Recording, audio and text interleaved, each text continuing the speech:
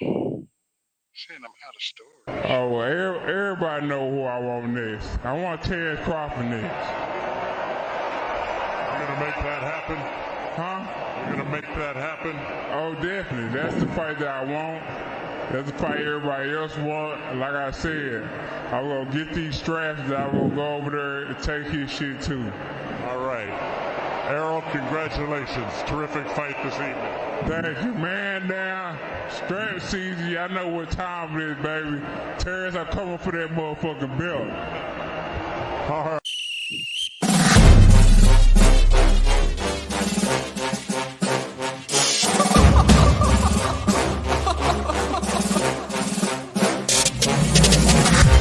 I'm not catching fades anymore. Gotta keep my hands clean when they come for the board.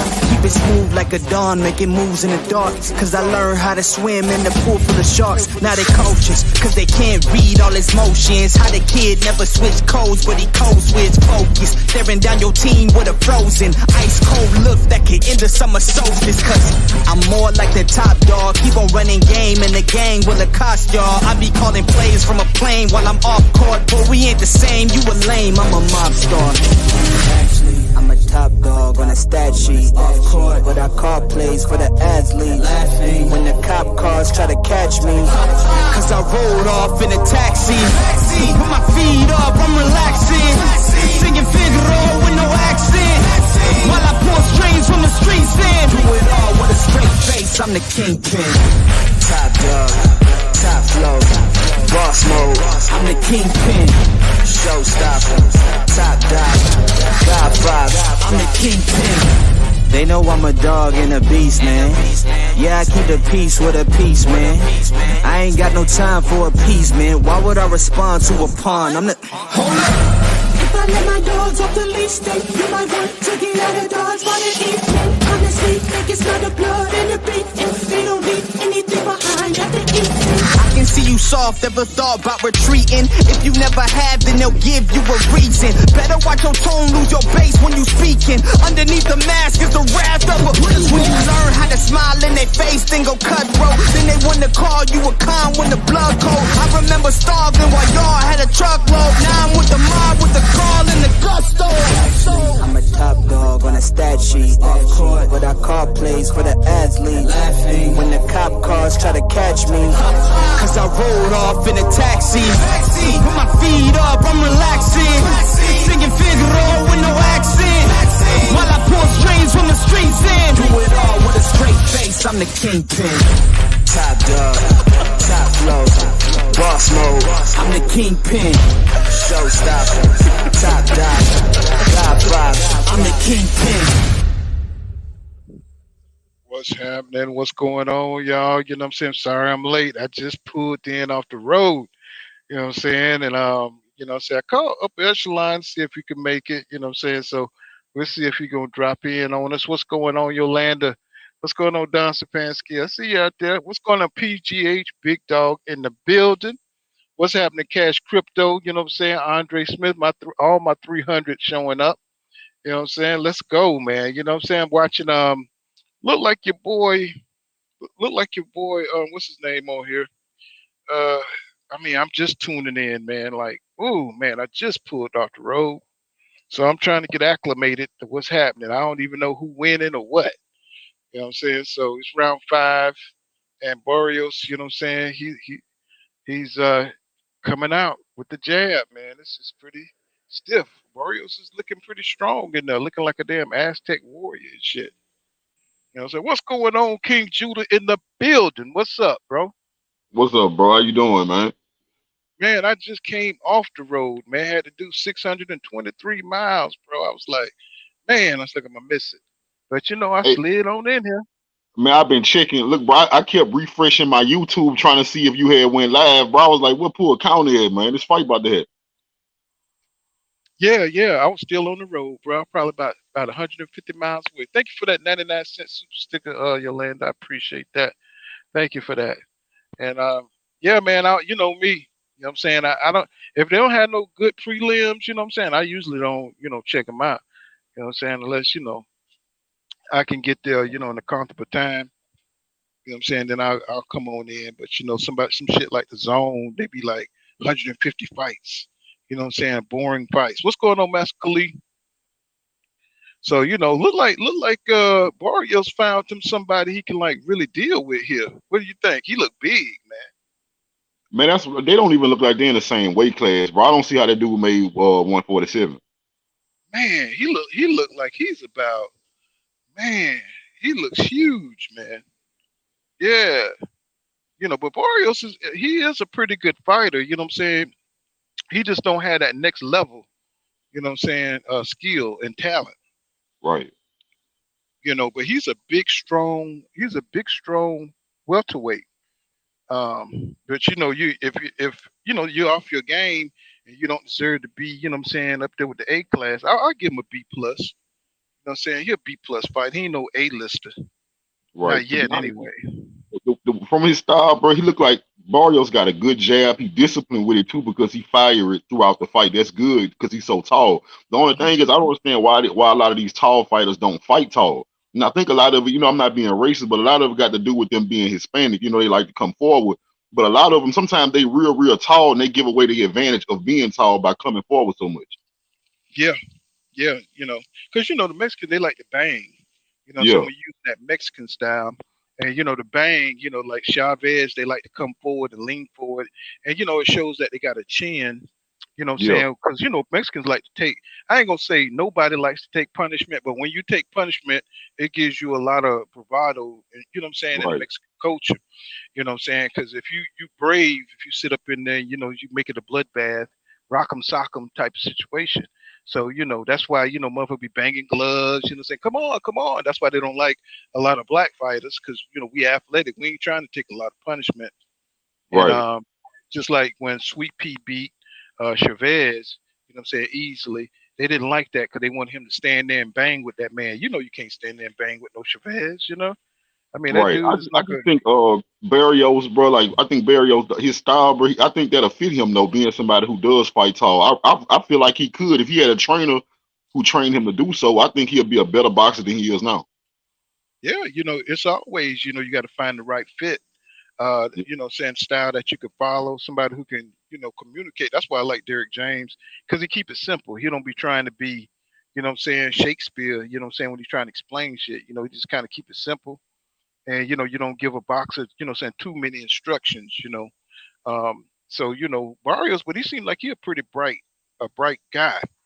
yeah, He just got to, find the right fit, and saying maybe, I mean, I don't know, maybe he probably be a good guy to be up on the Robert Garcia type type of dude, somebody who's going to teach him some real good fundamentals and be aggressive at the same time.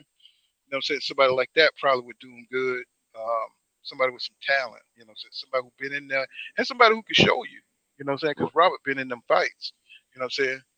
Even though he made some bad decisions, as far as what I'm saying, going toe to toe with a puncher and shit like that.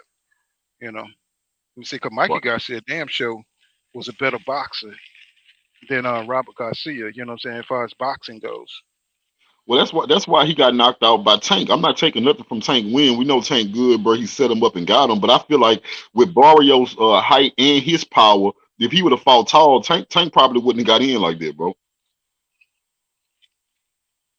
Oh, So, talking about with Mario Barrios. yeah, Yeah, I mean,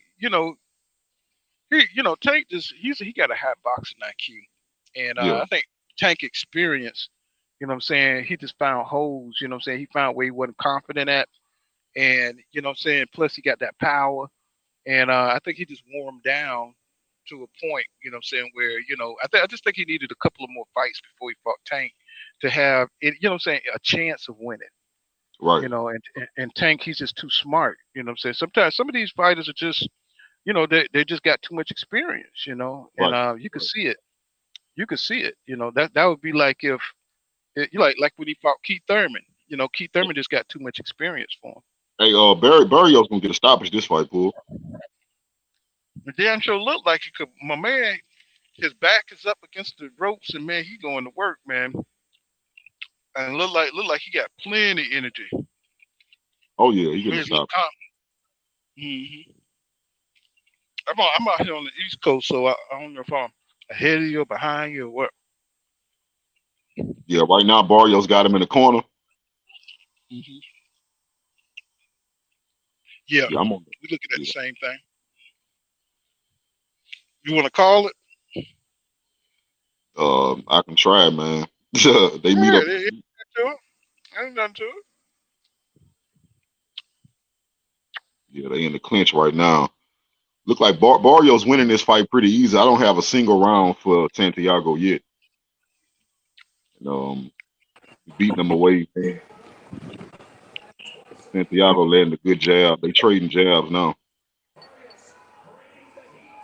Yeah, Barrios hurt him with that. Got him in the corner. He teeing off. Yeah, he ready to go. Santiago tries to clinch. Yeah, big bro pool was good. Shalom, Judah. What's going on, Master Khalid? What's going Shalom, on, brother. bro? Shalom. It's all good. You enjoying this match right here? Yeah, man. I always been a fan of Barrios, man. I always been a fan of him. That's why I get Tank all the credit in the world for what he did with him, man. A lot of people don't give him credit, man. Barrios a nice motherfucker, man. Hmm. I agree with you, man.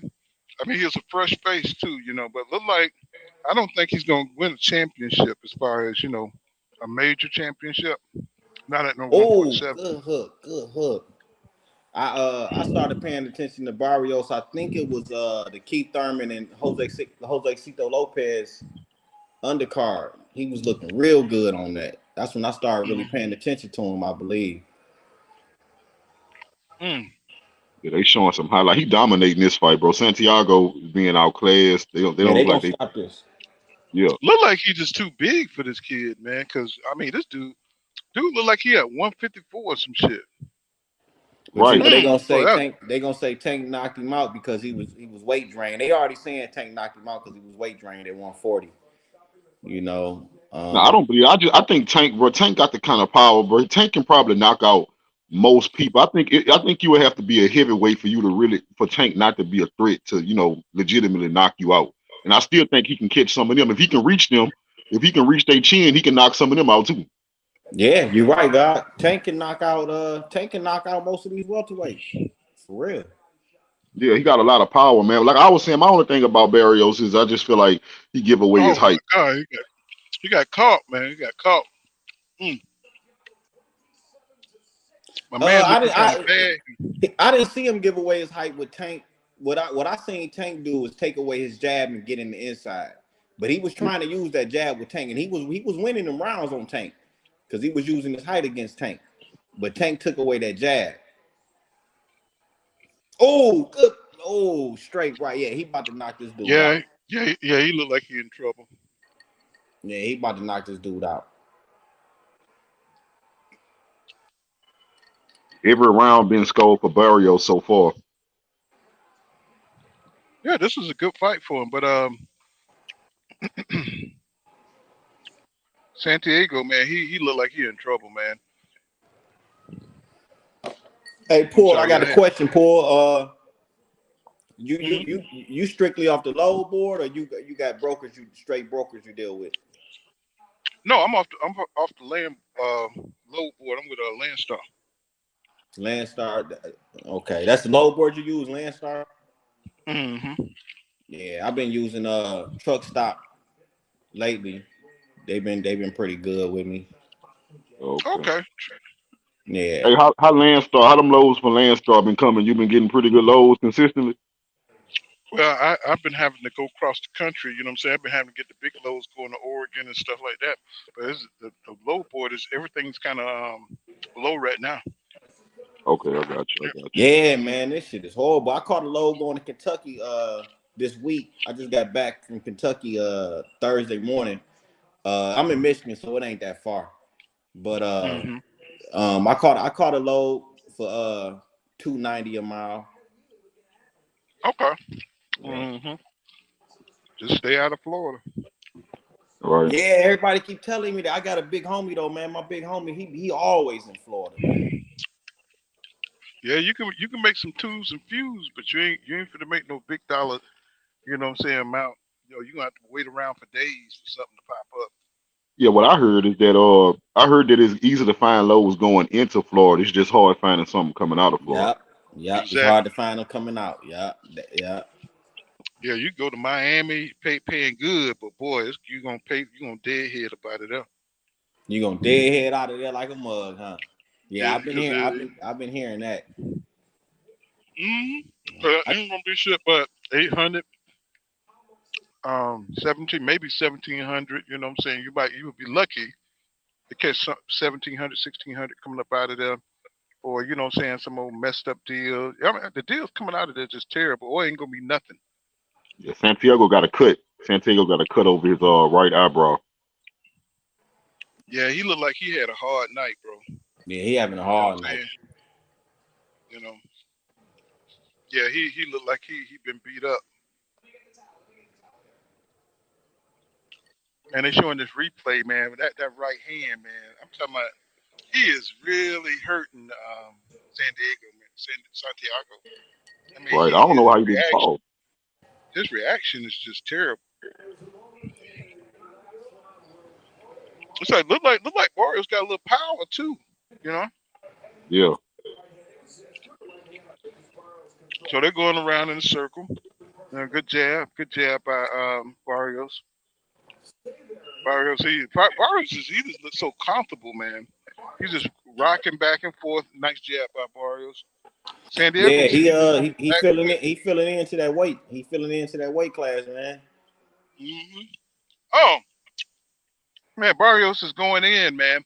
He It's just on. ripped off about two or three, you know what I'm saying, combinations. San Diego's had to hold on. I Now think you they had it. got him Me, back. you in the eighth Oh, round oh, pool. okay. He Oh yeah. down, poor.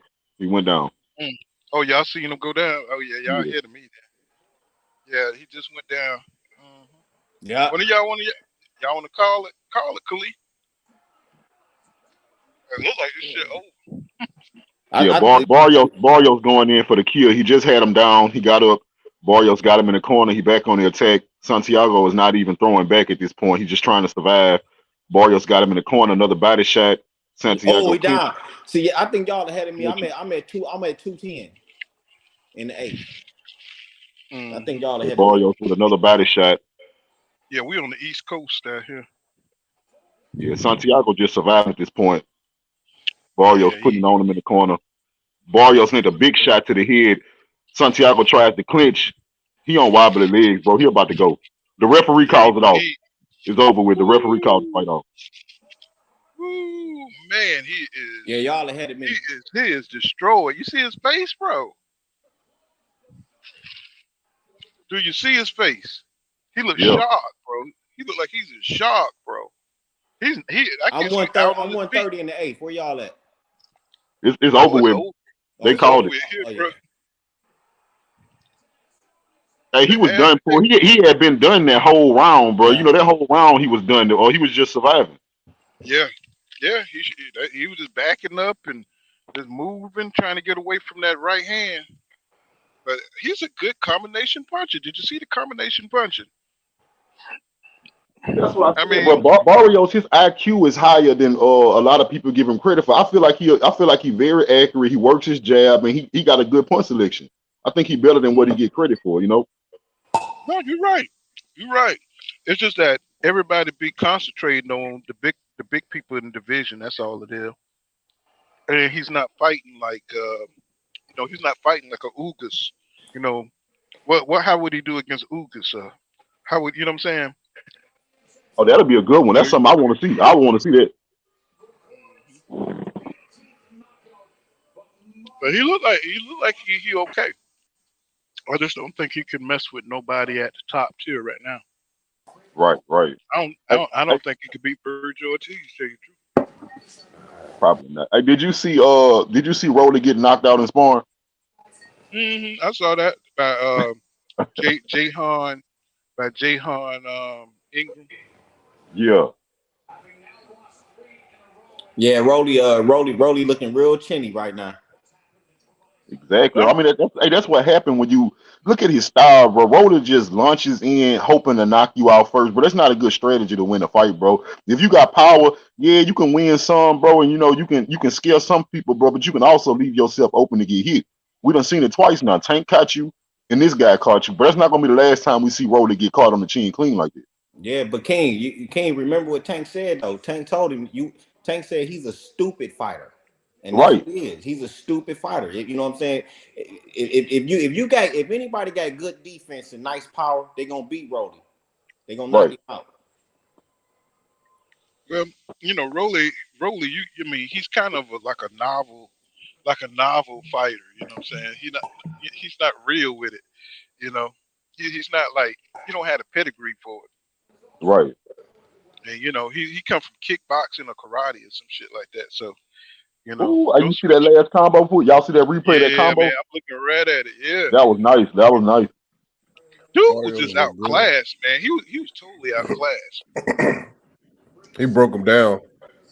Yeah. Man, is this Adrian Broner fight gonna pop off?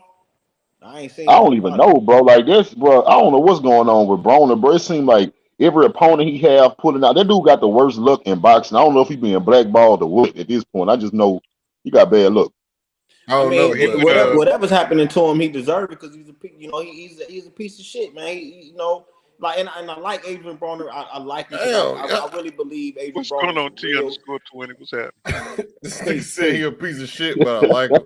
Yeah, man. Like, I but know. I but I like he want to I shot the want to shit get out some of me with that, man. I want to get some What's going on, respect to Jay him Smith? because I see you out there, bro. I'm yeah, gonna tell you what. I want to get some respect to AB man because I think he a real dude. Like I really think he a real dude. Like personally, I think he's a real dude, man. But he a clown, you know what I'm saying? And he can't help his upbringing. But he's a piece of shit because he talks like he's like a bad comic. These comedians that go for the shock Mm-hmm. value and they just be bad with their shock value. That's Adrian Broner. You know what I'm saying?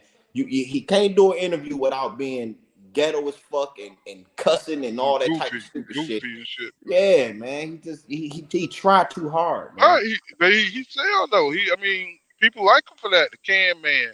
Anybody But I can mean, get. you talk about a nigga, you know what I mean? Like you talk about a nigga that didn't go to school, bro. Like niggas gotta understand, like these dudes is from the hood. These are hood niggas, bro.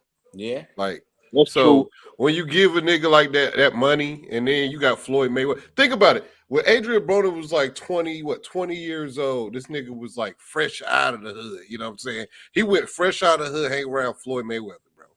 Well, this is Like, my come on. but the thing I disagree. I feel what you're saying about a lot of these guys. They're not trained in the art of being in front of a Nah, camera. they was raised by women. Like, They wasn't raised by men. These are right, fucking and uber. that's the Go ahead. issue, bro. Listen, that's the issue, bro. The issue is that my biggest issue with Adrian Broner is not the fact that I'm not clowning his education or what he has been taught. But one thing you don't need to have education for is respect. Adrian Broner don't have basic respect for people. If you pay attention to some of the stuff he say, That's like him right, going bro. off on the PBC, when he was going off on the PBC, you going off on the Right. hand that fed you. First of all, Peace. then second of all, he made a statement that I can't support when he said that they want you to fight Godzilla and this and that, bro. If anybody know me, my favorite fighters, you can't be my favorite fighter unless you're willing to fight anybody at any time. When That's right. Adrian Broner said that, he instantly lost my respect. My favorite fighters would never feel like another man is Godzilla ever. They gonna feel Ever. like they Godzilla. You Hey, gotta think about it though. But King, that was Adrian Broner from the jump. He was willing to fight any and everybody. You know what I'm saying? I Right. don't know. Right. Some changed in that path because he used to Marcos be that. McDonald. Marcos His Yeah, ass McDonald. shouldn't have I fought was that. just about to say that. I was He just shouldn't about have to fought say at that. 147. His ass should have never fought at 147. And then he fought big ass Medina at I thought that fight was 147. at 140. I thought it was at 140. No, that was at 47. Yeah, Yeah, that was at 47. right back when Floyd After turned that, around and fought him. Floyd turned around and fought him right yeah, after. I was just about to Yeah. say that, King. I was just about to I say that. thought that I thought Floyd. it took place. It's been so damn long. That shit is at 47. Let me check. Well, he I'm definitely Adrian. Yeah, moved but up. you look He at moved up too fast, bro. like what bro was saying. Like what bro was just saying, he was raised by a woman. When you look at Adrian Broner's father, man, this dude don't come off to me as an honorable man. You know what I'm saying? Like his father seemed like a clown ass dude. You know what I'm saying? And I ain't gonna say Right. just because he brushing his hair in the ring, but his timidness. You know what I'm saying? You could tell that he wasn't a power force in that man's life. Yeah, you could tell he was you could tell AB was a mama's boy, and that's the thing. Like when somebody like people like that, you know what I'm saying? It's easy for real men. Like when they get around real men, it's easy to manipulate them. That's why, like he looked at people like Al That's a Heyman. He looked up at people like Floyd Mayweather. You know what I'm saying? Because they knew, like a nigga from the hood, he can get enticed. They get enticed by the exact same shit. Yeah. Fucking He a was nice looking car, he was a looking for a fucking Yeah, father. chain. money, liquor, Yeah, women, gambling. Yeah. yeah. yep. But you look at Floyd, he had his daddy and then he had his uncle. You know what I'm saying? Yeah. Because Right. Yeah. uncle, I'm Arch. gonna tell you like E40 say, an uncle is like a second dad. You know what I'm Yeah, saying? yeah. Yeah. Hey, So that's so fact. he had his Floyd had his daddy and he had his uncle. Those was two power male forces in his life. And then when one fell off, which was his dad, his uncle picked it up and took him further. You know what I'm saying? So Well, hey, can I say something real quick? I just want to put something out for all the people listening because I know on a lot of panels we do talk about these fighters past and we get deep with it because we should as brothers. You know, we build in here, but we do throw that out there a lot that a lot of these guys ain't got fathers, and it's true. Men need fathers in their life, but I do want to put this out like you just said, bro. As long as you got a male figure, you can still get that teaching. So I don't want dudes who didn't have a daddy to feel like we slighting them. You know what I'm saying? Just because your daddy wasn't there don't mean you can't learn these these principles, these male yeah. principles. But every young Sure. male does need a man in their life in some form or figure. And Definitely. some type of figure, you know, whether it's the big homie in the And hood I'm not talking about or Root whether it's Paul. your Don't uncle. have Root Paul. Definitely, You can. Right. because if you think about it, you could kind of tell, like when AB, even when he was like the can man and shit, even when he was acting, acting up, you could tell he had people kind of like trying to aim the gun. But you know what I'm saying? He from Ohio, bro. Like if you know anything about an Ohio nigga, even with Tank Davis, like Tank Davis' growth kind of shocked me because I know Baltimore niggas. I'm from the DMV. I'm from Virginia, so them niggas don't never grow up, my nigga. You know what I'm saying? Like I'm Yeah. telling you Yeah. right now. When I see They that, when stuck I in saw the nigga, it's kind of like he like you think of them niggas back in the day when they was dancing and shit all in all everywhere you see them they dancing with Jericho juice in their fucking head. Mm-hmm. You know what I'm saying? Just acting a clown. You know what I'm saying? Like what remember Freeze Force? Remember Freeze Force? How they used to act in them damn them house party movies and shit. Yeah, yeah, yeah, You know them what I'm big saying? swole yeah. dudes. Yeah, Full, yeah, just acting like full clowns and force, shit. full Full force. force. Yeah, Yeah, Yeah, but see, you got a lot of these dudes, man. They like the brother just said, they don't grow up. That what that means is they stuck in a state of arrested development. You know what I'm right. saying? Yeah. They, they can never develop from adolescence to manhood. And and a fighter that we saw grow right before our very eyes is Earl Spence Jr. Like we saw the nigga yep, drunk, partying, yep, fucking getting out of hand, getting in car crashes, all craziness. And then we saw this man calm down. We saw yep, this man embrace his family. We saw them grow. Yeah, we saw Yeah, the yep. growth, we man. watched The that man maturity. grow. Same with Tank. Tank was worse than To this. yep, Yeah. tank too. And to back it up to back it up with EJ, you see the men that he have in his corner. He has Mm-hmm. Derrick James, and most importantly, he has his father. And these you could tell that these are men that he listened to. And the man, and this is what you got to respect about EJ. That man recognized where he was fucking up at, and he corrected it. And now he is so on top of his shit that he's unstoppable. You Right. know But who I'm interested? Oh, go ahead. no, I was just gonna say, but men got to go through that though. We all got to go through that. You know what I'm saying? Mm-hmm. You got to go through your partying phase. You got to make your mistakes, and hopefully, Yeah, you don't. You know what I'm saying? You don't make the problem with a lot of yeah, they get into they make too big of mistakes where they end up hurting somebody and end up doing time, or yeah, they get into Yeah. the yeah. they get around the wrong people and they end Assault up on getting women. killed. Right. You know what I'm And saying? So that you bringing that up, Paul. I'm 43. I spent all my 20s in prison, in and out of prison. I spent all my 20s in and out of prison, like not no jail and nothing, penitentiary. And mhm. in the beginning of my 30s, you know what I'm saying. And when I came home at 28, I I had it together, but then I started back after I got off the roll. I started back making money, and I lost myself again, and ended up going back to prison. And I came back home when I was 33, and since then I really had my shit together and I tell my folks because they was like, damn, because everything was going good, and I had to turn myself back in to go back to prison, and everybody was hurt, the whole hood, everybody was messed up, but I'm like, once I got back. And after about 6 months, I'm like, you know what? I needed this because I had lost my way. You know what I'm saying? So Right. I needed to come back to this motherfucker because I lost my way. You know what I'm saying? So yeah, it takes sometimes it takes downfalls, man, for you to come up. You know what I'm saying? And And now, another thing, black people, we need a lot of structure, when you wild like that. Because remember Malcolm X, I don't know if y'all read Malcolm X autobiography, you know but I when did. you, when people go to prison, you know what I'm saying, you're forced to focus, and you're forced to, you're out of the element, so now you can concentrate on yourself. You see what I'm saying? You don't have the women to worry about, you don't have the alcohol, you don't have, all you can do is focus on yourself, and it helps a lot of brothers, what I'm saying, grow. You know what I'm saying? Not that Yeah, prison is a place you want to be, but some people need to narrow the focus, and prison helps a lot of black people. I know everybody. I mean, everybody got somebody in their family, or two or three. Black people are not surprised that people been to prison. We always been in and out of prison. Right. I myself have been to jail. You know what I'm saying? For fighting or whatever. You know what I'm saying? So that's just common in our community because niggas gonna try you. You know what I'm saying? And you ain't Right. gonna back. And you ain't gonna back. Well, I don't and know how they kill it. They kill it nowadays. It's different. and I'm They And would these, kill. these and dudes I'm gonna don't tell fight no more, pool. Like they can't fight and they can't take a loss either. So yeah, it done changed a lot. And I'm gonna tell you, Yeah. Paul. I'm definitely one of them people, Paul. Um I was so out there, man, that I needed prison. I Right. mean, that was the only thing that was going to set me straight, and I'm not going to front. That's how I feel. So I don't look bad. I don't look down on my time that I spent in prison. All them years. You know what I'm saying? All the loneliness and whatever. You know what I'm saying? I went through.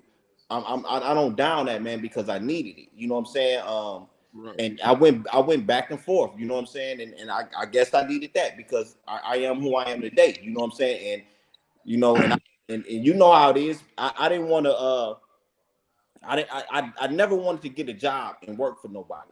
So what I Hmm. did was, you know what I'm saying, I built everything up. I built my character, you know what I'm saying? I built my mentality, and I built myself up to where I can become an entrepreneur. And now I got my own trucking company, you know what I'm saying? And I never had to work for nobody. You know what I'm saying? Right. I hustled and I grinded up, and now I got my own business. You know what I'm saying? Yes, Yo, who sir. y'all? Yo, I See. Hey, applaud you, bro. hey, I hey, applaud I you, do my too, nigga. bro. Like, I got a question real Appreciate quick, that. but the fight about to come on, bro. I want all y'all predictions before the fight come on. Who y'all got? yo, I got. uh, I think Ray Vargas got the. He's moving up to another. He's coming up to another weight class. So I think Oshaquie Foster got the advantage. I think he's probably going to end up breaking him down. But I Yeah, think Ray is going to give him a good ass motherfucking fight, bro.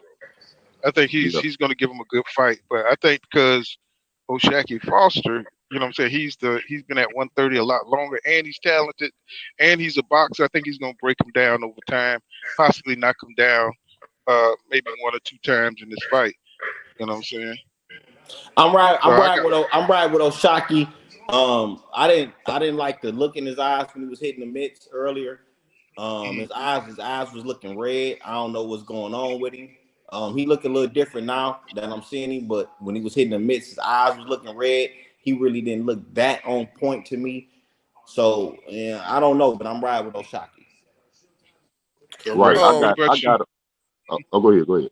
no, you go ahead. You was here longer. You've been here longer. Yeah, I was saying I'll let you. I got Oshaki too, but like I said, I think a lot of people not giving Oshaki credit, right? Or giving him they not giving him a chance in this fight because I guess Vargas supposed to be a bigger star or however they see it. But I tell you what I look at, I don't look at accolades.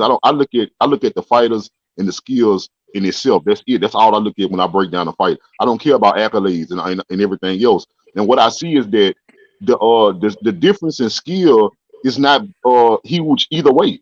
You know what I'm saying? Oshaquie isn't way better than Vargas, and Vargas isn't way better than Oshaquie. But one thing I can say is, Vargas gets hit more than Oshaquie. He'll give himself up. So for that, with that being said, I got Oshaquie winning this by UD. I think he gonna outscore Vargas. Yeah, because he's the boxer. He's the boxer. Go ahead, Hustler. What you got? Well, I feel like Ray Vargas is like is the toughest Oshaquie's ever been, right? Like this is a monster. Y'all, I'm usually the one that's saying a nigga coming up ain't shit. You know what I'm saying? But I think this is a monster of a fight, man. I got Ray Vargas. I got Ray Vargas, right? I think Ray Vargas is going. So always one nigga going against the grain. Goddamn it.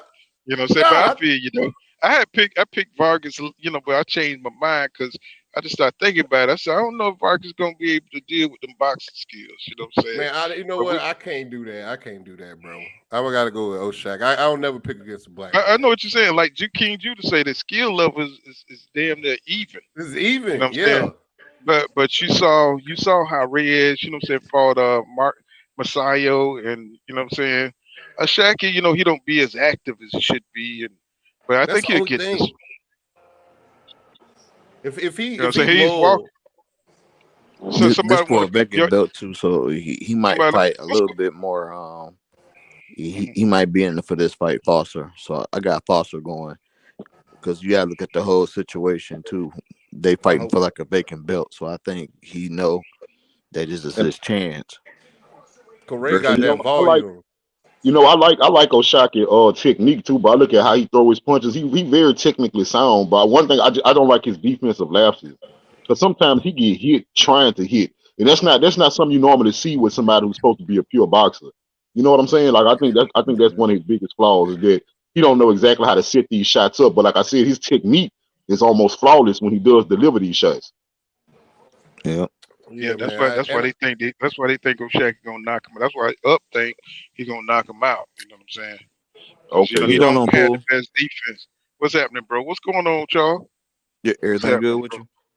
Yes, sir. Now, I wonder why Up need to come up here and call this fight, man. Man, you know, Up trying to recover, man. He's trying to. Okay, yeah. Usually he'll be calling the fight. You know, so somebody want to call it. Okay, up echelon said his power didn't carry against Maxiel. Yeah, because he was hitting Maxiel. He definitely he was catching Maxiel with fucking ill ass counter punches. Man, that nigga got that body shot, man. That dude got that long ass uppercut to the body. Yeah, I love watching that shot. Man, they wrapped this nigga hair up with fucking hand wraps. Yeah, I see that. Hey, but man, Stavern used to do that shit. Hey, did y'all see that Pero KO? Yeah. Man, I think that was he like when his punch like went up to my man's brain. That's why I think he fucked his liver up. Cause you notice that shot he hit him in the face. The glove was like pointed up, and it's kind of like it was like something hit his brain. It was weird because he was just standing there. He didn't even fall. He was doing good too. Okay, up echelon. Yeah, get well soon, brother. You got Regis Prograis out in the crowd. Yeah, I saw it. Good. He was doing good before he got knocked out, though.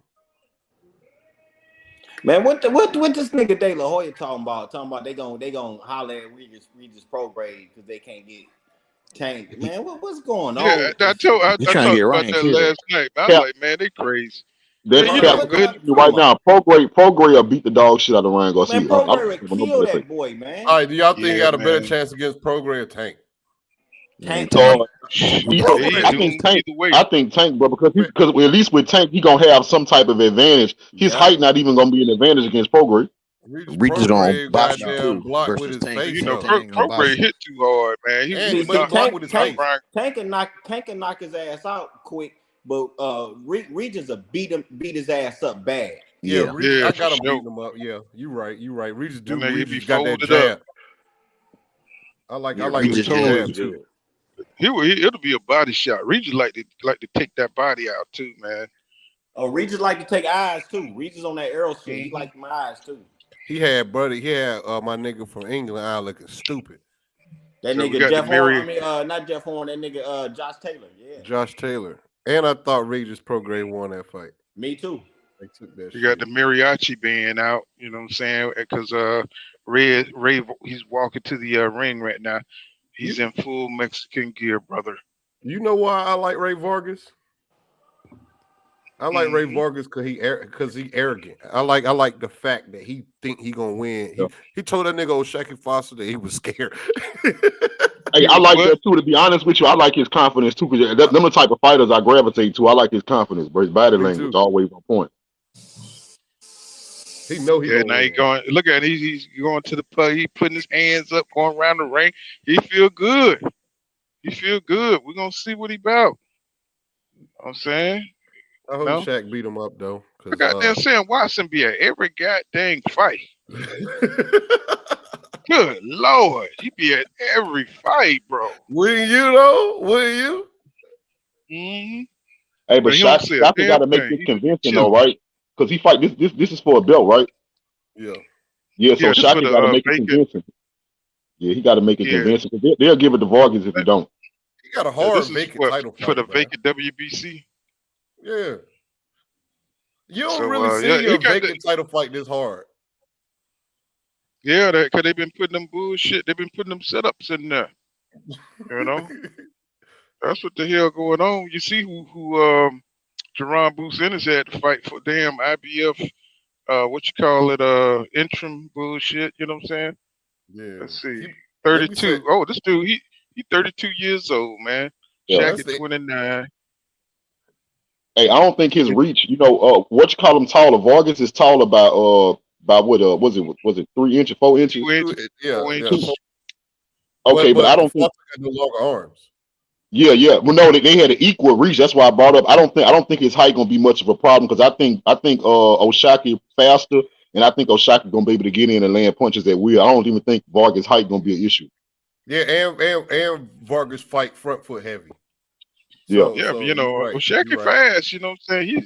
He's pretty fast, pretty talented boxer. You know what I'm saying? He just make sure he got to sustain that shit against Reyes. You know what I'm saying? Reyes is an active ass dude in the ring, man.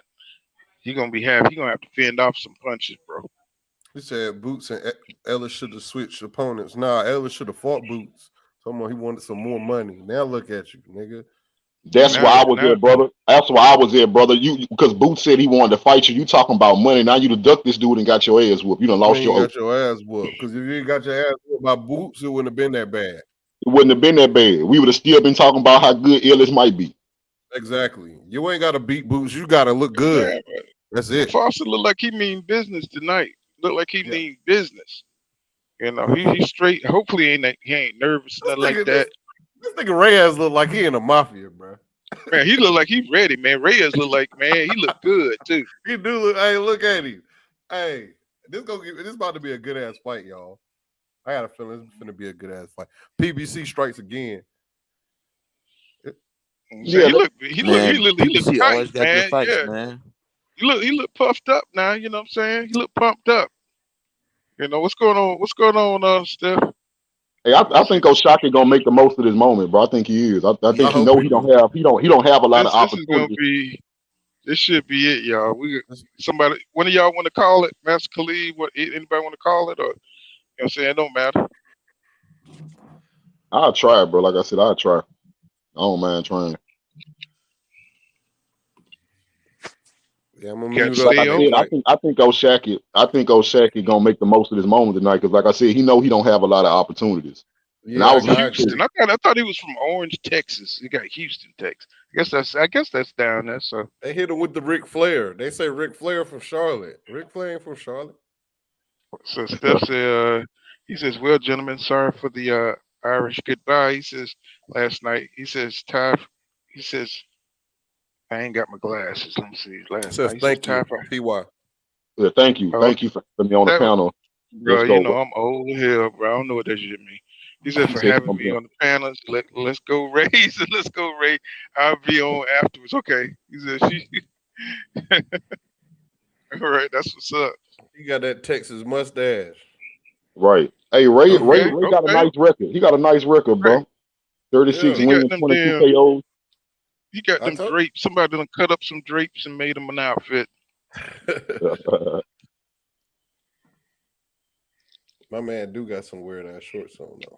Yeah, right now they being announced. They're announcing the fighters. Ray Vargas. Ray Vargas, but he looked like he ready, man. You just like whatever. Yeah, I like his confidence. I always did. That's what I like about him, his confidence, man. I like people who confident. Me too. And he got tattoos up on his arm, elbow. This nigga, that what's up with the tattoos, nigga? Right. Hey, but Shaq, I'm telling you, Shaq look like he knows something we don't know, Pool. We're He gonna ready see. tonight. He looked like he looked confident too. He ready now. Okay, they look eyeing up, squaring up. Like, what's up? Regis in the crowd chilling. Okay, King, it's on you, bro. Earl ain't here. They ain't It's show on you. Earl. All It's right, on you. So what you the gonna fighters, do? they took their corners. What's good? What's going on, W Nevels? What's happening, bro? I see you out there. You know what I'm saying? Mexican mob. Let's go. Let's see what okay. He can't wait to get in there. Come on now, don't let him catch you cold now. At first I say bill. you get Okay. The fighters meet up in the center of the ring. They just feeling each other out right now. Ray Vargas Oshaquie. definitely got the ring. He got the hype. Okay, Oshaquie working his jab, trying to find his way in. Right now, no fighter throwing nothing big. They just poking each other with jabs.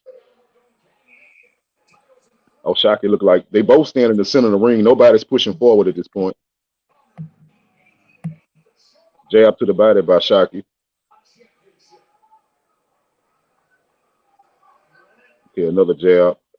I think right now it's clear that Oshaquie had a better jab. go to VIP boxing league. That's a good link. Yeah, his jab is way better. Yeah. Oshaquie working in. At this point, it looks like Oshaquie is scoring more. Vargas looks like he a step slow. Oshaquie's jab to the body slow though. It's slow coming back. Yeah, Vargas is doubling and tripling up that jab, but he's catching nothing but air. He can't touch Oshaquie at this point. Oshaquie jab getting through. Yeah. He got to stop going straight back. Right now, the only punch that both fighters are throwing is jabs.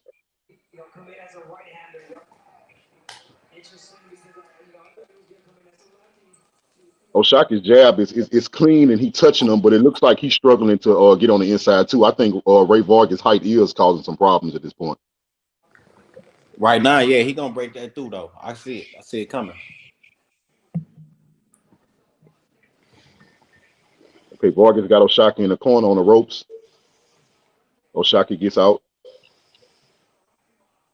Yeah, Vargas understands now he's going to have to put pressure. So right now, Vargas is the one applying pressure. He's pushing him in the corner. Good punch.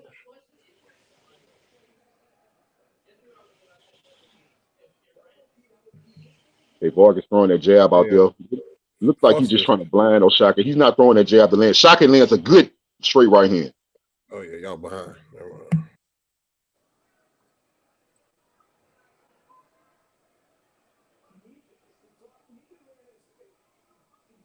Vargas has become stationary. Oshaquie's jab is controlling this fight.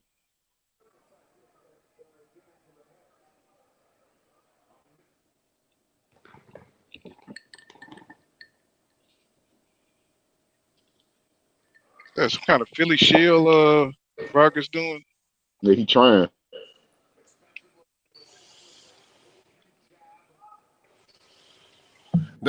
I see you see the Mexicans picking up on that for the fighters that can't hold their hands up. Yeah, I got you. First round is over with. Oshaquie, that's a clear first round for Oshaquie Foster. I can't remember Vargas landing 2 punches. Mm-hmm. I think he gonna gas out Vargas too. Yeah, see Vargas try to keep up, try to call the action. You know what I'm saying? The feints, all that shit. And, I got you. Try to pressure and who's putting pressure on who, whatever, so they can hear. Yeah, what I noticed is that Vargas realized that he couldn't maintain that middle of the ring playing a jab game with Oshaquie, so he tried to apply pressure, and honestly, that didn't work either. So he Well, having real trouble. But he's trying to get Oshaquie to come to him. You know what I'm saying? Yeah, because he can't cut the ring off. Yeah. Yeah, I got that too, Bowley. I got that too. First round. He need to calm down though, you know what I'm saying? I don't want him jumping all around the ring and possibly gassing out. Okay, we at the beginning of the second. They meet up in the center of the ring again. Okay, Vargas threw a straight two. He looks like he wants to be more aggressive in the second round. Oshaquie pawing at him with the jab. Oshaquie with a lunging left hook.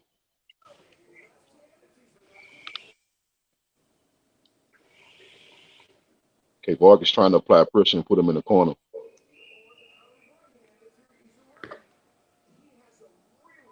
Yeah, the speed of Oshaquie is too much for Vargas. He's confused. I agree.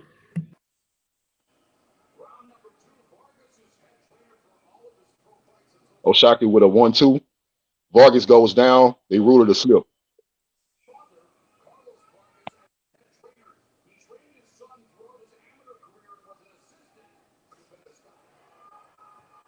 What's going on, Vargas, Jalen Cloud? Vargas with a body shot. Vargas is looking to pressure Oshaquie to the corner. He throws a 1-2.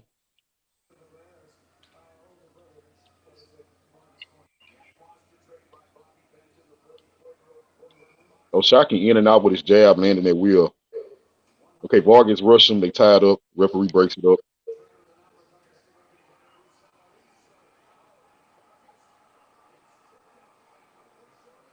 Man, Vargas missing bad. Yeah. They come in close. Oshaquie lands a good right hand on the inside.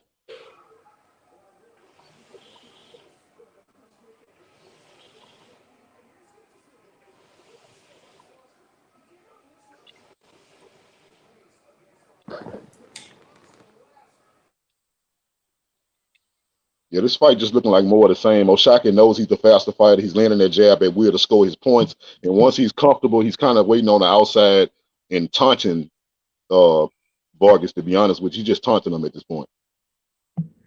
Oshaquie Foster's looking like how he looked before he started losing. Antonio Richardson. See you out there, bro. Yeah, Oshaquie Foster looks very comfortable. I've never seen him in a fight where he looked this dominant. Like he's dominating him and he can't be touched at all. He's trying to do that Philly shell and come in. Yeah. Vargas lands a good straight right hand. Yeah, Vargas is going for broke. He's turned into a complete pressure fighter, which I would agree with he should be doing at this point. He's just trying to apply pressure and trap Oshaquie in the corner. He's doing a better job at cutting off the ring.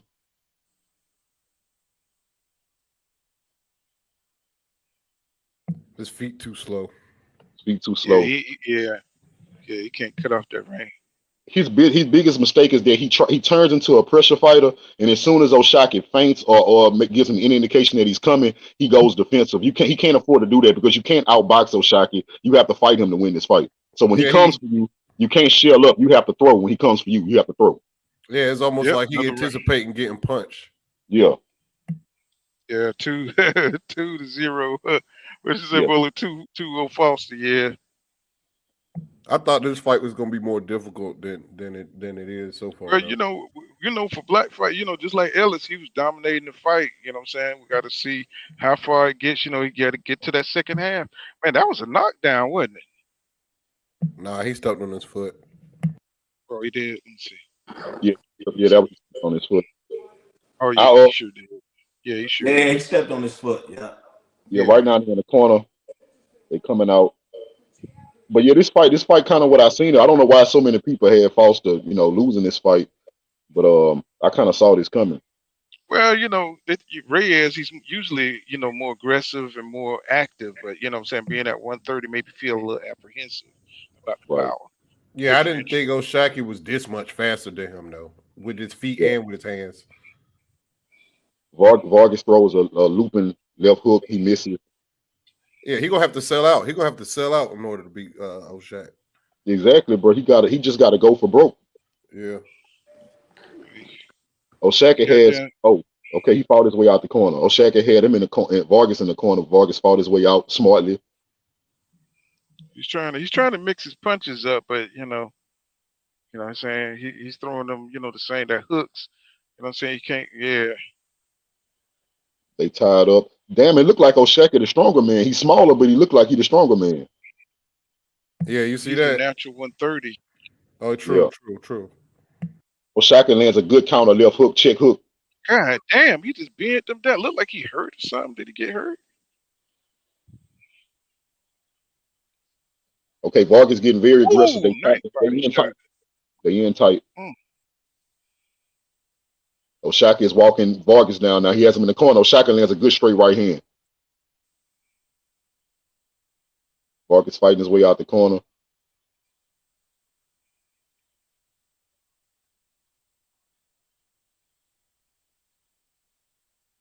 Vargas is stalking Oshaquie. He has him against the ropes. Oshaquie lands a good jab to get out of there.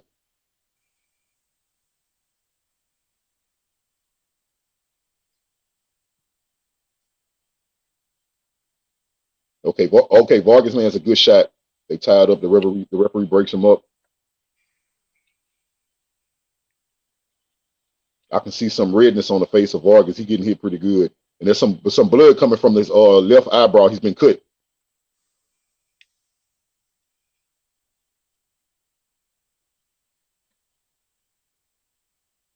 This is when Vargas try to go in, he lead with his head. Like his head is over his front leg. Oh, he trying to get rough and shit. You know what I'm saying? He bleeding. Yeah. He bleeding at that left eye on the end. Oshaquie is getting more aggressive. I think the blood is making him more aggressive. I think he feels like Vargas is ready to go. He's coming forward. He lands a good left hook and staggers Vargas.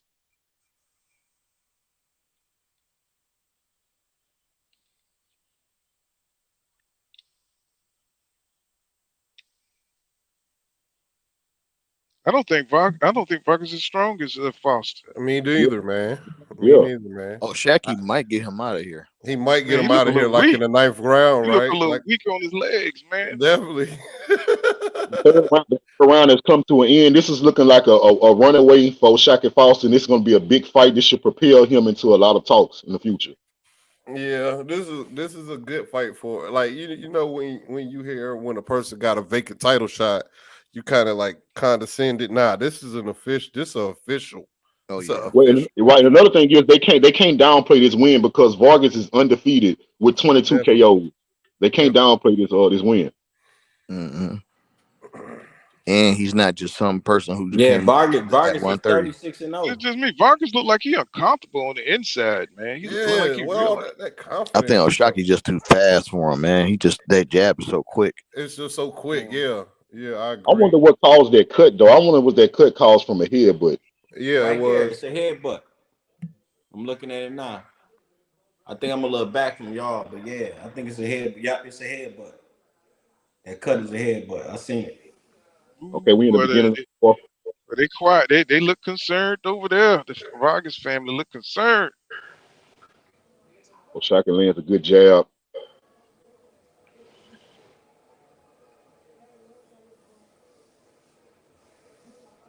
Vargas throwing his own jabs at this point. They trading jabs. Oshaquie lunges in with the left hook. He's being very aggressive. I don't think Oshaquie respects Vargas' power. He's getting very aggressive.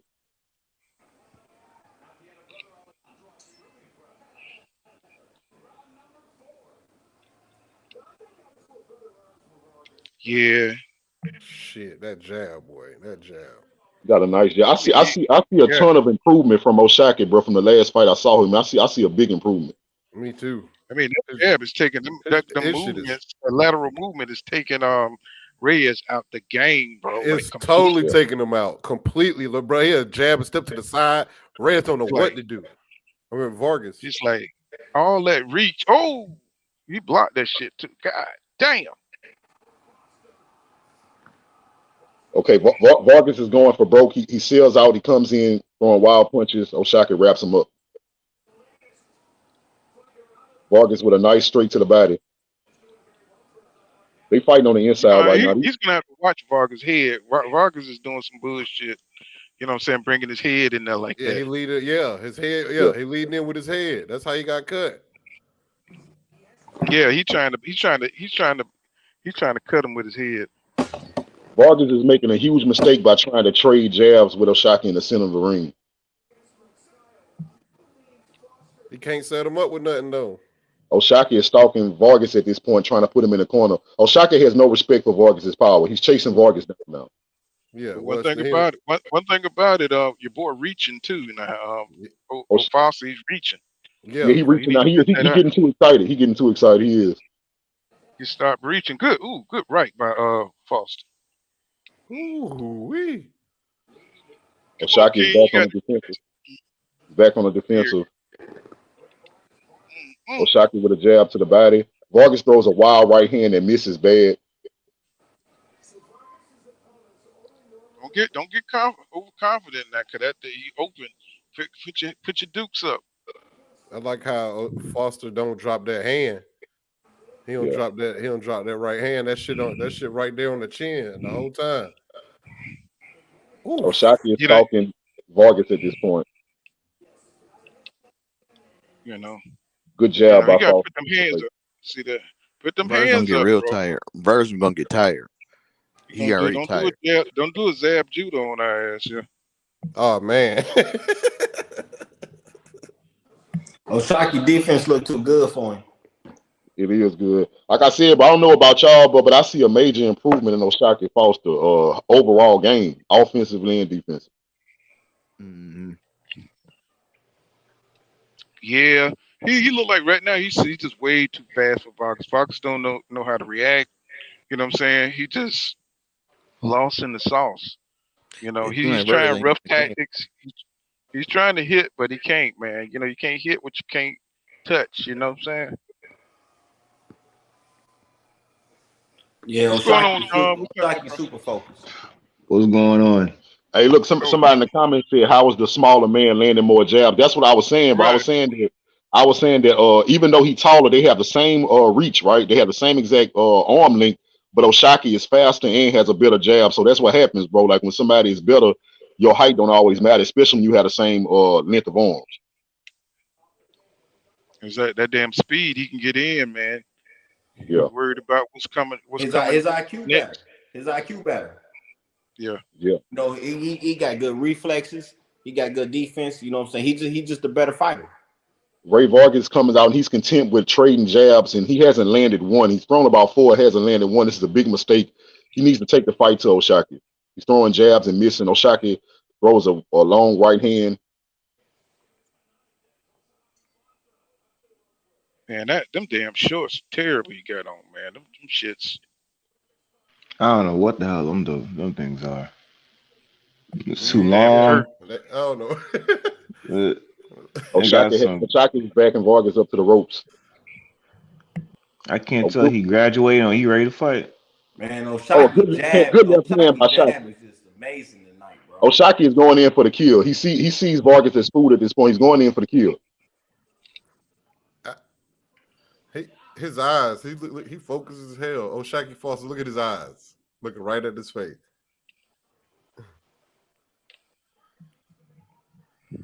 It's like, brother, close your mouth, brother. Yeah, he's too excited. He gotta relax. Yeah, ain't that time. It's not that time to fight yet. If Oshaquie wants to stop it, you need to work the body more. If you work the body more, he'll get what he's looking for. That's nervous. That's nervous energy. You know, Vargas still trying to go with that jab. You know what I'm saying? But Foster got the right range. He's backing up. You know what I'm saying? Right now he's like nothing's trading. Oh, nice right by Ray Vargas. Now he's falling back. He's just content with one shot. You know what I'm saying? Oh, he comes forward, miss with a double jab. Foster keeping his range. You know what I'm saying? Vargas trying to work the jab. That little fake shit he doing ain't working, bro. That little faint shit he doing, that shit look raggedy as hell. Yeah, he trying to feint and trying to mess up Oshaquie's timing. But he's still figuring stuff out. He's trying to see what he can actually hit him with, and what Oshaquie's gonna have his timing on. He's trying to see what he's looking for, what he can actually catch him with. So it's a good fight. Oshaquie's definitely winning though. honestly, it's time for Vargas to sell out, bro, and get very aggressive. Because I mean, Vargas every round. Just missed with a right hand lunge. You know what I'm saying? Oh, Everything he throws is got hooks, got a hook on it. Nice body shot by The first Vargas. uppercut. The first uppercut gonna put Vargas on his ass, bro. Right. Okay. Oshaquie trying to get that left hook, but Vargas see that coming. I think it's gonna be a straight right hand. I think that's the punch that's gonna get him. True, I can see that. I think Vargas, he just feels comfortable when he's backing Foster up, long as he's not scoring and stuff. You know what I'm saying? Because he keep doing these fakes, and he's not punching. You know what I'm saying? He's just doing fakes and trying to back him up. You know, from scoring. Right. But like I was saying, Vargas is down every round against a better boxer. There's no way he gonna come back. Ooh. You know what I'm watching saying? The replay. Yeah. Man, he just threw an uppercut from way in the middle of the ring, bro. What's up? Like he threw some really weird punches, bro.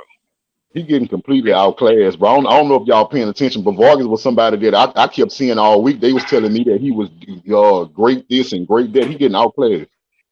Well, you know, he is coming up to another weight division, and you know, those 126 pounders, they're like flies. The motherfuckers like flies, you know what I'm saying? When you moving up to a new weight division, you know what I'm saying? He ain't acclimated in that. So, you know, he probably good. Can't believe he took this fight. Man, Vargas threw like 5 jabs and missed. Yeah, he looked like he missed the jab all night, bro. I can't remember one landed. I'm not even exaggerating. Me either. They all on the shoulder. You can see a power difference too, because it look like everything Foster touch him with, you know, it hurts him.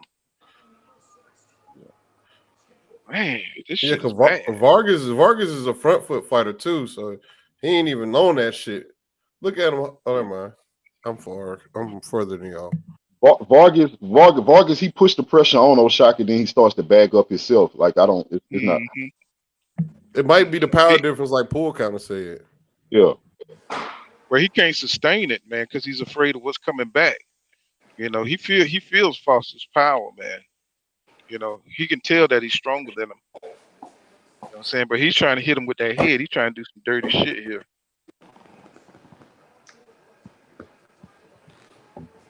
Oshaquie is back on the defensive now.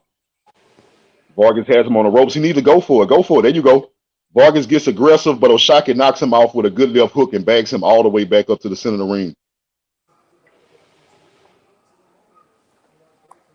What's going on, Ramon and Emily Jones? What's happening? I see you out there. I think he's trying to get Oshaquie to make mistakes. Right. But he's not taking they shouldn't have never yet. Mark Messiah shouldn't have never had that belt because he lost to Girl Russell.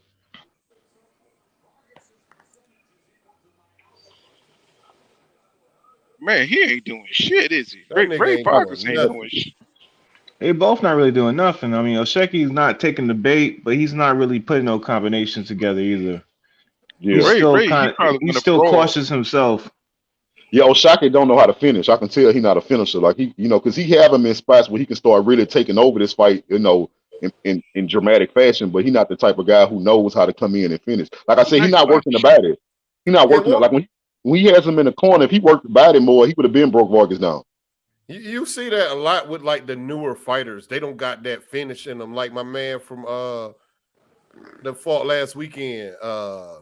What's that motherfucker name? No, damn, I can't think of his name. Vargas ready to go. Vargas ready to go. He didn't have nothing this whole fight. Do you see the movement he doing? He's doing a lot of moving, bro. Oh, he got hit with good stiff goddamn right stiff cross by Foster. Foster got him on the run, bro. Yeah. I mean, Foster need to work bro. He looked like he in survival mode almost.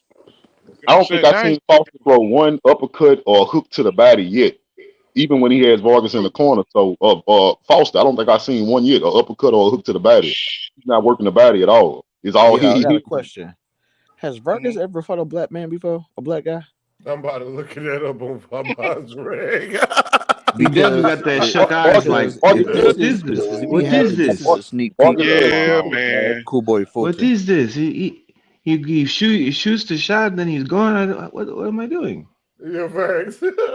Hey, Listen, if y'all, he having this Vargas is a has sneak two peek cuts. of He has a cut above his AUF. right eyebrow, and he has a cut under his right eye. He has two cuts. This black guy is really good. Yeah, Damn. I cannot see what's going on. So This they black jump guy is around really, like really jumping good. wings. All they do is run, run, run.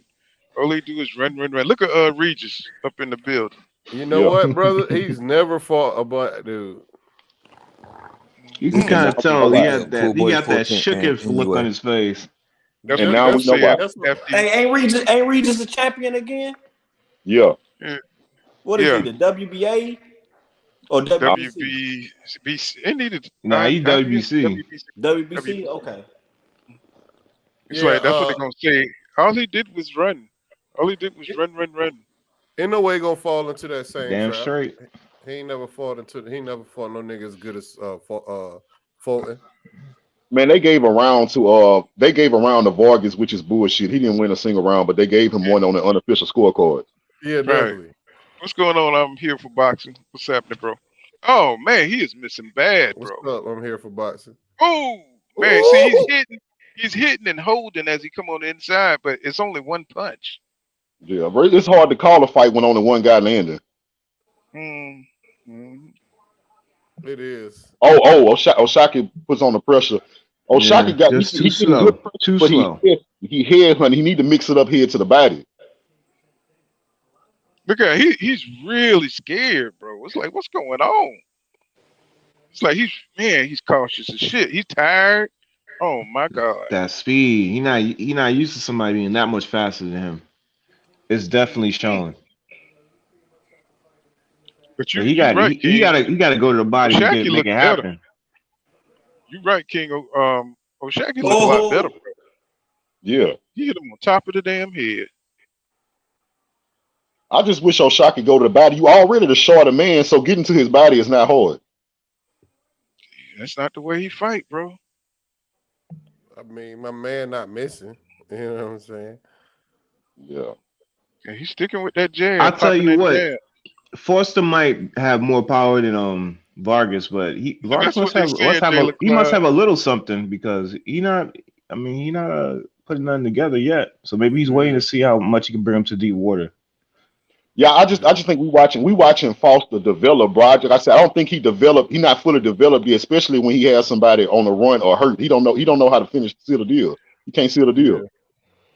Man, I see him trying, but as soon as he put his head down, Vargas is ready for that right cross to go right down and hit him on top of the head.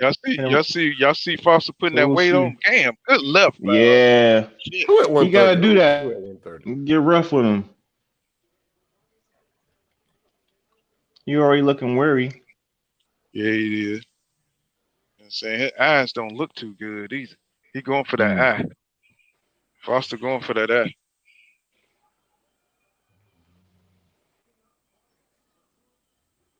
Yeah. The only punch working for Vargas is that one to the back. To the side, whatever. You need to go in for the kill, my son. You need to go in there. Yeah, he frustrated. He knew he had him. Right. Whoever, he's trying. They need to watch this, bro. I'm telling you, bro. If he would have been mixing up head to the body, he would have caught him with something big right now. Because right now, every time he get Vargas in the corner, Vargas know every punch coming to his head. So it's easy to dodge the big one because they all come into your head. And Oshaquie not paying attention. Every time he hits Vargas to the body, Vargas' head drops down. Right. Mm-hmm. Oh, that's because I feel like Shaq is a defensive fighter, and he ain't never been in a situation where he just outclassed them uppercuts is open. Them uppercuts is open. That's what I said earlier. He ain't even throwing it, right?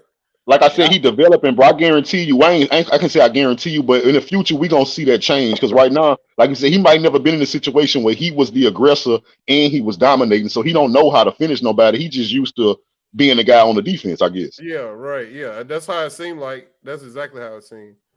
So this round 8, yeah, that's what everybody's saying, Seawood. You know what I'm saying? He just head hunting. But Foster need to go in, man. Oh, nice goddamn hook by Foster. Them defensive fighters don't never go to the body though. That's like niggas like Devin Haney. Them niggas don't never go to the body. But see, Devin working on it. You can see every fight, Devin focusing on the body more and more every fight. Because you expose yourself when you go to the body. Yeah, Stevenson, Devin Stevenson don't go to the body. Ain't that much time left, so Devin better hurry the fuck up. It's not worth the risk in they book. Well, also give you something to mix up your punches too. You know what I'm saying? You keep throwing the same shit. You know what I'm saying? You can prepare for that. But if you're going body head. But when you corner somebody, bro, and they know that every punch you threw, every fight coming at their head, yeah, you gonna land some, but they gonna always be able to dodge that big one. This ref need to move out the way, bro. Trying to give my man a break. Yeah, because if you notice, bro, like the big ones come when you mixing up head to the body in the corner, because they don't know where the big one gonna go. They don't know if the big one going to their body or to their head. But if every punch going to the head, they gonna dodge the big one. Ooh, man. Look, Foster jab is so accurate, bro. Right. Sometimes he is catching the mid swing.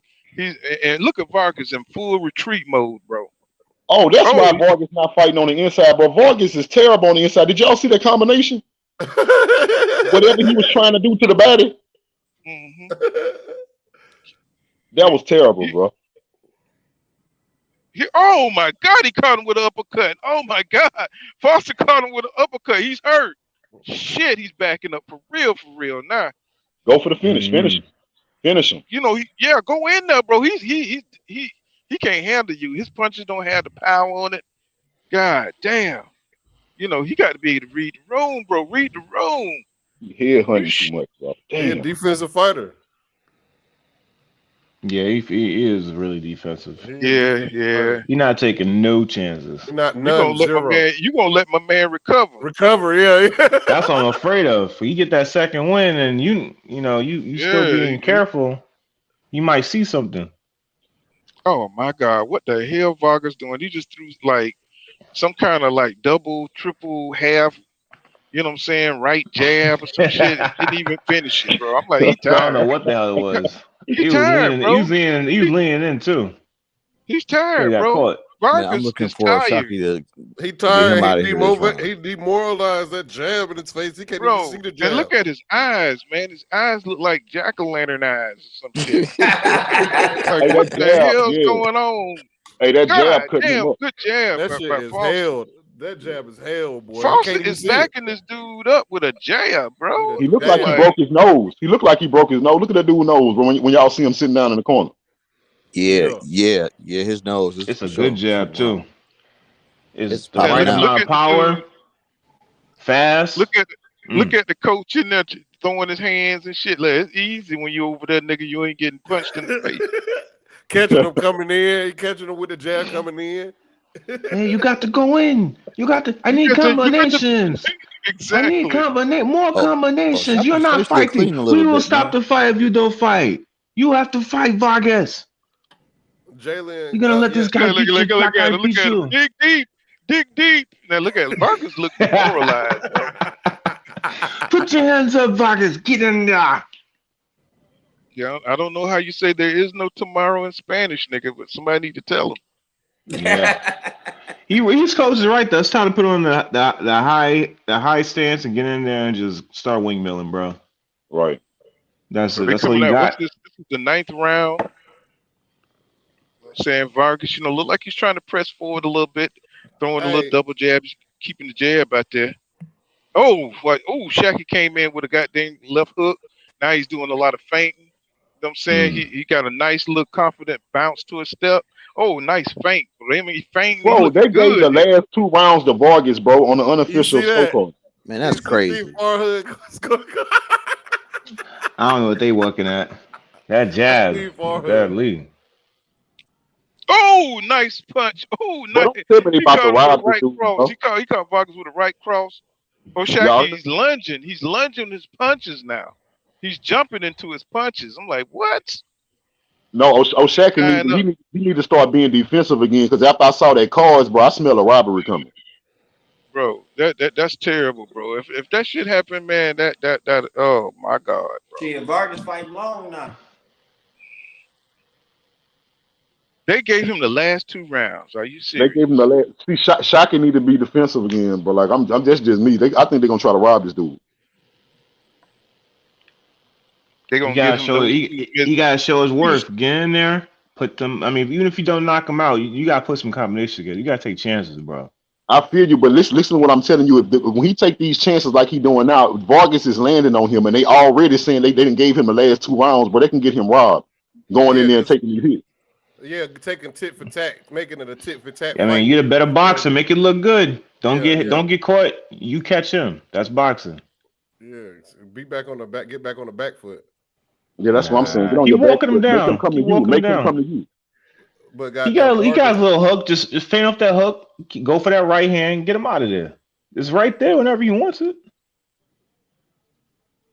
All you need to do is fake a hook, do a 1-2, catch his ass. Acting like he respecting this nigga power or something. Man, look like Vargas gonna get fucked up, man. He looking like he kind of shaky, bro. You know, if Foster could put a couple of them together, he could put them down. You know what I'm saying? He just needs to stop being apprehensive, man. Yeah, he won't even. He should have been shot the jab to the midsection. Like, started putting that in rotation, but he hasn't even started on that. Well, he was doing it early in the fight. He just stopped. Like I said, he got very aggressive. He stopped being a technician. He was looking for the stoppage for the last 3 or 4 rounds.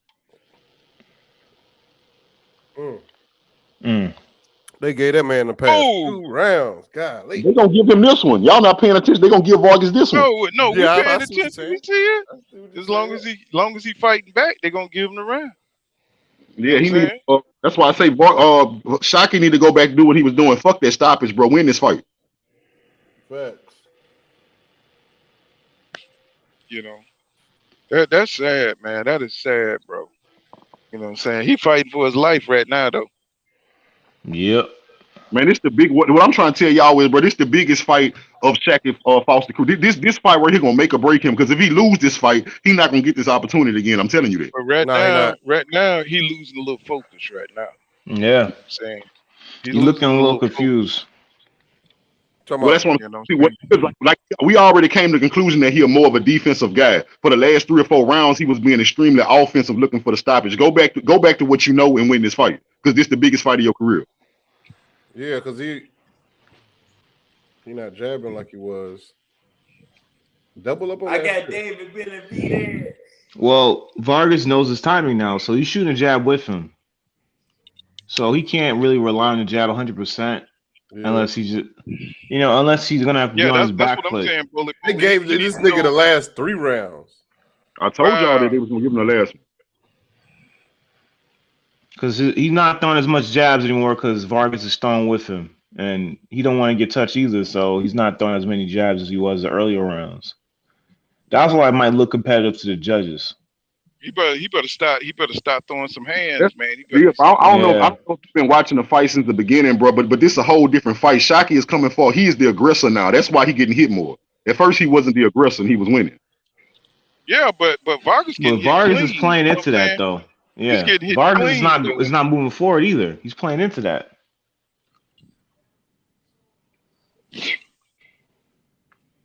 It's like, here we go with the bullshit, man, in boxing, man.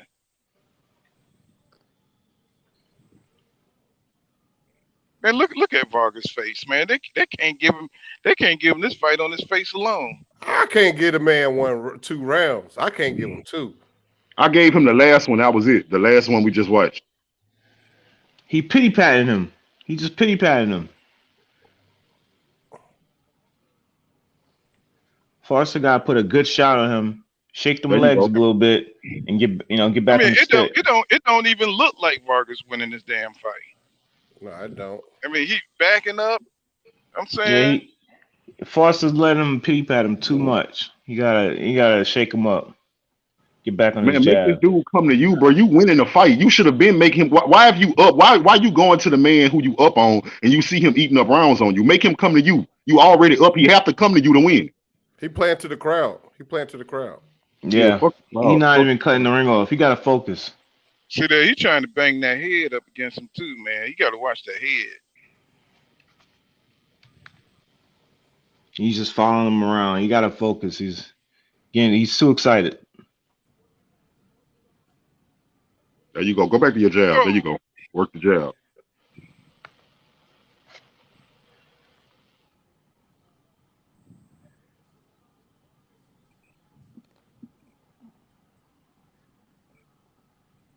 Good job by Foster. This a Foster round so far. I want to see how they see Well, it. look like he's going back to his earlier tactics. You know, he's staying That's on what the I'm saying, outside. too. Yeah. It started looking good. Look like he's going back to he's making Vargas reach and come to him. And Right. He's finding spots. Right. That's what he should have been did. I don't know why his corner. I would have been if I was in his corner. I would have been told him that, bro. You up? Make that nigga come to you. Fuck that knockout. This the biggest fight of your career. He playing to the crowd, and I feel like it's easy. So he doing. You know what I'm saying? You know how it is. Yeah, his corner must be told him to go back to the to the basics. Yeah, because although he is fighting Vargas fight, I feel like he's still controlling. You know what I'm saying? I feel like he was still in control, but I get what y'all saying because the optics of it not being a chess match, making it look like Ray Vargas is in the fight. You know what I'm saying? He don't look like he in the fight. They just giving him too much credit for the little shit he doing. Right. You know, because of the optics, because of this not. You know what I'm saying? I'm gonna tell y'all what's happening, but this one of them. His ass whipped. Well, listen, this optic look like he getting his ass whipped because all he's doing is backing up and throwing flurries. You know what I'm saying? So, right. But this one of them fights, because when he see the replay when he get hit, I mean when Foster hits him is clean. You see what I'm saying? When he hit, he just doing flurries and shit ain't really landing that well, and it's like a bunch of pity patting. Yeah. Well, they had their mind made up that they wanted to give it to Vargas. That's why I'm saying you don't help them out by letting him touch you. If you know he can't touch you, so don't let him touch you. You're right. You 100% right. But I could tell you, it don't look like Vargas winning this fight at all. Not to me either. I only gave him one round. Yeah, I only gave him one. Now you know how Tank fans feel. Well, Tank, the thing about Tank, because them dudes be pity patting Tank all damn fight. Yeah. Tank's losing rounds. He do be losing rounds, but I feel like as soon as the fighter be like, bro, this is easier than I thought, they knocked out. Oh, a good left hand by Foster. He hurt him. That's exactly what he needs. Just hurt him. Make him step back a little bit. Stay on your jab. Don't chase him. Do a little tango because Vargas is not gonna chase this guy at all anymore. He giving up on that. He looking for that big shot. Vargas is doing something. So you just gotta play tango with him. When he come forward, hit him with that jab. You back up, get your distance right, keep going. So he went down. Another big shot on him. Went down. They called it a slip. Foster put him down. They called that a slip too. That looked like he went down from a punch.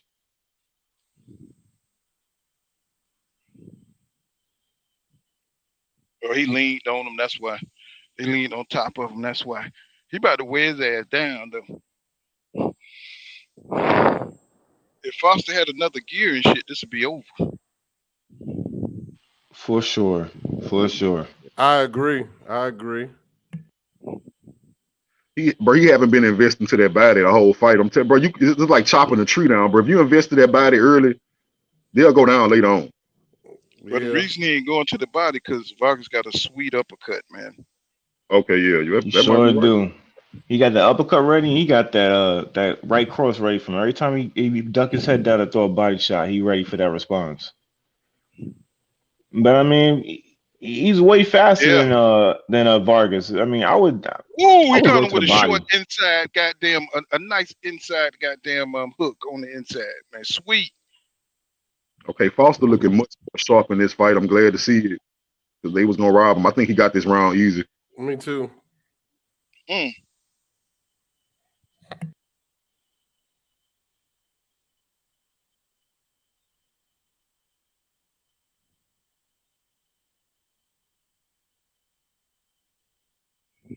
Everybody holding their damn breath. Look at that. No, ain't nobody saying shit. They're holding their breath. Yeah, they see the end coming. Everybody holding their breath. Goddamn. How many minutes is left in the movie? Is it almost over? Ray is tired. Bro, you can tell they wanted to give this to Vargas from a jump. You can tell by them scorecards, bro. Come on, you already know what time it is. PBC, I think they was hoping it'd be more competitive. The internet let the internet tell you PBC black, but in reality PBC Mexican.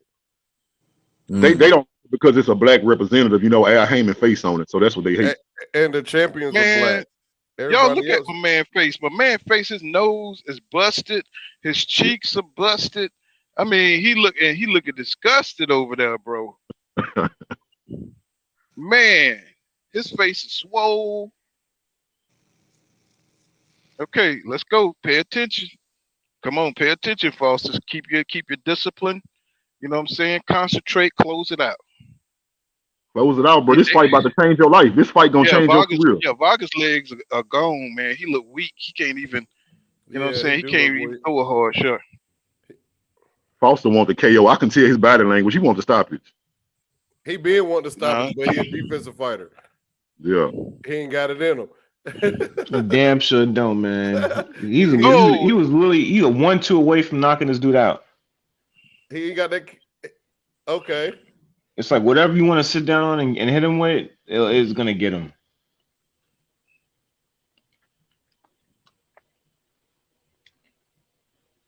Look at Foster cut off the ring. Shit. Look at him cut off the ring. He cutting out the ring. Oh, he missed big. Yeah, he chasing that boy now. All right, I like this. Jab, jab, go to the bottom. Oh, there you. Now he's finally shooting the right. That's crazy. You waited to the 12th round. Vargas is so weak, bro. Like that nigga weak as hell. He got him doing a little dance now. Oh yeah, he about to fall over his damn self. Vargas on shaky legs. Caught him with a left hook. Made Vargas do a little dance. Vargas about to fall down on his own swing, bro. Did a little crip walk. Yeah. He front foot heavy to the max right now. He ain't got nothing left. Yo, but Foster only got one punch, and that's that straight right. Yeah. He's just looking for just one single punch. Caught him good with it just now. Yeah, that straight almost got him. That's what I said. The straight right almost got him.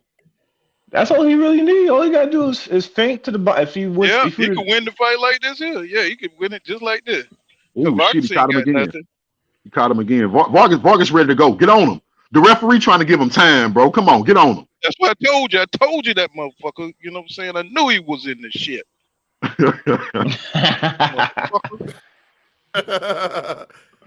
You need somebody like you in this corner. I need somebody yelling and let him know. There you go. Get on him. He's trying to survive. Get on his ass. Rocky. He's trying to survive, bro. Ooh, Vargas. Ray Vargas is ready to go. He's doing the veteran tactics. Using that forearm. Yes, sir. Going around the ring. Yes, sir. Yep. Oh, man, you catching him on coming up. Oh, caught him on the chin. Oh, caught him again. Woo! That straight right hand is landing that wheel. He don't have a lot of power on it, though. Nah, it's enough for him not to stand there and try to want to take it, but yeah. Because he's not setting up, he's just shooting it. He pop shotting it. Yeah. This weight class is too big for Vargas. Yeah, because Vargas look weak as hell, bro. Everything that dude did to him, and I know for a fact, bro, what his name is, Foster is nowhere near the strongest person in that weight class. Hector Luis Garcia might be. He too small for this weight class. You know what I'm saying? Yeah. He ain't got nothing for these guys. Yeah, the power differential is ridiculous. Have y'all seen Rakhimov fight? Talking about Rodman Jr.? Shavak Rachmanov, the IBF champion. Nah. He on PBC too? Man, if he don't sit his ass down, they got him up on the shoulders like he won, bro. Don't even play. You see that, right? But hey, I want to tell y'all something. A win tonight, if they don't rob Oshaquie, bro, this is a big ass fight. Y'all don't realize, but this fight is about to change his career.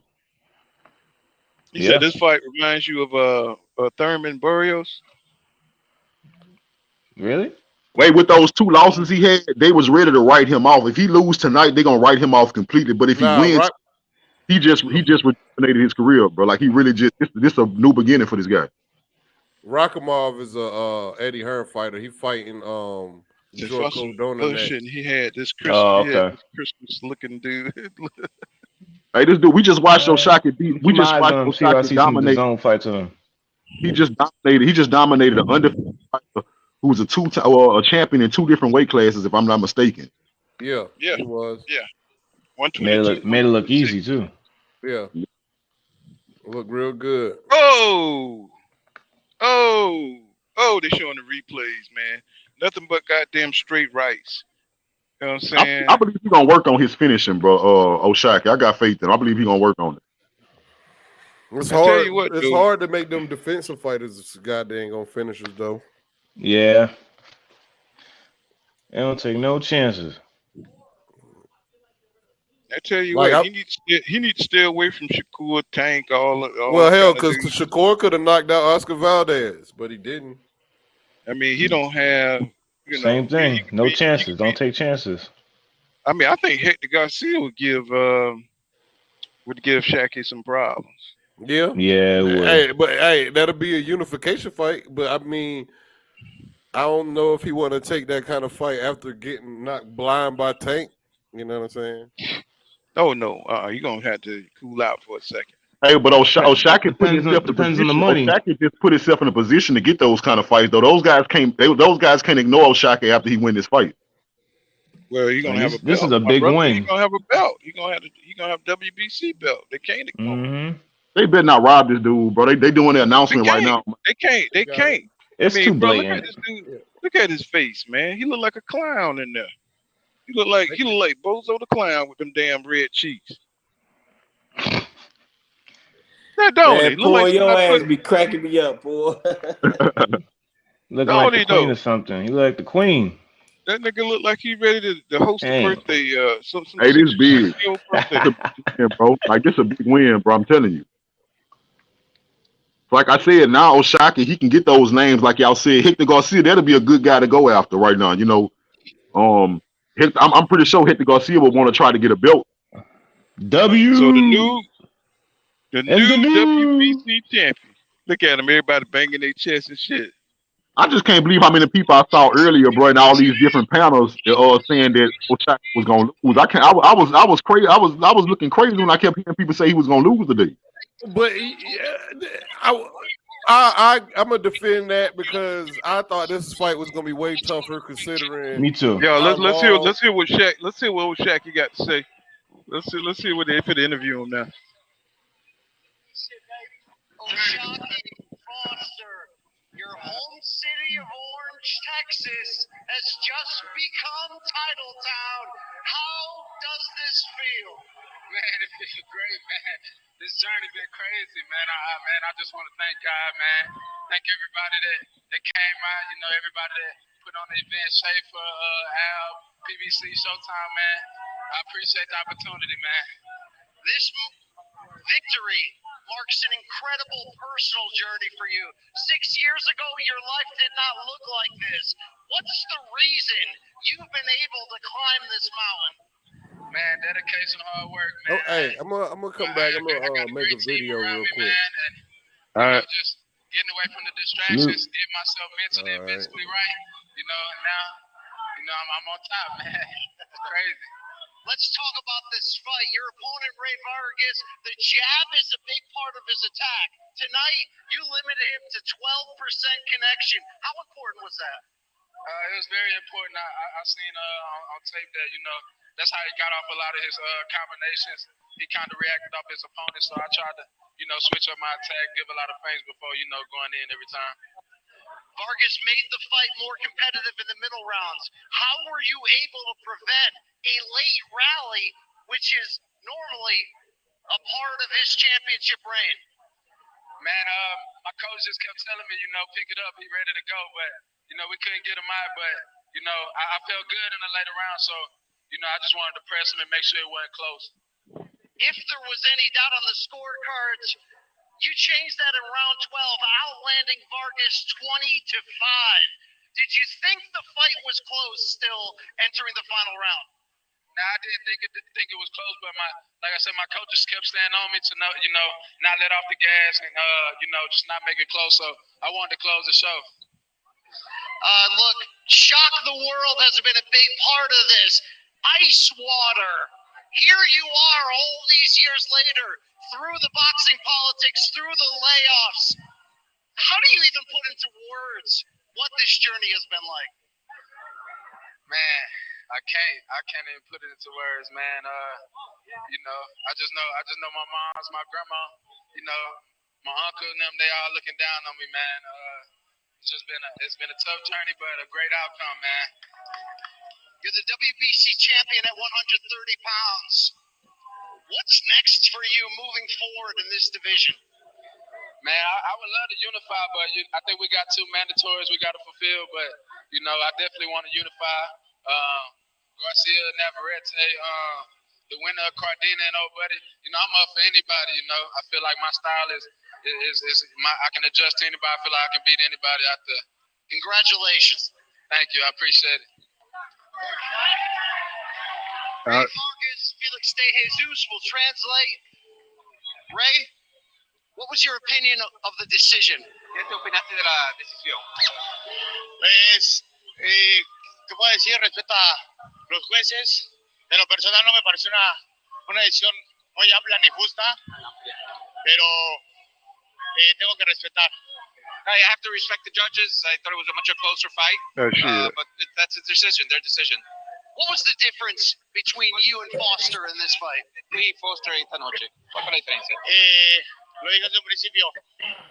El peso tal vez contribuyó un poco, pero hay piernas para ser técnico y piernas para correr. Y creo que él tiene piernas para correr. I said it from the beginning, the weight might have been a little difficult to make and, maintain. Maybe the power's a little different. But I said it from the beginning, it's more the legs and stuff. A headbutt appeared to open a cut around your left eye, in round 3. How did that affect you? ¿Eso te afectó? Sí, fue un cabezazo al principio de la pelea. Afecta un poquito la vista, pero eso no me impidió seguir con la técnica. Yeah, that affected me a little bit in the 3rd round when he hit me, but that didn't affect anything in the fight. You're still a world champion at 126 pounds. Which weight division is the best fit for you moving forward? Sí, realmente agradezco a toda la gente bonita que vino a apoyar, todos los mexicanos. Eso fue para México. No nos llevamos la victoria de Superpluma, pero somos campeones plumas. Y esto es un escalón, un avance más en mi vida boxística y mi vida personal. First of all, I want to thank everybody that came out today, especially the Mexicans, the San Antonio. And there's another step in my life. We might just go back to 126. I know you will. Let's bring it back to the ringside. All right. All right. So shit, he was pretty gracious, but I think he was a little delusional to think that shit was close. You know what I'm saying? Yeah. I think he knows he's not acclimated at 130. He totally looked like the weaker man. He's the bigger dude, and it's just like his legs were shaky all night. I think you need to stay at 126 to be effective. You know what I'm saying? Leo Santa Cruz probably would have knocked his ass out. Talking about fighting Leo Santa Cruz, I don't think he could have handled that. Man, Leo Santa Cruz knock his ass clean out. Yeah, because he way more active, bro. You know what I'm saying? Yeah, he would have walked through all that pity patting. Good win for Oshaquie Foster, bro. He looked different, bro. He definitely, like King Judah say, he definitely looked better, looked motivated, and look like I don't know how well he's gonna fare up against that's gonna be a good fight between Hector Garcia if they unify. I think that'd be another good fight for Oshaquie Foster. You know what I'm saying? But cool. That'd be a great ass fight with him and Hector Garcia, man. That'd be a good fight, man. I hope he get that fight. He's gonna have to mix it up because Garcia, he got 2 hands. You know what I'm saying? From what I'm looking at, Shaqie fast as hell though. But I don't know. I don't know if Hector Garcia gonna be the same, man. Tankton gave that boy some permanent damage, man. That dude might be through.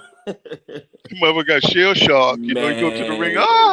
Well, because you see the fight. Oh no, just that motherfucker. Hey, Paul. That motherfucker might need that motherfucker might have PTSD after this shit, man. Like he might need to plate his head after that Tank shit. Oh man, I ain't lying, man. If you can't see, man, a week after the damn fight, bro. Damn. It's like, Tank, what the hell you got in your spirit, bro? You got iron in your spirit, my brother. That's rough. Hey, Paul, I don't want to. Hey, Paul, I don't want. I really. Well, I do. I ain't gonna say I don't. I want to bring up some serious shit right now. Some old shit. What's that? With this fraud ass dude. Uh, it's Terrence been fraud. it's been yes sir. It's been videos out, and I always said this.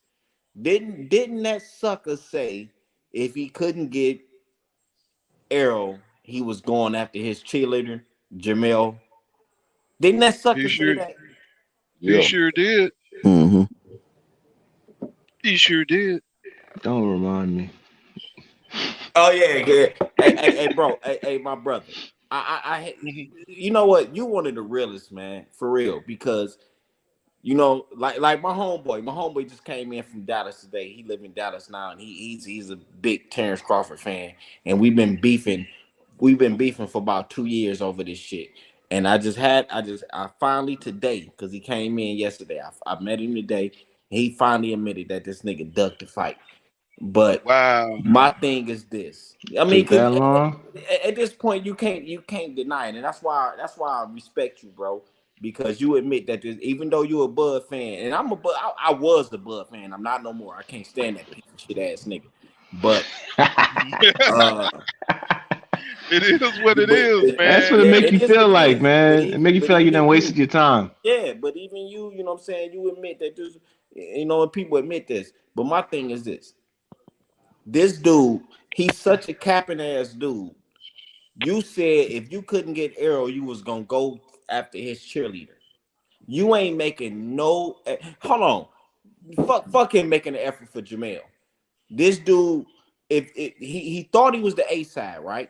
Remember he said it's gonna be if it's 60-40, it's in my favor. So that means you think you the A side, but you never sent this man the contract, man.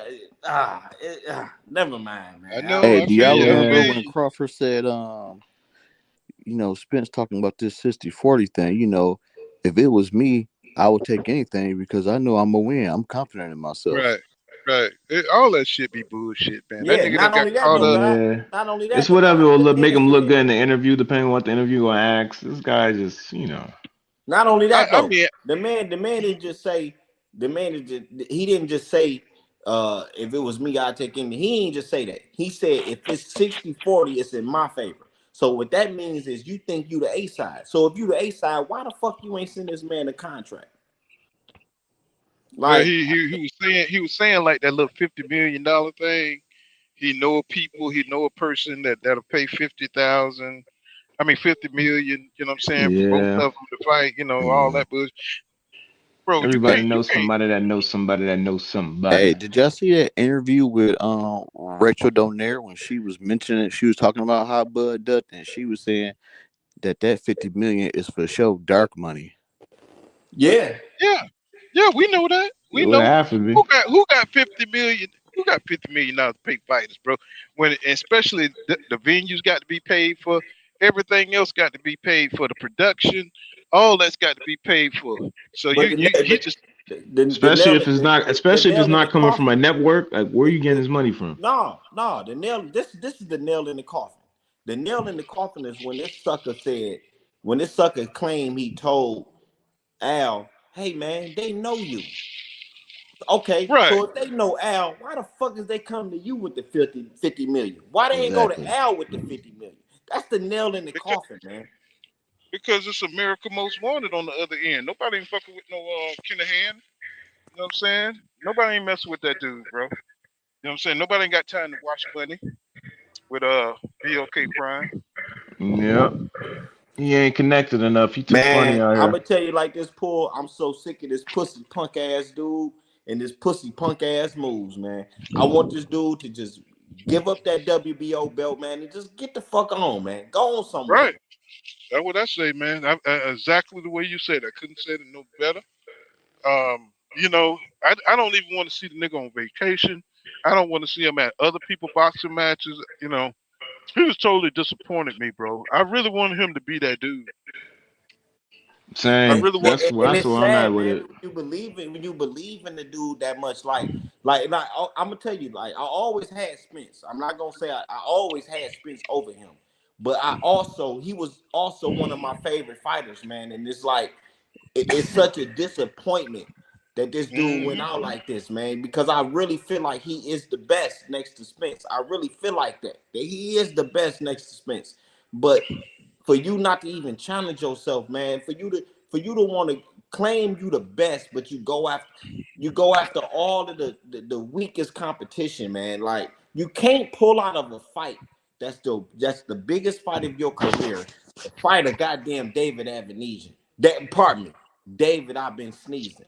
You can't do that, man. Like you cannot go out like that.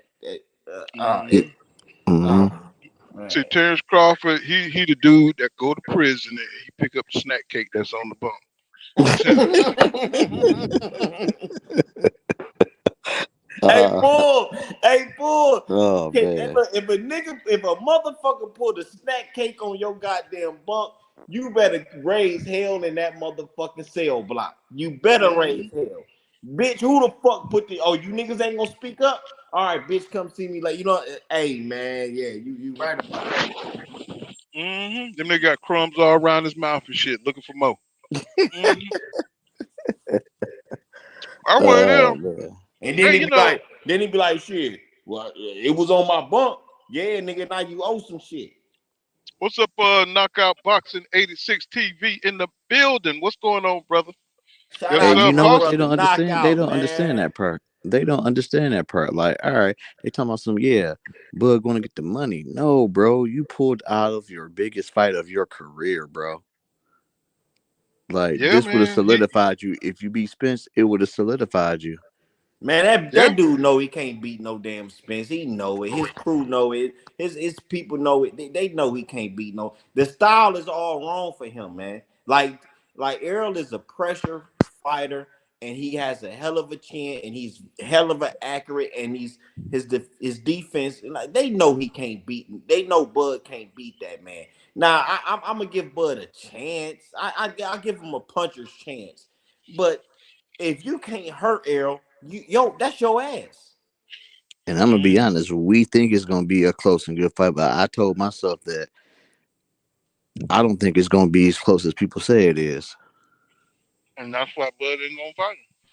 Yeah, it's only close because Bud has a chance to counter him with something really good. But if he can't do that, he's gonna get worked all night. That's right. That's right, bro. If Bud can counter all day all he wants. But if he can't hurt Errol, it's over for him. Because and this is the thing. Bud cannot win on the scorecards. He cannot win on the scorecards. It's at all. Errol got the scorecards. The only chance Bud have of winning that fight is a knockout. He cannot win no other way. But that's what he do. You know what I'm saying? He don't really outbox a lot of people. You know what I'm saying? He try to catch it. You know, but I was thinking the same thing Roman and Emily Jones was saying. You know what I'm saying? Even if he went and fought and got knocked out by EJ, I think he would have gained a lot of respect. You know what I'm saying? Just for being a warrior. Exactly. Well, just for taking the fight, you're gonna be respected. Go ahead, my bad. Yeah, but but along those lines, man, you want to see Crawford go out there. You know, Wilder went out there and he lost, right? And everybody's still behind Wilder. He went out there and got knocked out, but guess what? He went out there and got knocked out like a man. He went out there and showed courage. And he's still my champion. And he's still my champion. Mine too. Like, bro. Yeah, you see nobody talking about Fury. You the man. You the dude that beat Wilder. Yeah, how a dude, man. I don't care about a loss for real, man. Go out there and give it your all. You do that, man. I'm still your fan. If you lose, it don't matter. Right. That's called heart, bro. You got to have heart for all that, and Crawford ain't got no heart, bro. He got heart when he can beat your ass. You know what I'm saying? When he know he got the advantage and he's more athletic than you and he can move faster than you. Yeah, but that ain't heart, Paul. That's pussy punk ass shit. That's what I'm saying. Yeah, that's when he gonna come at your ass. You know what I'm saying? When he know he got the advantage, like Canelo. That's that Canelo shit. I call him the Black Canelo.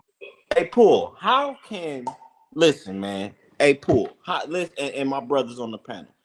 How can anybody respect this dude pulling out of the Errol Spence fight and to pull David, I've been sneezing from a fight that he had going on. You pulled this man from a fight. You know what that means? That means you've been working on this shit the whole time you supposed to be in negotiations with Errol Spence. You pulled this man from another fight to fight him. How can anybody respect that? And you know what too? David Avanesian pulled out of his fight that he was originally supposed to have in June. I actually have the I got a screenshot of the actual newspaper article of when he pulled out, and it was in June of last year. Wow. And that fight was supposed to happen in November, right? Yep, and you remember Buzz said he was talking to BLK Prime when? Before May, June. Yep. No, he at first he said May, then he was like, no, it was before that. Like the nigga's such a stupid mother. He's such a fucking idiot that he don't like. And then he know that the people see. Look, the nigga don't got fans. The niggas that follow him is Errol Spence haters. Period. He don't got fans. You know what I'm saying? Because if he had fans, like my homeboy admitted to me, yeah, he ducked them. You know what I'm saying? Like the real people would say, yeah, he ducked them. He ducked them. Period. Like the shit is self-explanatory. You pull this dude from a whole nother fight, and you was procrastinating on signing the contract with Errol because you was in this deal to pull this dude from this fight. And when the shit finally went through, you ghosted PBC for 2 weeks. You ghosted them for 2 weeks to make this goddamn fight. Man, this shit is self-explanatory, bro. Yeah, because that fight had never happened. They had to cancel the card, bro. They had to get all that shit approved, and had to get those guys, you know what I'm saying, out of that contracts, and that's what he was waiting on. And then to add everything else, he runs the Golden Boy. I don't know what he's doing over there, but you know what he's doing. Well, you know what he's doing. He ran over there. He ran over there to put another wedge between himself and the PBC fighters. He don't want to have nothing to do with them. And he's trying to get those Blair Cobb fights. He's trying to get the right. I've been saying that was. Now, do y'all realize that Terrence Crawford history gonna show when they bring this up about why Errol Smith didn't fight Terrence Crawford? History gonna show that Terrence Crawford ran to BLK Prime to avoid Smith. You know how bad that's gonna look. You ran to something that's not even accredited. Especially if they go out of business in the next year or two, that's gonna look really bad. Right, really bad.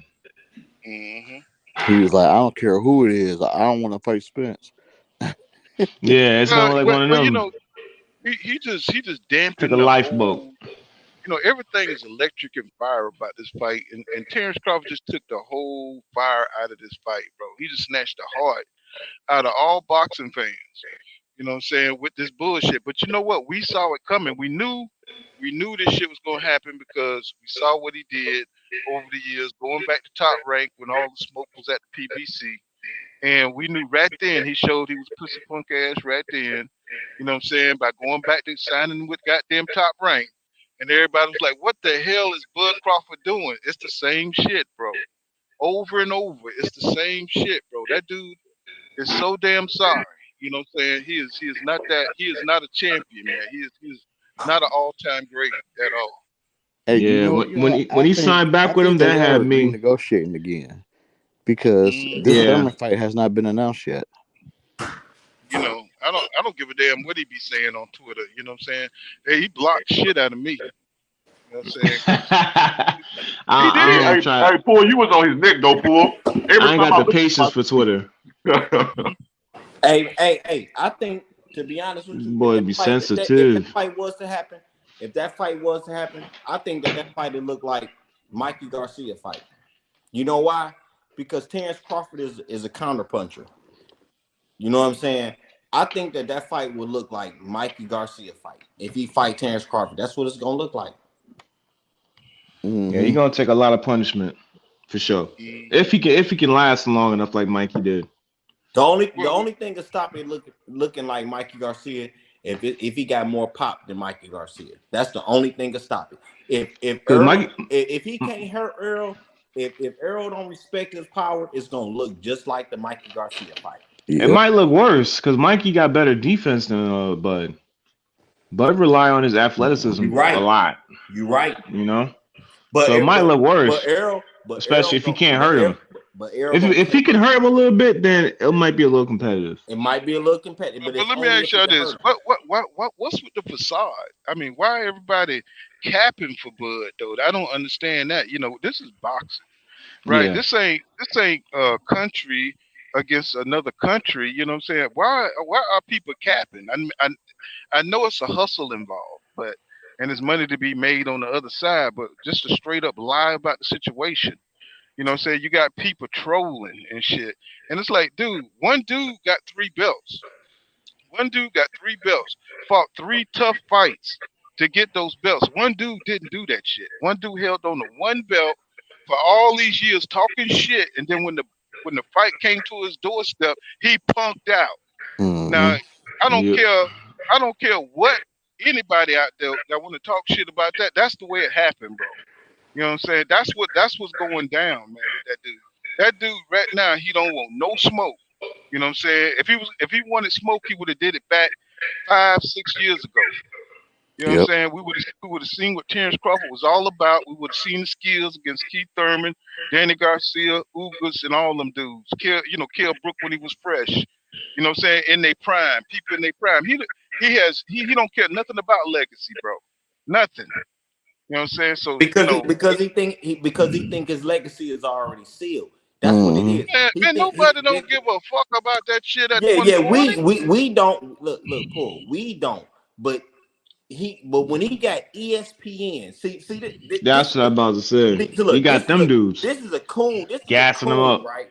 This is a coon, and he's been on a platform that hate the fact that a black man is running boxing, right? That's the platform he been on, and then that platform that he been on has been propping him up like he's the shit, right? So he dwelling on that, right? So, but he knew to stay the fuck away from those fighters. So that's why the fuck he didn't even like people. You know what his fans say right now? Shit, he left Bob to make the fight. No, he didn't. Because if he left Bob to make the fight, he would have went and signed with PBC. But he doing everything he can to stay the fuck away from PBC. When he left Bob, where did he go? He tried to go to MTK. That shit ended up being the criminal organization. Now, okay, go to PBC, bro. These the fights you say you want. These the dudes you say they ducking you. Now what he doing? He meeting up with Oscar De La fucking bitch. Oscar De La bitch. And he trying to sign up with Golden bitch. And I'm gonna tell y'all right now, I'm not gonna put it on him now, but I put it halfway on him. If he signed to Oscar De La bitch, it's enough said. We ain't even got to talk about this clown no more. Yep.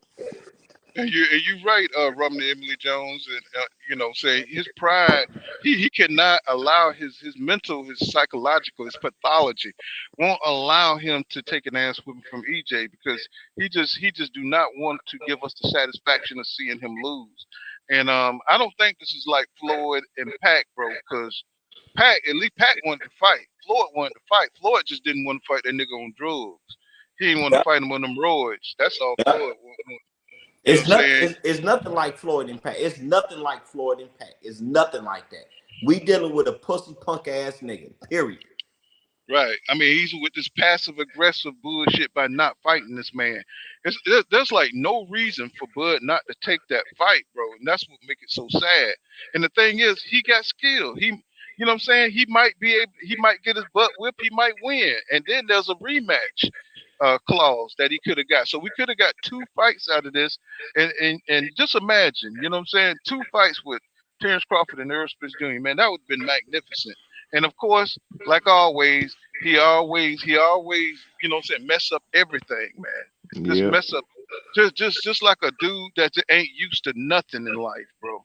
But it's his career.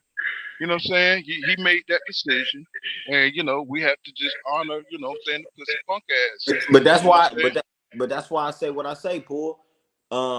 That's why I give him a puncher's chance, and that's the only chance I give him. I give him a puncher's chance because I don't know how hard he hit. You know what I'm saying? Like I don't know, but I give him that puncher's chance, and that's the only chance I give him.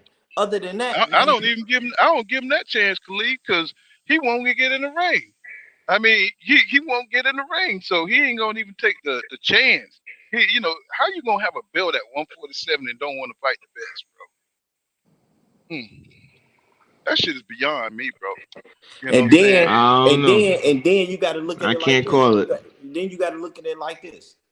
Errol said, I'm going to get all these belts over here, then I'm coming for you. That was respect to Terrence Crawford. That was him respecting Terrence Crawford, telling him, you know what? Yeah, okay, you is the best. So I'm going to get all these belts, then I'm coming for that belt over there. And if Terrence really wanted that fight, he would have did what he had to do to collect another belt.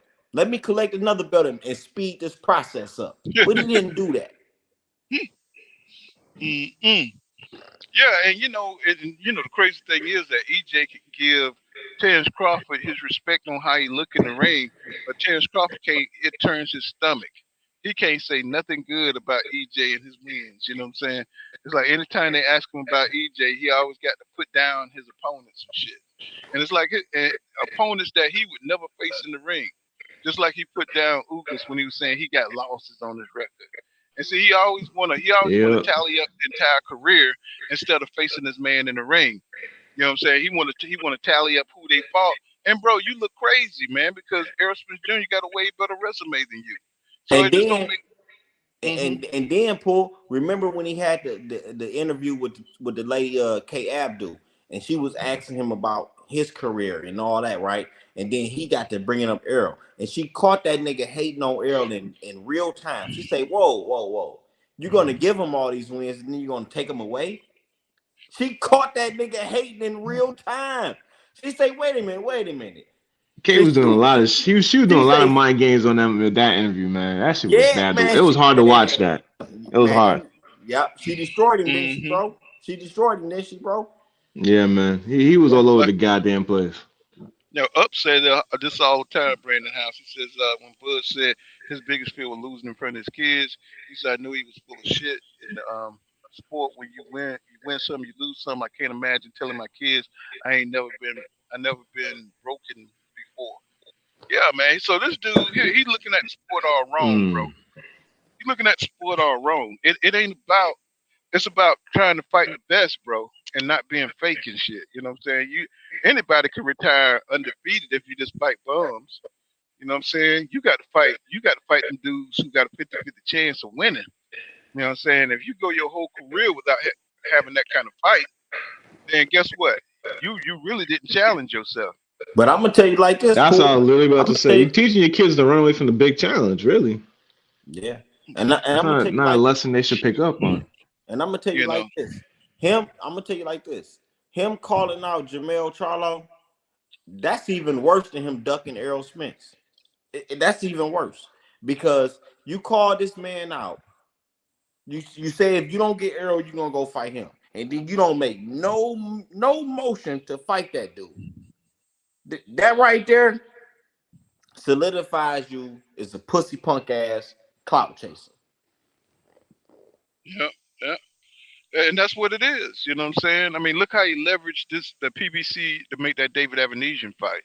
You know what I'm saying? And now he's leveraging that to get with a deal with Oscar. How you go sign a 3-fight deal with Golden Boy and you won't fight a 3-fight deal with PBC where all the fucking competition is? Yeah, Especially all the competition you called out. Right. You know what I'm saying? It's always been at the PBC, bro. You know what I'm saying? I want to start some controversy, bro. I want to start some controversy right quick. I know Tony Harrison got this fight coming up. I got him beating Tim Tszyu, and he already said that he wants a trilogy with Jermell Charlo, and I got Tony Harrison winning that fight by UD. Of course, bro. With Jermell? Yeah, with Jermell. That's why I said I want to start some controversy. I got him beating Jermell. I thought you said Tim Tszyu. Okay. Nah, he gonna beat him. He gonna beat him. But I got him after that fight in that trilogy. I favor Tony in that fight. Now, let me say this. I'm from Detroit. I love Tony Harrison. Like Tony Harrison is the shit out here in Detroit. I'm gonna say that. I love him. I don't got him beat. I got him. I got him outboxing Jermell. I do. I got him outboxing him. But his windpipe is too short. And then we got a brand new Jermell with the God, Derrick James. I cannot see But it all falls on Jamel. But if Jamel followed the structure of Derrick James, Tony Harrison ain't got a chance. Well, listen, let me tell you why. Let me It's tell you gonna be a why. good. Go ahead. Let me just tell you why. The first fight, I had him winning that fight. I had him outboxing Jamel and winning a close one against Jamel, the first one. The second fight, I actually had him outboxing Jamel again, but we all know he got caught and knocked out. In the third fight, I see more of the same. I'm not saying that I know for a fact that Tony is going to win, but I favor him based off what I seen. Because from what I seen, if Jamel Charlo don't knock him out, it seemed like Tony Harrison wins that fight. I got you on that. But what you saw, Jamel need a knockout against Tony Harrison. You see what he did in the second fight where you set him up. He's gonna do that quicker in the third fight. I got you. What you saw in the second fight was you saw Charlo going to that body. You know what I'm saying? He was going to that body a whole lot to because he already know Tony don't have a gas tank. He can't last to the end of the fight, and he was breaking them down. That's what he was doing. You know what I'm saying? He knew he couldn't outbox Tony. So his tactic was, and that's the Derrick James blueprint right there, go to the body and everything else will fall. Yeah. You know what I'm saying? And that's what he was doing. You know what I'm saying? That's why he got outboxed. He can't outbox Tony. You know what I'm saying? But he could break his ass down. Tony's weak to the body, bro. You know what I'm saying? And if Tony could go ahead. If Tony could actually like take that punishment, he would have won that fight. But he couldn't do it. He couldn't last. And I think that's going to happen in the same in the third fight. It's going to be a good fight, though, because they know each other pretty well. But it all depends on what level is Jamel on right now. I think he's a couple levels above the Jamel that we saw in the second fight. Yeah, so he is. I see that fight not going past 9. Tony tried to bluff Charlo. He tried to act like he was good, but he was done, bro. And I say that with Tony on everybody though. Like Tony is a great boxer, but his gas tank is terrible. His chin is terrible. You know what I'm saying? If he can outlast, if he can get past that and just outbox a fighter, if he got enough power to keep somebody off, man, then he gonna win that fight. I don't give a fuck who it is, to be honest. I'm gonna tell you, you know, Charlo's they got chins, man, and they hard. They keep coming. They can take some punishment, man. That's a fact. You know what I'm saying? You can hit them upside the head. You can hit them with a good shot, bro. They still coming. That pressure is a motherfucker from them Charlo boys. They got hard head. They got heart. You know what I'm saying? And if Tony knew how to pace himself better, you know what I'm saying, he probably could last to the end of the round. But he gets caught up in the exchanges. You know what I'm saying? He get caught up in fighting, and he don't stay disciplined. You know what I'm saying? If he was able to pace himself, stay disciplined, he could win a boxing match. He could win a boxing match against him. Because in that second fight, he was walking him down, but he wasn't really cutting the ring off like he's supposed to, and he was walking into a lot of shots that he shouldn't have. Especially with that high guard up. That high guard up, his body was exposed, and Jamel Charlo just started taking advantage of that every round. He started getting more body shots, and then Tony stopped going to the body as much, trying to cover for his body shots, and it just went all downhill from there. I'm just glad that you know it's a possibility that we're gonna have this trilogy, because I think at this point that's a big fight. Those guys have history. They gave us 2 good fights, and I think a third fight gonna be a big fight and something good to watch. You know, especially if it's for undisputed. Oh my God, bro, man, you know Tony got a big grudge. Fight. He got something to prove, bro, and he really wanna beat Jamel. He got that fire, and you know what I'm saying, he got the skill to do it. And he actually believe. He actually know that he's a better fighter than Jamel. He know it. I think he got more skill, but I don't think he got all the intangibles. Yeah, we're gonna say boxing because I know the difference between that two. Like I can't say he an overall better fighter, but he is the better boxer. But as far as fighting, you know, that's what I'm saying, Judah. That's what I'm saying, Judah. That's what I'm saying. He got about the best skills at 154. Yeah, just about, man. His jab is the best at 154, man. That jab is beautiful. Hey, I need to start betting on these fights because I know that they had Oshaquie was an underdog this fight. I would have won money off that, and I know they probably gonna have Tony the underdog against Zoo. So I'm probably gonna bet on that one. Shit, I ain't no betting man. Shit, I gotta keep my money in my pocket. Yeah, I gotta keep all my. I Hey, need man, in 2023. I need all my monies. look.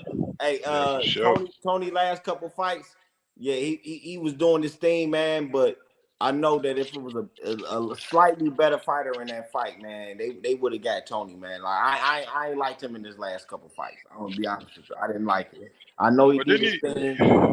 didn't he I go heard, through his dad died? Didn't his dad die or Yeah, something? his dad yeah, passed yeah. away. But I heard in the interview they was asking Tony about his fights, and he was like, "Yeah, a lot of people think I'm done." He said a lot of people wrote me off. He said, "You know, I know people know I don't have the best gas tank at the end of fights, but I've been working on that." For Wow. him to You address know, that, yeah, for him to address that, that make me think he gonna solve that issue. Like I think he gonna come in better shape. But the but didn't he thing say is, something about he had dude. starved himself or something? Didn't he say somebody had starved himself and All right. he something like to make weight and he had problems with making the weight. He needed a nutritionist or something, you know? Yeah, he do. You really do. He shouldn't be. But Tony, He's not that Tony ain't big. He shouldn't be starving himself to Tony make ain't got 154. Tony ain't got a lot of paper like that. Like I'm pretty sure he made some paper off of Alicia Baumgartner and stuff like that. But you know, he ain't got that paper like that, bro. To be having those high price ass nutritionists and you know what I'm saying. To be that listen, bro. When you dealing with this boxing shit, bro, and you got to go deal with conditioning shit, bro. You got to have money to pay for that type of shit. You know what I'm saying? And a lot of these fighters ain't got that money, bro. So you gotta have more than just money. You gotta have dedication, bro. Like the dedication is what it is. You know what I'm saying? And I honestly think that Tony, he don't have the time to dedicate himself like that because he's trying to be a trainer. You know what I'm saying? He's a father. You know, he got a lot of shit going on. I don't think he have the resources to dedicate himself to the conditioning that he needs. Yeah. I had that.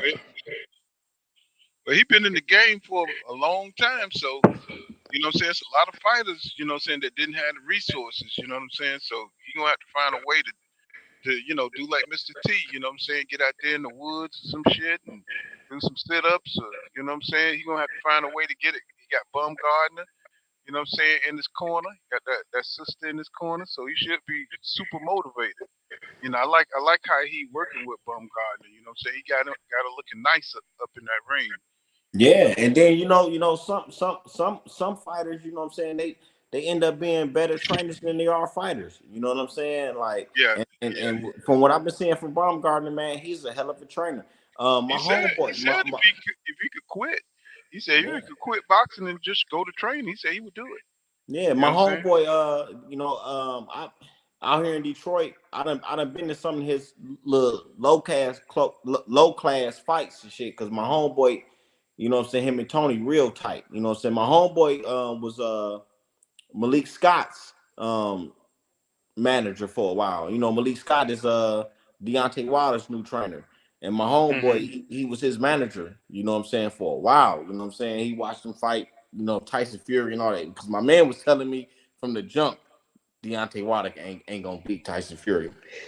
My man was telling me that because he was managing Malik Scott, you know what I'm saying? And he know these guys, you know what I'm saying? So um, you know, I had a chance to meet Tony Harrison, you know what I'm saying, a couple of times, and he was telling me, yo, yeah, he the shit, man, but he ain't gonna, you know what I'm saying? Like he didn't even think he'd be champion. He didn't think he Right. would be champion one day, but you know, he ended up being champion. But Tony Harrison, man, you know, I love the brother, man. You know, that's the homeboy, but I don't know, man. I don't think he got it, man. Yeah. But you know, some of You you'll be one hell of a surprised. trainer, so I mean, you got You'll be something. surprised that Yeah. some of these fighters they be smoking, they be drinking. You know what I'm saying? They be doing all kind of stuff in training, man. You know what I'm saying? So you know, I mean, it takes a lot for a fighter to be 100%. You know what I'm saying, of himself in the Yeah. ring. You know, so you got to do everything right because these guys they've been living the fighter lifestyle Man, their entire you gotta life. be a machine, man. You gotta be a machine to be a Yeah, fighter. You have to be, yeah, and you know, I train myself. You know what I'm saying? Like I train. You know what I'm saying? Like I go to the gym and I train myself. When I was in prison, I had an OG training me on boxing. You know what I'm saying? And that's what made me fall in love with boxing. And mm, But I knew I ain't have it.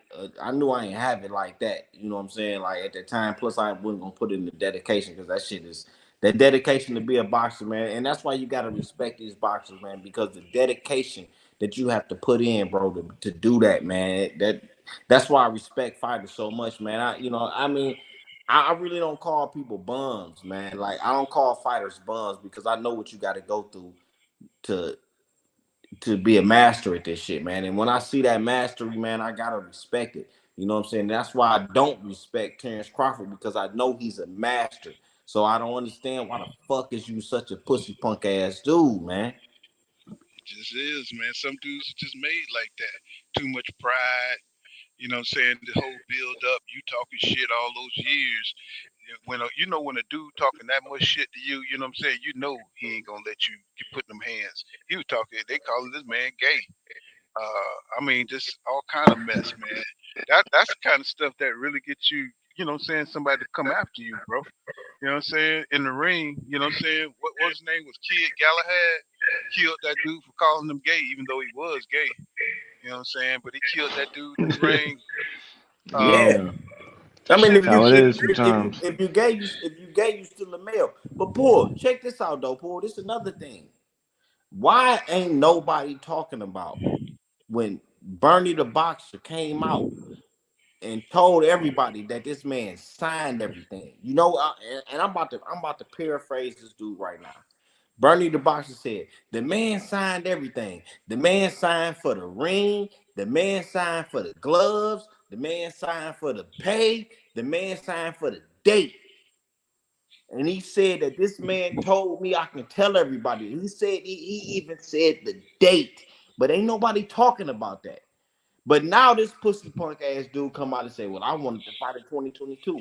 But you told your main man, to tell the world that you signed for the date.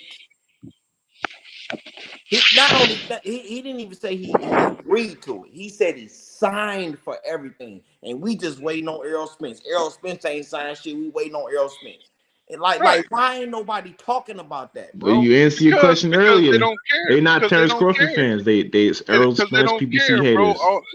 It don't nowadays, bro. The truth don't matter, bro. If people don't like you and they'll put out a narrative and they'll keep repeating that narrative. Trump taught the world how to lie, and they taught them how to perpetuate a lie with no shame, and look like everybody's using everything we see in politics. They're using it to every aspect, just pushing narratives and lies and trying to reverse everything, instead of just sticking with the truth. If nobody can agree on what the truth is, then nobody really care about the truth. You know what I'm saying? It's just like that's why they keep coming up with a opposite narrative every time something come out about Terrence Crawford. You know what I'm saying? Just to keep confusion going. But everybody knows what the truth is. You know what I'm saying? Nobody's gonna sit there and say, you know what I'm saying, or try to prove that Terrence Crawford didn't duck when we already know he ducked. But they're just gonna keep on saying it. You know what I'm saying? And keep on repeating it and keep on making up lies. And I don't get it, bro. But that's the world we living in now. That's what the world done come down to. Just a bunch of lying ass folk, you know. A And, world and, of and trolls, a world of goddamn trolls. Hey, We're Paul, living in echo but I'm gonna ask chambers, you this, man. Paul, because you mentioned Trump. I'm gonna ask you this, because you mentioned Trump. Um, honestly, was the economy better when Trump was here than it is now? well, I'm gonna tell you like this, Master Khalid. The economy don't depend on who the president is. You know what I'm saying? It don't matter. I That mean, part. he don't know nothing about policy. He don't know nothing about making no good decision to help people. He's a rich, entitled dude. You know what I'm saying? It don't matter what president get in there. They ain't got no control over that. It's the billionaire I feel you. class. I feel you on that. I feel you on that, guy. But the simple question I asked was the economy better when Trump was here? For a minute it was. For a minute it was, But Obama the one who brought, he was in office when the shit was in the tanker and it started recovering. You know what I'm saying? Putting all the stimulus money out there and You know what I'm saying? But that really ain't got nothing to do with them, though. You know what I'm saying? It's got to do with the business class, and it's got to do with the billionaires and what kind of money they want to put into the stock market and all that bullshit. You know what I'm saying? They are trying to create the class system. You know what I'm saying? They're putting stipulations on hard working class people. You know, you got poor people paying most of the taxes where rich people don't have to pay nothing. You know what I'm saying? They get out there with loopholes, and middle class people got to pay all the damn taxes, and poor people. That shit don't make no sense, bro. And they know it. You know what I'm saying? But they allow it. If we don't pay our taxes, we go to jail. You know what I'm saying? If they don't pay their taxes and shit, you know what I'm saying? They just get a loophole, or they get a piece of paper saying, you know what I'm saying, they got a charity or But some shit shit, like that. Martha Stewart had to go to prison. You know what I'm saying? Like, yeah, but she pissed somebody off. That's what she did. Yeah. You know what I'm She saying? took somebody money. She pissed somebody off. That's what she did. You know what I'm Sure saying? did. Somebody she pissed off. She didn't do something for somebody. You know what I'm Yeah, saying? They got she's rid of supposed to her give ass. some information. He's like, oh, you're not gonna tell me? Okay, taking your ass to Mhm. jail. You know, cause That's fine. they all in different businesses together. So Uh huh. you know what I'm saying? Just like they got rid of Jeff Epstein, remember him? And shit, that nigga knew too much. He had to go. You know That's what I'm right. saying? You know, Clinton, he had shit on Clinton, he had shit on the Bushes, he had shit on everybody. You know what I'm saying? Hmm. As soon as that shit came up, I knew he was gone. I said, he in prison? And he got the books and the island and the names. And I said, yeah, they finna get Yeah, he rid of got him. motherfucker looking crazy in portraits. Yeah, he got to go. Yeah. You know what I'm saying? He got pictures, I bet. They scrambling now looking for the information he got hidden. You know what I'm saying? They Hmm. going crazy now looking for that shit. But yeah, man, it's the billionaire class, man. You know what I'm saying? That keep this company. I mean, and Trump, one of them. Trump, one of the people. You know what I'm saying? That know all these rich folks and stuff that run the country and stuff. but I see, think it was I look at it and I see, because I done lived through, you know what I'm saying, a few of these administrations, and hmm to be honest with you, man, this Biden administration, bro, is terrible. Like right now, man, the whole industry, man, self entrepreneurs, man, the whole business industry is just fucked up right now. And yeah. I really believe, Yeah. you know what I'm saying. Even though I wouldn't vote for Trump. Don't get it twisted. I'm not saying that I would vote for him, but I honestly think that if that motherfucker was in office, the world wouldn't be struggling the way it is. Because I see the world struggling. And I Well, really look believe at that it. the Look at it world this would. way. I I want really you. believe that I business. want you. Don't get confused, bro. They all are the same on the same team. This is a Hmm. matrix. They all the Democrats, Republicans. That's why nothing ever gets done. It's just everybody think we're represented by the government. We're really not.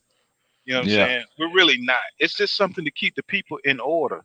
You know what I'm saying? We got to believe in something. So they gave us the system, this two-tier system, right? You know what I'm saying? They gave us police, they gave us court system. That all that shit is just a matrix. You know what I'm saying? We are the permanent. They trying to make us the permanent second class citizens still, but they want us to feel like we're included into this society. You know what I'm saying? Everything is still the same. If you look at Biden, if you look at Trump, they all part of the same hypocrisy, bro. They all do the same thing. You You right. know, You right. You It's right. just a OG. pony I'm show, You talking right. bro. about on OG. the same You level. you right. They're OG. not enemies. They The go to only point. parties. They go. If you look back, they all know each other, bro. They to They go help. way That's all back. they are, just to For help. sure, for sure. Look, OG, you right. You right in what you're Uh, saying. The only, the hmm only, the only difference that I'm making is this. It's only uh-huh. one difference. It's only one difference that I'm making Okay. is which one of these administrations is going to make sure the business of this country thrive. And what I see, None of them. what I've been through is that I seen the Trump administration, right? And like I said, I'm not for Trump or nothing like that. But what I'm saying is this: as far as business, I seen the Trump in the Trump era. Everybody was thriving. Everybody was getting money. I don't give a fuck if it was scamming or whatever you was doing. Everybody was getting money. Now, under this administration, we got Biden that's pushing for all these immigrants. You know what I'm saying? All these immigrants doing a thing. You know what I'm saying? And Trump was all about fuck immigrants. It's about Americans. Like it's about Americans thriving. And Americans was thriving when Trump was in office. Now that this motherfucker Biden's in office, the world is fucked up. But you know who's thriving? Those immigrants, because he pushing all this immigration shit. He's pushing that immigration shit. That's the illusion, my friend. It That's the really illusion. is, But man. I'm trying to tell you that they all on the same team, bro. It don't even matter. And when I tell you they're on the same team, they're on the same team, bro. It don't matter They who's in office. The they playing rich, roles, bro. it's the rich versus the poor. That's all it is. Yeah, it might. I mean, shit. I was getting all kind of pussy when Clinton was in office. You know what I'm saying? I ain't get shit when Trump was in office. You know what I'm saying? So Yeah. I'm just saying, you know what I mean? It's just all an illusion because they all work together.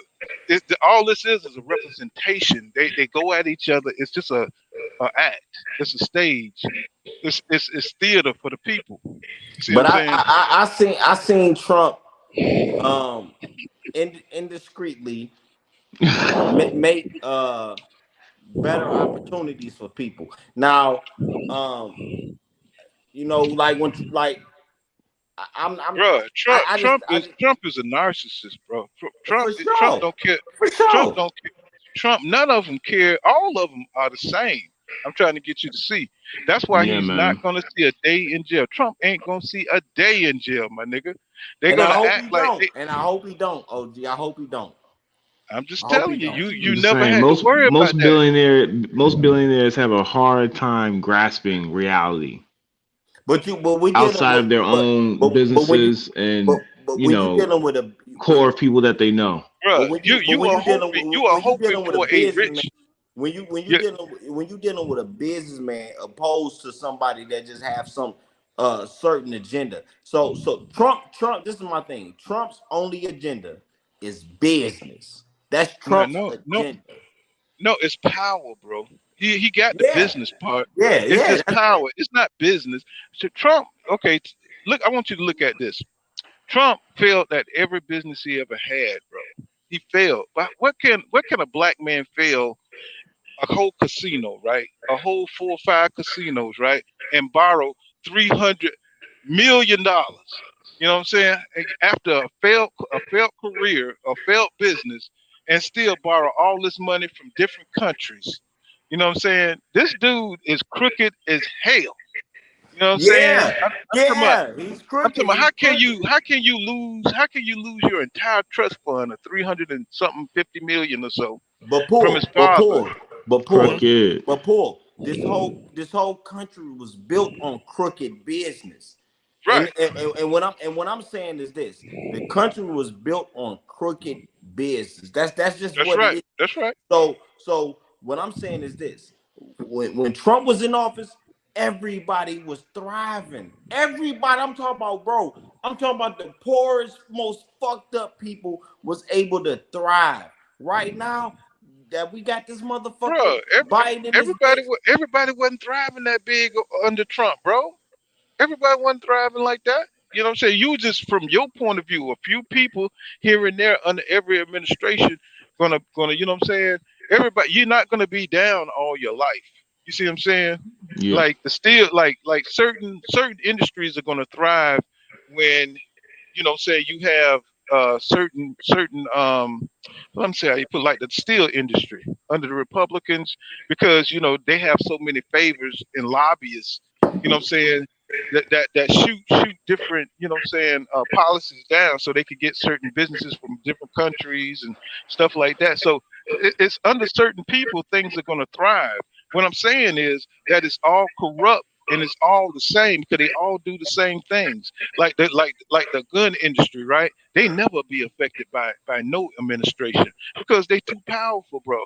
They are the ones that give money to these campaigns. They giving millions Yeah. and billions of dollars. So the insurance company never affected, bro. You know what I'm saying? They're gonna run our lives. They're gonna make insurance on insurance. You're gonna be paying premiums for air, nigga. You know what I'm saying? They're gonna put premiums on anything and they're gonna allow them to do it. You see what I'm saying? Because they all in it together. The Democrats, the Republicans, it don't matter. You know what I'm saying? They're going to try to phase out the Negroes. You know what I'm saying? They're already changing our culture to where we can't have families. You know what I'm saying? I'm saying too much. They're gonna fucking shut my ass down. Yeah, man. Yeah. They're gonna shut my ass down. I'm gonna give you one of them. But see, it ain't got nothing to do with Trump or Trump. They all in it together. He knows this shit is bullshit. Trump knows it's all bullshit. Yeah, That he man laughing is at us. wealthy. He laughing at us, bro. That man is rich. They all wealthy, bro. You know what I'm saying? So all this little theater, that's just for us, the people who don't know shit. You know what I'm saying? Man, When you I see, feel what you're saying. look at the I feel The I feel what Republicans you're look saying. like clowns. It's For all. I sure. feel what you're saying, and it's all an illusion. The only Yeah, thing, the only thing is who's going to benefit from this illusion. You know what I'm saying? nobody, not the poor. They're already trying to get rid of the middle class right now, bro. You know what I'm saying? Doctors used to be the shit, bro. But doctors are just working class people now. You see what I'm Yep. saying? And they're They just going for working class people now. They used to be the la creme. They trying to change this caste system on our ass, and people with these petty squabbles are worrying about day to day stuff, and these people are changing the game on us. It's just going to be rich people, and it's going to be damn poor people. You see the price of housing going up. You see them Mm-hmm. getting rid of all the affordable housing, all that. They're trying to redline the world. We were in the ghettos. Now they're kicking us out the ghettos. You know what I'm saying? And taking the cost up of housing 2-3 times, and not raising the cost, the living cost wage. They're not raising that because they want people to phase out. They want there to be a permanent underclass. You know, look at it. It's hard. It's hard even with $25 an hour, bro. That's not even making a decent living. You know what I'm saying? You barely scraping by with $25 an hour. You need two people to make $25 an hour to even try to live in these homes. And they just keep raising the cost of food. They keep changing the food. You know what I'm saying? They keep fucking with our quality of life. You know what I'm saying? Because they're trying to structure this society for the next generation to ensure the survival of their people. You know what I'm saying? And that's all it is, because they do not want an America that's brown and all these kids getting together. Soon they're gonna watch. They're gonna outlaw interracial dating soon. Watch what I tell you. Yeah, Mm-hmm. man. It's about power. You know. I'm I just know. trying I to know tell you you. got your. I know you got your thing with Trump. You know. You got. I know a lot of people got a lot of monies during the Trump era, but you know, Man, Trump don't after care. that, after the cough came through, and like you pretty much shut everybody down. Everybody gonna take some L's for a little bit, bro. Then I mean, I was always like fuck Big Trump. L's. I was always fuck Trump shit. But I'm gonna tell you, bro. Trump is trying to I'm be a tell you like this. dictator, Then bro. I'm gonna tell you like this, Yeah. bro. Yeah, definitely, Paul. Trump want to be a king. He want to Yeah. be the king. But what I'm telling you is this: I look at Trump, bro, as a straight up businessman. The nigga's a racist to his heart. But I feel like that nigga's like, yo, yeah, I don't fuck with you niggas, but if y'all want to get some money, let's get some money. That's how I look at Trump. You know what I'm saying? For real. That's how I look at it, bro. And I, you know, from what I'm seeing from this Biden administration, bro, because they pushing this immigrant shit, bro. This immigration shit, bro. Like it's like they want to put immigrants above us. Like that's how I look at the Biden administration. They want to, and when I say immigrants, I'm talking about the homosexual people and all that type of shit. They want to place everybody above us. You know what I'm saying? When I seen from Yeah. Trump, he was like, when I seen from Trump, it was like, yo, I don't give a fuck who you is. You want to get some money? Let's get this paper. And see, they're pitting. See, they always give people opportunity over black folks. You see what I'm saying? The LL, if you, they're giving our women opportunity and mobility over us. They're giving the gay people mobility over us, just like they did the Irish, just like they did the Jews back in the day. They opened up opportunities for them. Everybody, they keep us down. They don't give us the same opportunity. There's a 2-3 tier system in this damn country. You know what I'm saying? It's all plotted to keep black families from growing, from becoming successful like the Jews, like the Irish. You know what I'm saying? Because if we ever get a foothold in this country and the black man is raised up, that's why we got all this propaganda against us. They got our women, you know what I'm saying? They got all this propaganda they pushing, you know what I'm saying, against black men, because they know they can't compete. You know, they can't compete against us. You know what I'm saying? Because I mean, because we've been in this country too long. You know what I'm saying? That's why they destroyed Tulsa. That's why they destroy everything we get going that's successful. And then they keep the narrative out there that we can't build shit, we don't own shit. That's because they won't give us the opportunity to do shit. You know what I'm saying? But And then they constantly undermining our men authority, our male authority. and I'm You know what glad I'm saying? I'm So glad you mentioned that. I'm glad you mentioned that, Paul. You know what I'm saying, bro? You was a man of many years, bro, and I can tell, bro, you got so much wisdom, man, and I'm listening to you, and I feel everything you saying. The only thing that I'm saying is I feel like Trump above Biden will allow us to thrive more as long as he can make more by us thriving. And that's what I see. I see that he like, yo, as long as these motherfuckers thrive, we gonna thrive. It's not that he looking out for us. He like, man, let them motherfuckers thrive, because if they thrive, we gonna thrive. Like, it's building the country. You feel what I'm saying? That's how I look at it. It's when I'm building the when I'm country. trying I'm trying to get you to see that every dictator that comes in and comes into power, they always play on that. You know what I'm saying? That's Yeah, their play. That's how Hitler. That's how that's how you Hitler get in. won the I mean, you hearts switch of that shit Germany. up when you in. You know, so go study it. Go check it out. You know, when Hitler, how he came to power, he was the lowest dude in Germany. You know what I'm saying? How he came to power was selling people dreams. You know what I'm saying? Business. Once they started blooming and they started, you know what I'm saying, making them building up their military, once they started invading countries and the Nazi party took over, you know what I'm saying? The whole Germany was destitute, but once they start organizing and selling people these dreams and all these rallies and stuff like that, people felt good about Germany again, patriotism. You know what I'm saying? It's the same playbook that Trump is using, and It's a so we ploy. got to make sure that that never happens in America, because he gonna flip the script.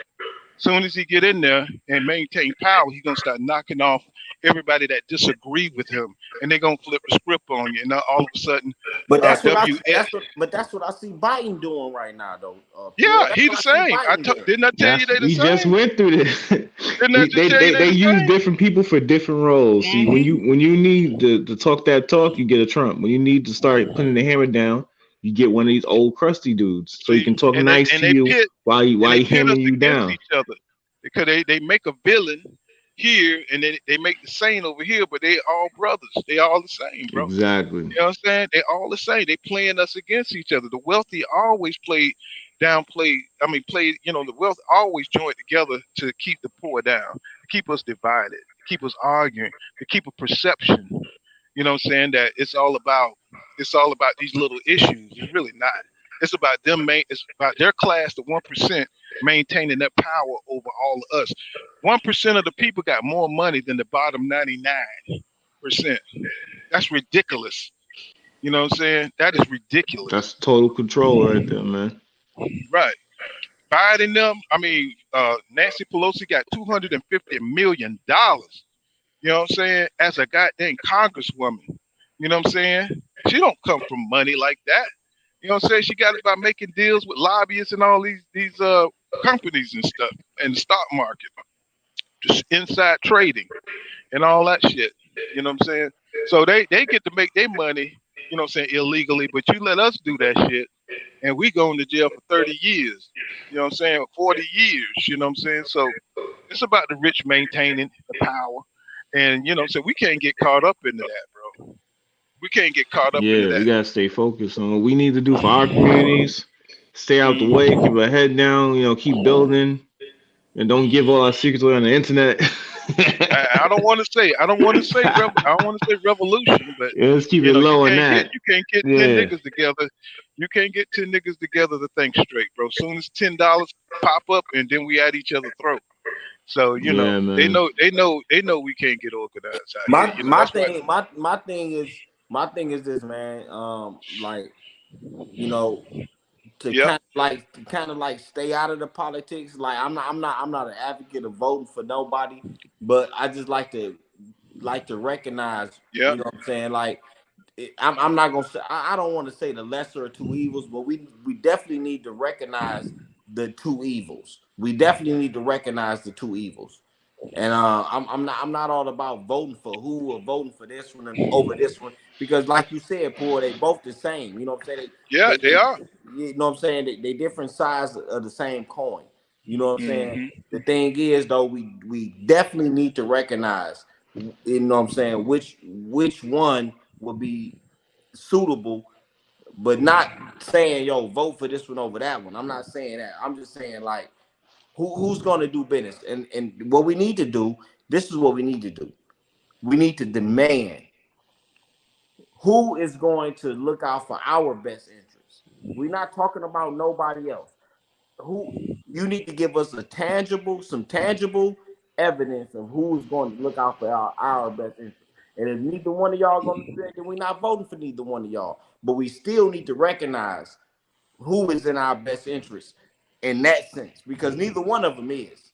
You know what I'm saying? But who is the better interest? Now that don't mean we're gonna vote for you, but who is in the better interest? And then when you start showing more and more evidence that you are in our best interest, bro, that you're gonna give us some tangibles, then we'll talk about voting. That's what I'm saying. Look here, Franklin Roosevelt told us a long time ago. He told Americans, he said, look out for the business class. He said the business class. He went ahead. He looked at how the business class was taking over, how they was trying to make him do different policies, and he told them, hell no, I'm the president. You know what I'm saying? When they kept trying to take over Congress, and he was going to put more Supreme Court members to change the laws to what he wanted. You know what I'm saying? I mean, that was the last president that did his own critical thinking. Right now, you got Yeah. big business people running shit. You know what I'm saying? That's why shit is so fucked up. It don't have nothing to do with Trump. All these billionaires, the oligarchs, as they call them in Russia, you know what I'm saying? It's the oligarchs that's teaming up, that's running this world right now. The Bill Gates of the world, the Elon Musk. Those are the power hitters. This political system ain't shit when it comes to them. They work for Elon Musk. They work for Bill Gates. They work for these powerful people that got billions of dollars to get rid of your ass. They control the music. They trying to shape society, bro. You know, the Trumps, that's all just an illusion, bro. That's all just something to divide the people, to get us focused on from what we supposed to be doing. You know what I'm saying? So, I mean, I don't really know what the answer is, besides, you know what I'm saying, black people need to get back to the fundamental values that made us strong throughout all this stuff, and that's keeping our family structure together, having strong families, teaching our kids, you know what I'm saying, to be strong men and members of society, to be educated, educate our boys, you know what I'm saying, keeping our men in the house, you know what I'm saying, protecting our women. That's what we need to be doing, bro. You know what I'm saying? That's what kept us strong throughout all this. Through slavery, we had our Yeah. families. You know what I'm The saying? family And that's core, something. man. Yeah. And now they're breaking that. Now we're scattered. We don't have family reunions no more. We don't talk to our neighbors. We hate each other. You know what I'm saying? People look at, you can't, we don't even identify with our young people today. They look strange. They look like something else, bro. They don't come from our same value system. Nobody goes to church. Nobody believes in nothing. You know what I'm saying? I don't care if it's Allah, whatever. You know what I'm saying? They ain't got no conscience, no heart, no nothing, bro. Yeah, we fell in the 60s, just like you said. So we don't have those OGs anymore, the grandpas. You know what I'm saying? Tell it. We are a people that live through stories and tell our traditions through stories and through our family and our family values. We don't have the family anymore, and that's why Yeah. we're weak now. That's why we're weak. You know what I'm saying? They done did a good job of turning us inside out with all this welfare and all this. I was just about to say that, Paul, with the welfare, man. You know what I'm saying? Taking the man out the house. Yeah, Yeah, we'll give you welfare as long as you ain't got no man in the house. You know what I'm saying? All that type of shit. Yeah, yeah, yeah. man. So but it's been a plot. The feminism, that's a Yeah. part of the plot. Putting that stuff in our women's head, and they even got books. You know, by I forgot what's the name, Singer. I think it's Margaret Singer. That it's a. I mean, they don't even hide it, bro, because niggas don't read. So a lot of Yeah, niggas don't read. we got elders or ancestors now, like Doctor Francis Cress Wilson, Doctor Francis Cress Wilson. You know what I'm saying? Like we got a lot of elders and ancestors, man, that gave us the game. You feel what I'm saying? So, but I don't want y'all to think that I'm like I'm some pro Trumpist. I'm just saying like far as business, you know what I'm saying, far as us handling business as businessmen, bro. You know, this dude had the best policy for us dealing with what we dealing with now, because this Biden administration, bro, is just pure trash, man, because he's trying to what Biden is doing, man, is he's trying to allow all these other people over here, bro, to undermine us, bro. Like, and bro, don't get caught up in that, bro. Don't get caught. Yeah, That's what he man. wants your attention. That's what he wants your attention to go. You're gonna get stressed the fuck out. Meanwhile, doing that. I mean, nobody sit there and watch while they passing all these laws and stuff. They got immunity. The police got immunity nowadays. You know what I'm saying? Where you see our people going out here, they have no weapon, and they saying, "Oh, I thought he went for his. I think he went for his gun, or he moved his hands and he's dead." Now the police don't have no accountability. You know what I'm saying? It's like they changing the law slightly. You know what I'm saying? Using it against us because nobody's really watching. Nobody really can do anything. You know what I'm saying? Why they systematically they're using the policies. The people who control the policies control this country. You know what I'm saying? And so they'll never allow black people to control the policies, because that's where the power is.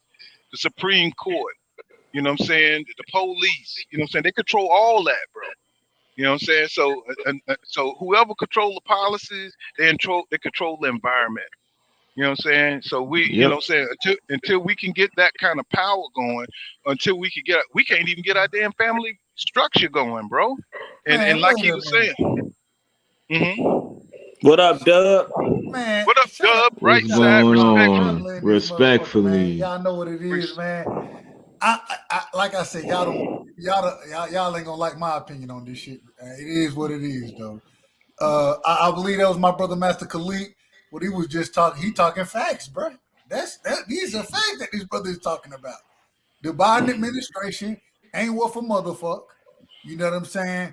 And this is the problem. I ain't gonna hold you. I'm not a fan of Donald Trump at all. I don't like him personally, but policy wise, I agree with a lot of the nigga policies. Regardless of what I fuck with his policies, when I'm trying to get with him. They're not hearing you, Paul. It's not their policy. It's not their policy, bro. That's not Trump policy. Do Trump strike you as a person that think about policy? Does he strike you as somebody who he don't read nothing in the goddamn morning? Listen to what I'm saying. Does he strike you as somebody who can read through a policy? You know what I'm saying? Those are not his policies. Does Biden strike you as a nigga who can read through policy? No. You're on the same page then. What I'm trying to tell you, this is what I'm trying to tell you. I'm trying to tell you that it don't matter, bro. It's all an illusion. It don't, bro. It don't matter. It's the same people writing policy. Now let me ask a couple questions. And to prove that it matters. It matters, right? If you're an independent business, right? If you're working for your own business, you doing your own thing, right? You got your own company. Do gas prices matter to you? Yes or no? Yes, they do. Yes, they matter. Hold on. Let me run through a few questions now. So gas prices, they matter. Yeah. I got you. I understand where you're coming from. I got you. Now, ain't no one talking, brother. Wait for you. Moving forward, all I'm saying is this: do lower taxes, do they matter to you? Yes or no? Yes, they do. So when we have an individual who has went directly against those two policies alone, those are two things that directly affect me personally. Right? Those two policies alone. When I have somebody who are going directly against those two things, mind you, I understand when you say that those individuals in Washington is two sides of a bird. You know what I'm saying? Two wings to one bird. I got you. I'm not disagreeing with that. What I am I'm trying to figure out where the cognitive dissonance coming in at. That's what I'm trying to figure out. Like we just told it to you. I got a lot of light to shine on it, bro. I can't explain it no other way. I got a light to shine on it, bro. Listen. There is no cognitive dissonance. Have you ever had a corporate job before? bro. Listen, bro. Let me tell y'all something. What y'all missing? What y'all I missing? have a. Go ahead, Judah. What y'all missing, bro? I'm gonna tell you the biggest thing y'all missing is y'all not paying attention to the patterns. The patterns is if you're talking about why the economy has fell down, the patterns is it's always been when a Republican is in office, that's when white supremacy push for power. That's when they start wars with other countries to steal their oil, their land, and everything else. As a result, our economy suffer because all of our money goes to the military. Now, whenever they put a Democrat in, the Democrat job is to end the wars. That's why Democrats are usually more peaceful historically. They end these wars, bring the troops back, and then they start to implement policies that builds the economy back up. So for everybody who thinking that Trump had us in such a great economy, it wasn't Trump. Because after Bush destroyed our economy with his war in Iraq, Obama built the economy back up. Trump just survived 4 years off Obama's administration and what they did for our economy. The only reason the economy looks bad because Obama haven't been in office for over 4 or 5 years now. That's why the economy is falling down again. It was never Biden. It was never Trump. It's not Biden's fault that the economy is bad because of what Trump did. Biden is still trying to recover from the money lost from everything Trump was doing. Trump was bombing people. Trump had troops in other people's country. That costs money, bro. That costs money when Republicans get in the office. Our economy always flips. Trump brought more. He brought more soldiers home than any president. He didn't get into any wars. He got into no wars. And when you say that, we talk about Obama. Obama was the motherfucker doing drone bombing. Exactly. Obama is the motherfucker that killed.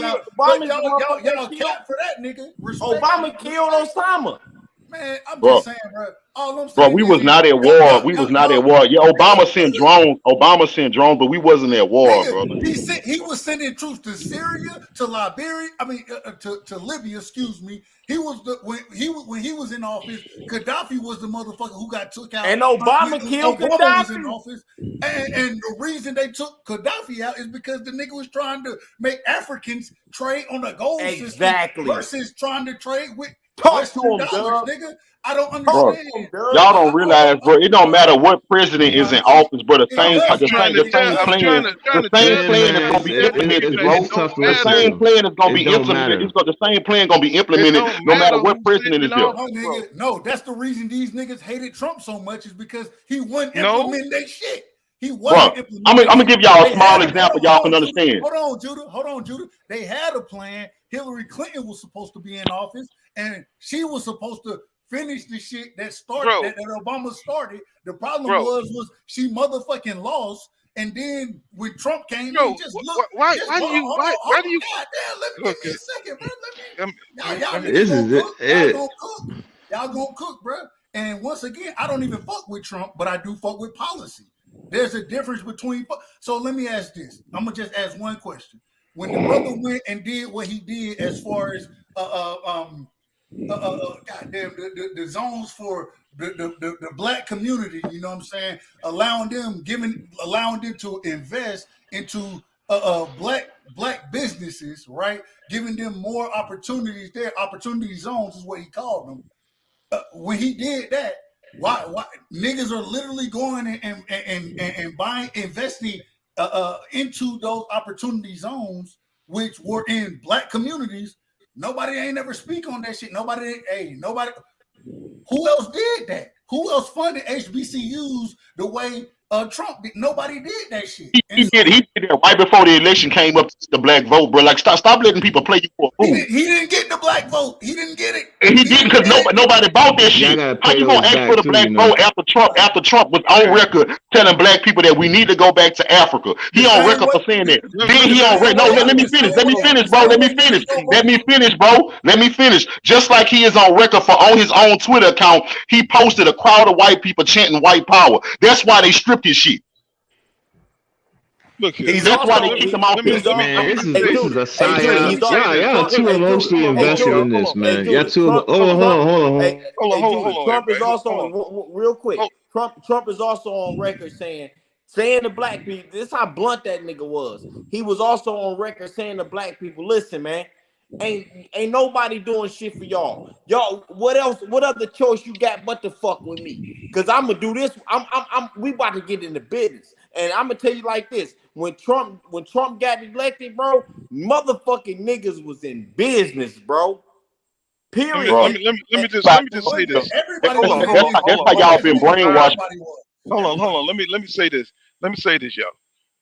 Don't y'all see this man just tried to take over the government? I mean, does that mean anything? Y'all saying all this stuff, and it's like, it's almost like he's created a cult type mindset with a lot of us in America. And this man has just tried to go and rig. I mean, he's got caught, bro. He got caught trying to change the outcome of the election. That don't mean nothing. This has never been in American history. I mean, This has always happened. It's always happened. Come on, man. This is too blatant. He was talking to the Russians.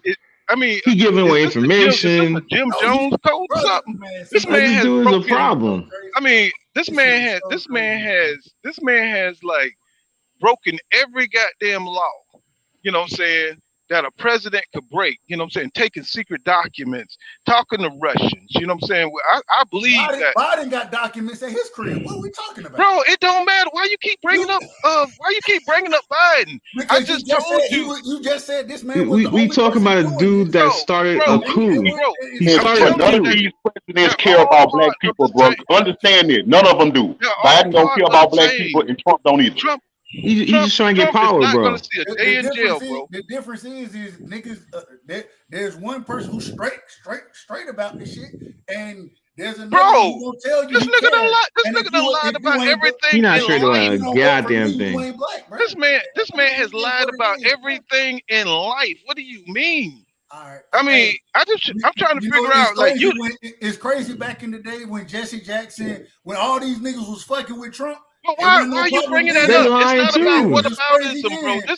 This is not whataboutism. All right. Why we trying to tell you they all on the same page. That's what we trying to tell you. They don't hear me though. You know what? I'm not saying. You're working for a corporation, brother. We just said for Democrats for 60 years and ain't shit changed. What are we talking? That's the point. Oh my God! They can't hear you, bro. When somebody, hey, they can't hear you, bro. They can't hear you. You know what I'm saying? It is what it is, though. You're working for a corporation out here, man. But people, once you've been believing in a system for so long, bro, it's almost like trying to tell somebody about Jesus, bro. It's just you just can't. My name is King Judah. Yeah, man. Y'all gonna wonder, we're like, bro, there's never gonna be no president in office that cares about black people. You are public enemy #1 in America. Don't ever think none of these presidents care about you. That's why we'll never ever be able to get from under the. That's why I said. That's why I fought with policy, because there's certain policies I do better under than other policies. It is what it is. Who is over the policy, Dub? Who is over the policy? Most of the time, Congress. Overall, Congress. No. I'm talking about overall. Who's in control of policy? What policy controls? What do policy controls in the land of America? Everything, right? Ask that question again. Congress. What does policy? The question? Hold on. Is the question who controls the policy? Controls the power, right, of the land, right? So Congress. We agree, Congress. Yeah, I'm talking about, and who is the people that always control the policy? You know what I'm saying? They always what? They're always white, right? They white. They white, bro. They're not gonna give control of policy. I don't need you to give me anything. I need you to make policy. It's not about handing. That's just policy I can succeed under. So, but we thinking small too, brother. If y'all really want to get deep into it, we thinking small. But y'all talking about Congress and all this stuff they got to do with laws and policy, bro. If y'all thinking small, but the reality of life is the people who run this world is 13 families that run everything. They over policy. They over the Rothschilds and all the people. They over all that. That's who calling the shots. Nah, Judah. I can't fuck with you on that shit, Judah. It's the billionaire. It's the billionaire class, bro. But Paul, you are an entrepreneur. Like I'm an entrepreneur. You own your own business. Like I own my own business. And what we about to deal with right now, bro, is small businesses and big businesses, bro. What I'm telling you is this right now. Trump policy is the best motherfucking policy we have for business owners. It's Period. not Trump policy, brother. It's the people that's giving him orders. Presidents or professional representative. What is all right? If y'all know about law, when the president go to everybody who became the president go to school outside of Trump. When they go to school, what are they before they become presidents? They are representatives. They are professional representatives by the time they become presidents. They are a face for you to blame or praise for every policy that's given to them. That's it. All right, well let's deal with business owners. Let's deal with business owners right now. Let's get back to boxing, y'all. we're not gonna crack this code today. Circular argument, man. Paul, you are a business owner, and Paul, you know what you are? You are a business owner, and you are in one of the major businesses that run the country. Trucking runs this country, right? Am I right or wrong, Paul? Mm-hmm. Okay, so what we need right now, as far as I'm just talking about me and you that run trucking businesses. What we need right now is somebody that's a businessman that understands that these truckers need to run this. We need them to run this motherfucking country. So what we need to deal with right now is people that's going to respect us and that's going to honor our business. And what I'm telling you is right now, Trump is a businessman. Above all, he's a racist. I'm not gonna doubt. Fuck him. Fuck Trump. Y'all are some wild boys, man. Fuck Trump. Bro, why we can't get past the fact? Why we can't get past the fact that the president is not who you should be blaming, bro? They don't call shots. They don't have power. They don't. Then why? Okay, I'm gonna just ask this one question. I'm gonna ask this one question, Judah. Then under Trump, when he was the one, and this didn't have to go through Congress, when he kept the pipelines and increased oil production for the country, right? Made us energy independent. When he did that, and then Biden comes in and shuts that shit down in his first week in office, and then gas prices spike. How is it that affecting truckers directly? It's fucking us up. The reason why they have different collecting the pay. Reason they have two different parties with two different ideologies, bro, is to divide the country. Y'all don't understand the game that these people at the top playing with y'all. Man. They do that for this reason right here. Brother, they're gonna play the game regardless. They're gonna play the game, but as long as I can find. Bro, y'all cut me off before I made the biggest point on here. I made a point that could have stopped the argument, bro. Y'all not realizing the people at the top is playing a chess game. They have two different parties to keep the world divided. Why do you think none of the presidents coming up with the same ideology and the same mindset, and why they don't think the same? That would unite all the masses together. They have to have the masses divided. So they give you two different parties with two different ideologies to have a panel just like we have now, where it's divided with argument. That way we can never point the finger at the people who really calling the shots. That's the purpose of a Democratic Party and a Republican Party. Bro, you talking about some invincible motherfucking entities that none of us know about. Let's deal with what the fuck we know that's going on. You dealing with small shit then, brother. You paying attention to what they want you to pay attention to. You paying attention to representatives and faces and puppets. Let's get it back to boxing. We talking politics. We'll be round and round with that crap. You know what I'm saying? We'll be round and round with it. You know what I'm saying? But let me get y'all opinions on what y'all saw tonight with Oshaquie Foster, and you know what I'm saying? We'll just finish it up with that, because you know what I'm saying? Politics is so broad, bro. You know what I'm saying? It's just well, if Oshaquie Foster take his ass to lightweight, I see him beating some of the lower level, the higher level. Nah, I don't see Oshaquie no success. Shit, man. So, real quick, man. I just want to say shout out to my brother Oshaquie Foster. I was watching that fight, bro. I was hoping. I was like, man, I was happy the way he did it, because I was like, they can't rob him. They can't rob him now, because he beating the shit out of Vargas. You know what I'm saying? And what you thought about those middle rounds? What you thought about when they gave him on the unofficial scorecard? I think they gave him like 3 or 2 rounds, something like that. So I agree. I did think Vargas had won the 3rd round on the unofficial. Man, when it got to those middle rounds, bro, I ain't gonna hold you. Vargas, that nigga wasn't having success. He couldn't find his range, and it was crazy with him being the taller fighter. Even though the reach was the same, man, Oshaquie Foster, the way he controlled the distance, always being in range to touch Vargas, and being just outside of outside of Vargas' range. You know what I'm saying? Utilizing his footwork. And then one of the things I thought was impressive was he started walking. He was the one coming forward in the majority of the fight. He was the one who was putting the pressure on and making it a fight. Once he seen Vargas' power wasn't able to hurt him, and that he was able to judge the distance so much more efficient than Vargas was, he was putting them hands on his ass, bro. Like I enjoyed watching that fight, bro. I enjoyed it because you know what I'm saying. I thought Oshaquie. I'm a fan of Oshaquie Foster.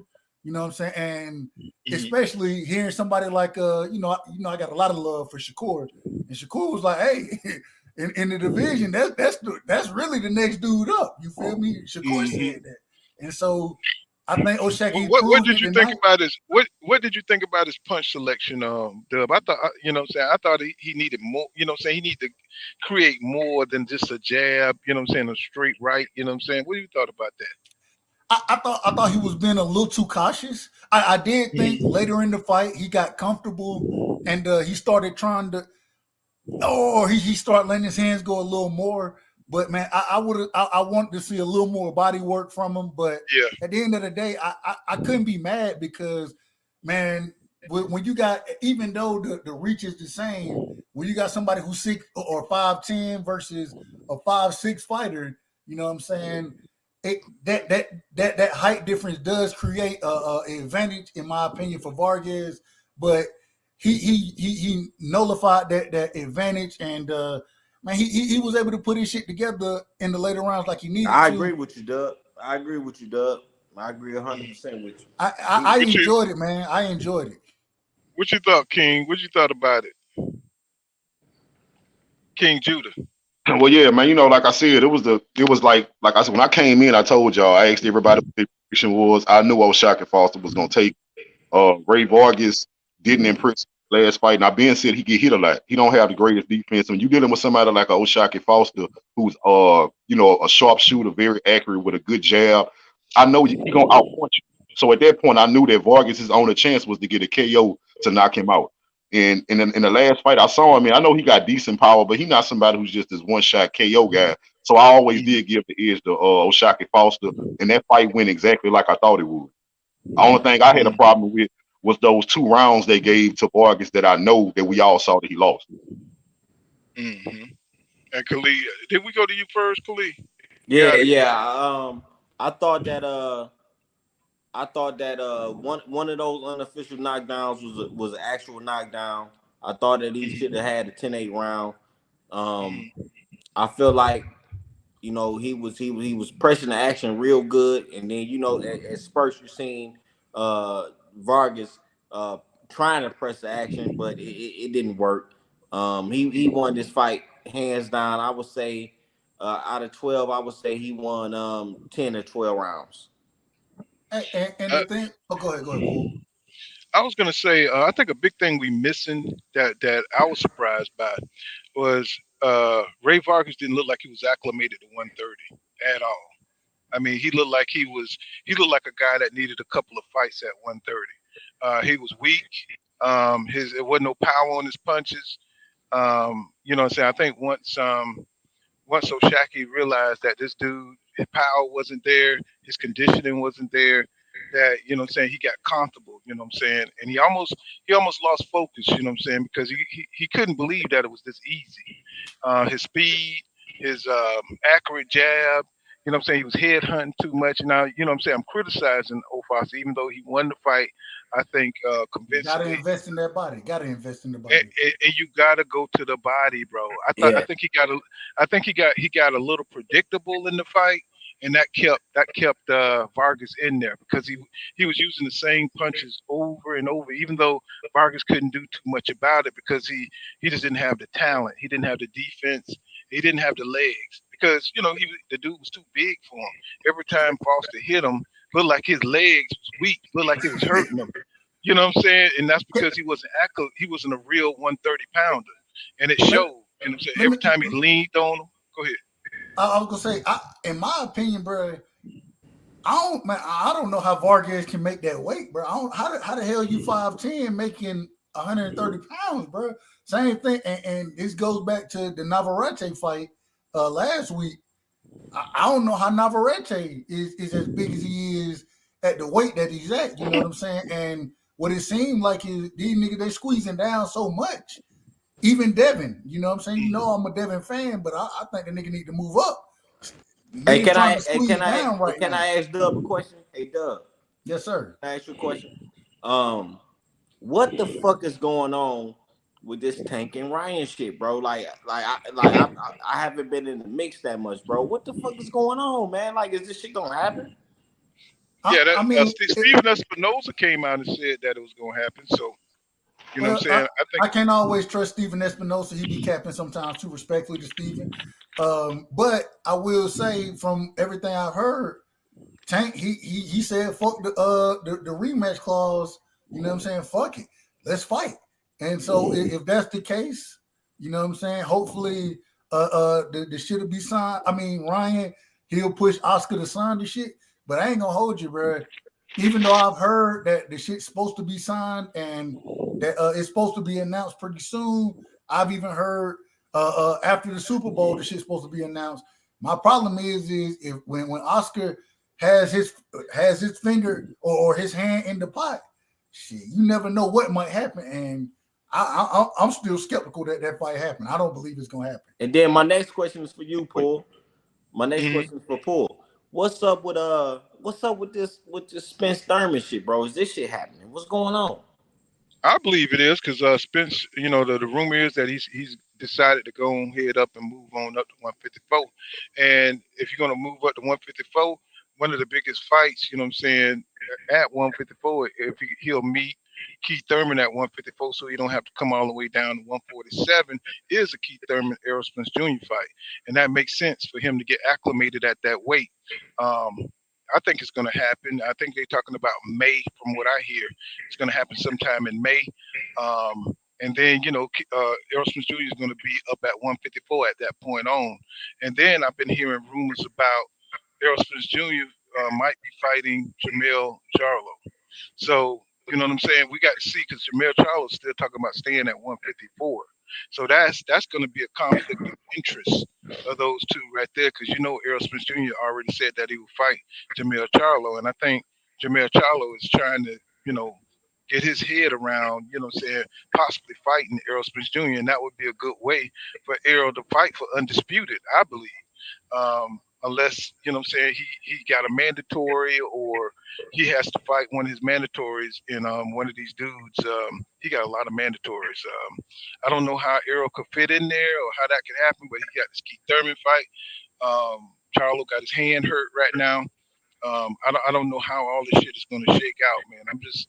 I'm just okay. Do it cautions you that no announcement has been made? Well, I don't know because we still got months. If they talk about May, you still got a lot of time for promotion and everything like that. And Errol, you know what I'm saying?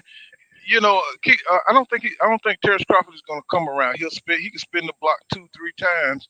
Terrence Crawford's still going to probably try to sign with Golden Boy. Well, I'm taking that duck ass nigga out the. No, I'm just saying. Yeah, but he don't even matter to me. I'm just saying, like, why haven't an announcement been made? Like, we in February right now. We in mid-February right now, and if Errol Spence talking about fighting in May, the announcement got to be made like within the next day or two. Like sometime this month, the announcement has to be made. Chicken Talk says he says Spence versus Thurman definitely happened. He said they already got a date. And he said, I ain't confirmed it at 154 though. So they might, because it's possible could fight at 147. But you know that would probably be Errol Spence Jr. last fight if it was at 147. He's not trying to make that weight no more. Yeah, I really don't care what weight it happened. I want to see Spence versus Thurman. I've been wanting this fight for years. This is a fight, and I always. This is the only thing that I criticize Errol Spence about. Errol Spence, I want you to get off that petty shit with Keith Thurman and fight this man. This is a fight that I've been wanting. I don't even think about Terrence Crawford no more, to be honest with you. That shit is just dead to me. I don't care. I don't care nothing about Terrence Crawford and Errol Spence no more. I don't care about that. I want Errol Spence and Keith Thurman. That is going to solidify Errol Spence for me, whether it's at 54 or 47. It don't matter to me. It's going to solidify Errol Spence for me if he fight Keith Thurman, and I've been wanting that, and I can't wait for that to happen. I want that to happen. This is the fight that I'm looking for. I don't want Errol Spence to come out and fight somebody else at 154. I don't give a fuck what his next fight is, as long as it's Keith Thurman. I don't care what weight it is at. Hey, you know what? I just thought about Bud really fucked up more than what I thought. I just thought about something. You know when he ducked Spence to go to BLK Prime. Now you know most of us decided we wasn't watching that bullshit because you ducked Spence, right? So he lost a lot of money in that fight. He didn't see it. Crawford already wasn't a big draw to begin with. But now think about going forward, bro. The same people that didn't buy your fight against Avanesian, they're not gonna buy your fights going forward. So Bud hurt his sales even more than they already was at first, if you think about it. Because it's not like we all of a sudden gonna turn around and buy his next fight just because he's not on BLK Prime. We not buying it because you're not fighting Spence. So he gonna lose even more sales than he was losing to begin with. Well, he used to that shit. Yeah, I don't give two fucks about Terrence Crawford right now. I'm gonna be honest with y'all. Terrence Crawford is I don't give a fuck what he do. Like he don't even matter to me no more. I'm waiting on Errol Spence to announce the Keith Thurman fight. I don't give a fuck what weight it's at. It can be at 190. I don't give a fuck. Hey, let me ask this though. So you're gonna have to give him a double wrench, goddamn it.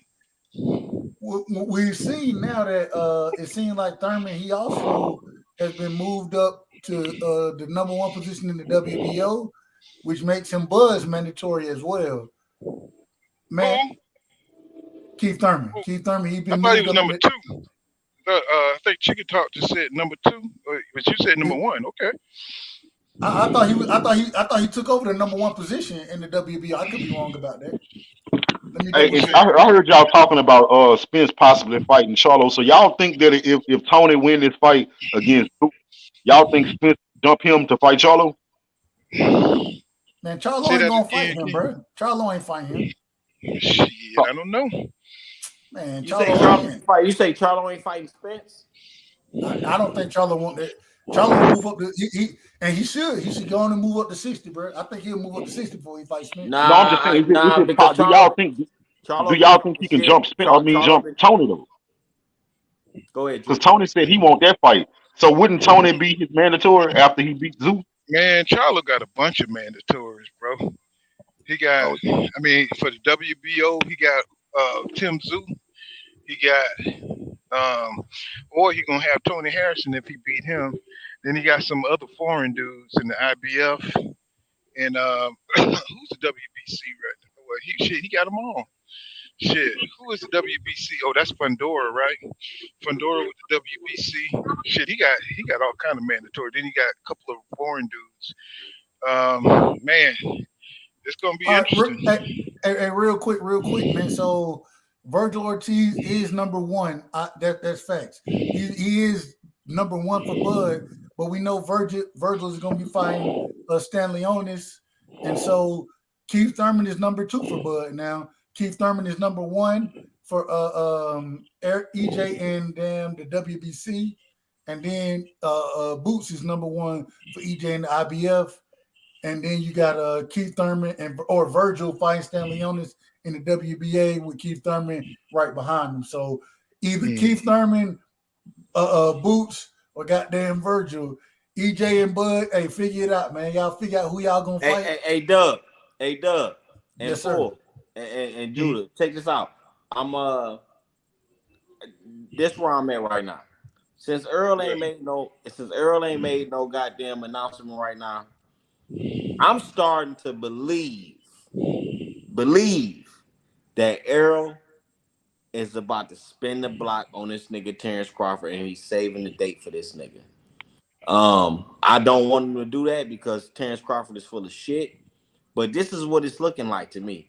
Because why the fuck we ain't had no announcement yet, bro? You talk about you about to fight in May, bro. If you about to fight in May, let's say May, we in February, we in the middle of February. Dog, you need to make an announcement right now. And since he ain't making no announcement, I'm thinking that this dude is really trying to fight this nigga, Terrence Crawford. And I'm not with that, bro. Fuck Terrence Crawford, bro. Move the fuck on. Move on, bro. That's what's up. Now, I want to kind of change the subject a little bit because Monster anyway will be fighting Fulton Stevenson. Fulton. Is that a fact though? Has that been signed? I don't know. I mean, I want to know who you guys got in that fight if it's to happen. You know, Shit, what I'm saying? I'm rolling with Cool Boy. I'm rolling with Cool Boy. Yeah, I Boy, think too, Cool. bro, but let me just say, I got Cool Boy, bro, but I don't see what a lot of other people see, because a lot of people, when they talk about Cool Boy, they talk about, oh, he's so great and this and that. I see flaws in Cool Boy, bro. I see a lot of flaws, Judah. I see a lot of flaws, Judah. Yeah, but I'm taking him in this fight, right? But I don't think this is a foregone conclusion at all. I don't have him. You know, I'm not just so 100% sure that he beat anyway. Nope, me either. So what do you think? What do y'all think in a way advantages are over Cool Boy? Well, this is the problem right here. The problem is, this is the problem. So with Cool Boy, I think Monster outside of power. I think power is the one thing he has over Cool Boy. We got to see how that translates to 122. The problem, this is the thing. It comes down to the fight that Cool Boy fights. And one of the things I've been crucial about him on is him fighting the wrong fight, in my opinion. When he fought Figueroa, he did a lot of fighting on the inside where I didn't think he should have been fighting on the inside. I thought he could have controlled distance much better than he did and made that a much easier fight. But then I saw him against Danny Ramon, and I was like, well, damn, you should have been doing this shit the whole time. You know what I'm saying? He beat Danny Ramon from pillow to post. And so in my opinion, it depends on the fight that Cool Boy comes with. If you're trying to sit there in the pocket with goddamn in a way, then he gonna get his ass hurt. In my opinion, if the power translates, I think it's the other way around, Doug. I think it's the other way around. I think if Cool Boy do what he do best, which is getting in the pocket, I think if he get in the pocket, if he make anyway get in the pocket, I think Cool Boy got it.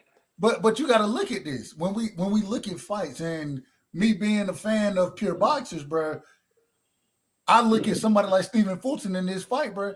Ain't no way you should be in the pocket with this dude.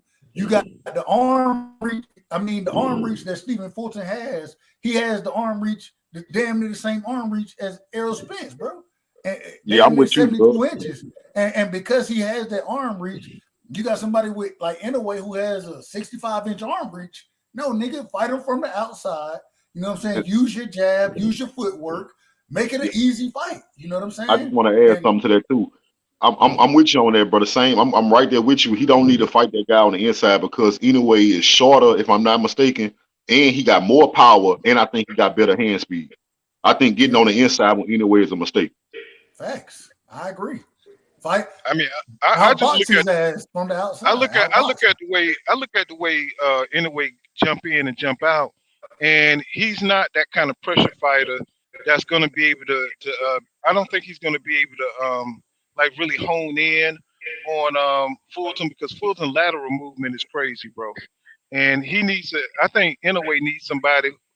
I don't think he can really cut off the ring. I don't think he's going to be able to catch Fulton clean, because he's going to, you know what I'm saying, even though it'll be dangerous with Fulton pulling out or pulling to the side or something like that, because, you know, Inouye could probably pinpoint him on those kind of shots, but to have a consistent attack, I don't think he's going to be able to touch Fulton like that. I think he's too elusive. I think he's too versatile.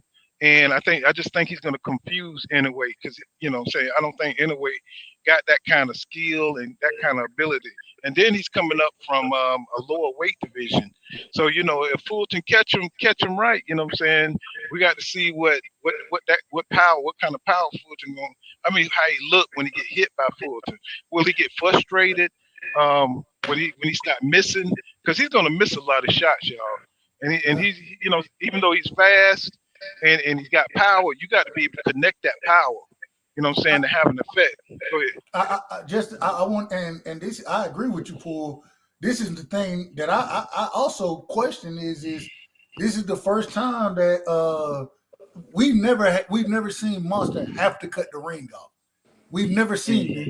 You know what I'm saying? Because the fighters that he's been fighting, more or less sit there and trade with his ass. You know what I'm saying? Even when Nonito Donaire, when even though he hurt him, he broke the nigga eye socket and shit, he still was there to be hit. Where Cool Boy, I don't know, I don't think he's gonna be there to be hit. So it's hard for me to say because I hadn't seen Monster do it. I'm not saying he can't do it, but it's hard for me to give you credit or give you credit to do something that I ain't seen you do yet. So it's gonna be a challenge. But we gonna see this fight. We gonna see this fight end up on the inside, and I think that by Monster coming up, I feel like Cool Boy's gonna have more power. He's gonna be more educated on the inside, and I think that's where it's gonna end up at. And I think that Cool Boy gonna pull it off. I don't think that Monster is gonna be able to withstand Cool Boy. We say he ain't that power, but I believe he gonna have power against against Hey, Matt, let me ask you. I just want to ask this one. Break it down for me. Why do you think it's gonna end up being an inside fight? Because that's what I think. That's where I think that's what Cool Boy is more comfortable at. I don't think Inoue he's not an inside fighter though. He's kind of like a pack. He jump in, throw his little combination, and he pop out. He don't fight on the inside. Exactly, but I think that's what exactly, Paul, and I think that's where Stephen is gonna make it at. Now it's all about can Cool Boy cut that ring off and make him get on the inside, and I think if it end up a firefight, Cool Boy gonna come out on top. This is my thing, Paul. I don't like Cool Boy in the firefight, bro. I heard you but I heard Poole say that he more like a Pacquiao. This is the thing about it. I understand that, but sometimes when you breaking down a fight, you gotta look at everything, right? So the thing about it is Manny Pacquiao wasn't a terrific inside fighter, but if Manny Pacquiao was shorter than you and had more power than you, and we already know he had more hand speed than everybody he ever been in the ring with. That's a recipe for disaster. That's why when Ugas fought Manny Pacquiao, the last thing he let Manny Pacquiao do was get close to him because Manny Pacquiao would have teed off from the inside because his physical dimensions would allow him to hit Ugas before Ugas can hit him. That's right. The same thing with Inoue. That's right, Julie. That's what I'm saying. He's an ambush fighter. See, he don't do well with attack. He want to catch it. He want to catch it like Pacquiao catch it. With that speed, with that power, and you can't. You know what I'm saying? You can't resist that power that he has. But how do you be an ambush fighter, bro? You stay on the outside. You don't let them ambush you. By box. You don't let them ambush you. Pacquiao, and his problem was with really good boxers and counter punchers. You know what I'm saying? And Fulton is a great counter puncher. He's a great boxer. He's a great mover. He can move his head. He can sidestep you. He don't need to be in front of you to score. He can score from different angles, and that's going to give Inoue all kind of problems. Yeah. Hence the reason I wouldn't. If I was Cool Boy, I would not allow this to become an inside fight. He's not. But you can see where Cool Boy is comfortable with somebody with pressure. You saw him with exactly, Paul. Exactly. He's comfortable with pressure, but he don't want to get. But Brandon Figueroa don't have the kind of power that we're perceiving Inoue might have at one. And Brandon Figueroa was bigger. He's a much bigger fighter than Inoue was as well. Yeah. So I just don't see it being an inside.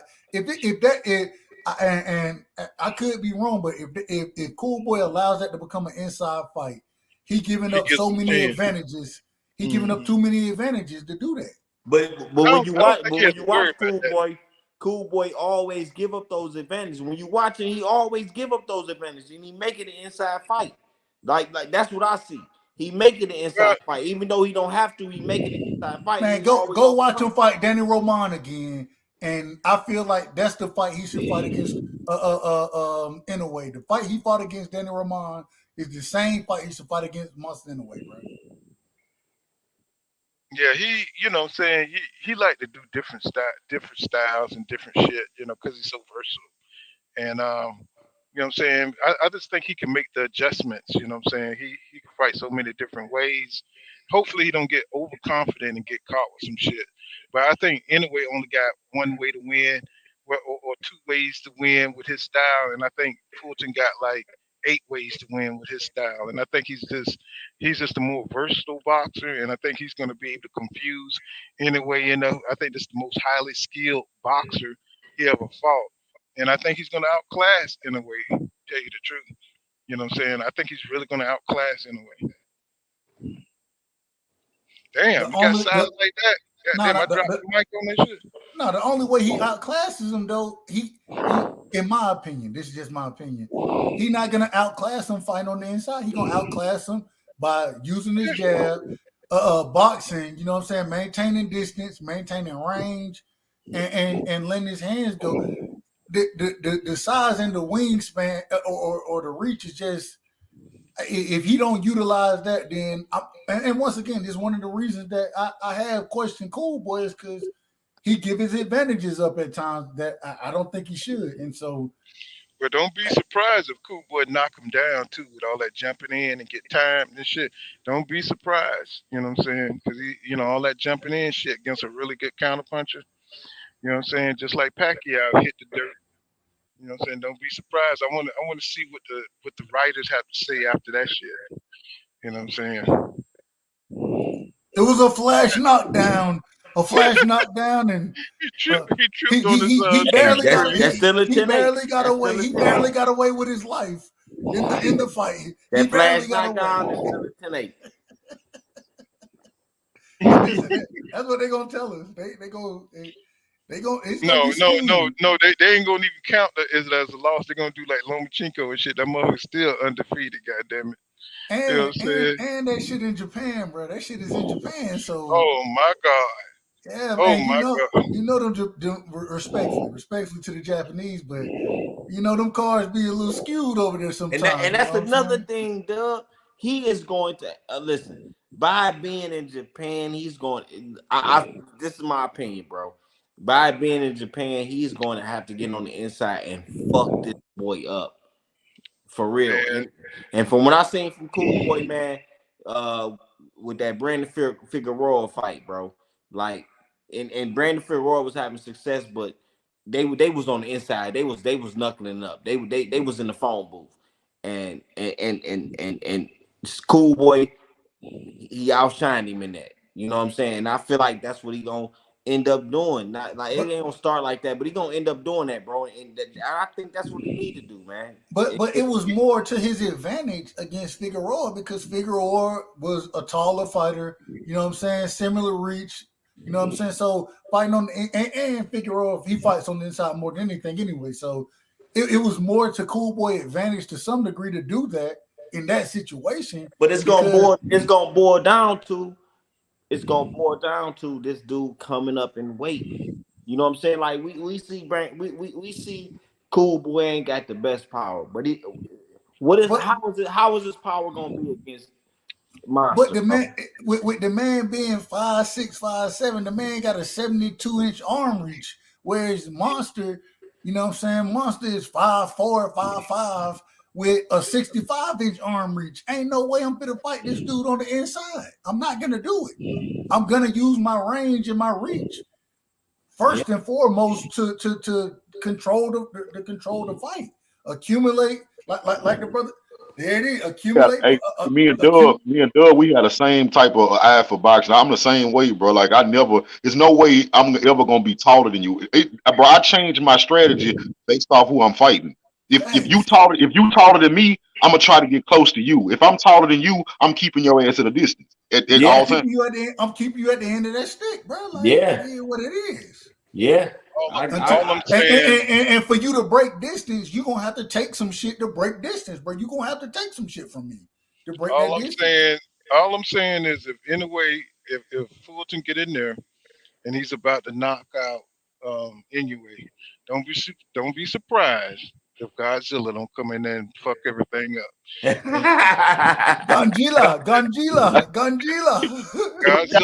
They're gonna make sure they're gonna knock over the chest, but Godzilla gonna be attacking goddamn Japan again.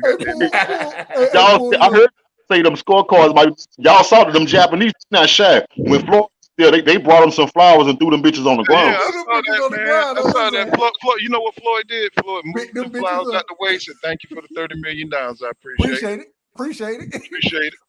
But look, hey, look, like my brother Chris Tucker said, you know what I'm saying? I done seen y'all, man. Y'all be going crazy. Gayaka. That's what's gonna have to happen. You know what I'm saying? Gayaka. That's what's gonna have to happen when goddamn when Fulton putting hands on anyway. He gonna be putting hands on his ass from a distance, bro. Now, Fulton, you remember he was wearing the Mexican garment, you know what I'm saying? I wonder if he gonna come in wearing a samurai outfit or some shit, you know what I'm saying? I wonder what he gonna do. I bet he wouldn't go all out like that, you know what I'm saying? That boy crazy there. Hey, if he do it, then the judges already done marked 4 rounds off anyway. Already 4 rounds, bro. He got 4. All he need is They look at that nigga. Yeah, nah, that nigga done lost and shit. Oh my God, that'd be too funny, bro. Rami Emily Jones, he said light's gonna go out like a Super Bowl, and said anyway gonna be dangerous first half. Yeah, he gonna be blazing fast, but I think Fulton he can handle it, bro. I just think he's on the next level. You know what I'm saying? I just think he got all the skills needed. He just need to keep his head. Don't get too cocky. You know what I'm saying? Don't get too cocky. Just fill him out. You know what I'm saying? Outbox him. You know what I'm saying? Fight him a little bit. You know what I'm saying? And go ahead and win the fight. You know, don't go in there and putting your chin all out there and playing and shit like Zab Judah did with Kasazu. You know what I'm saying? Get your ass all knocked out. Yeah, hey man, it was great, man, kicking it with y'all tonight. Paul, I'm a bounce. Dub right side, respectfully. You my guy.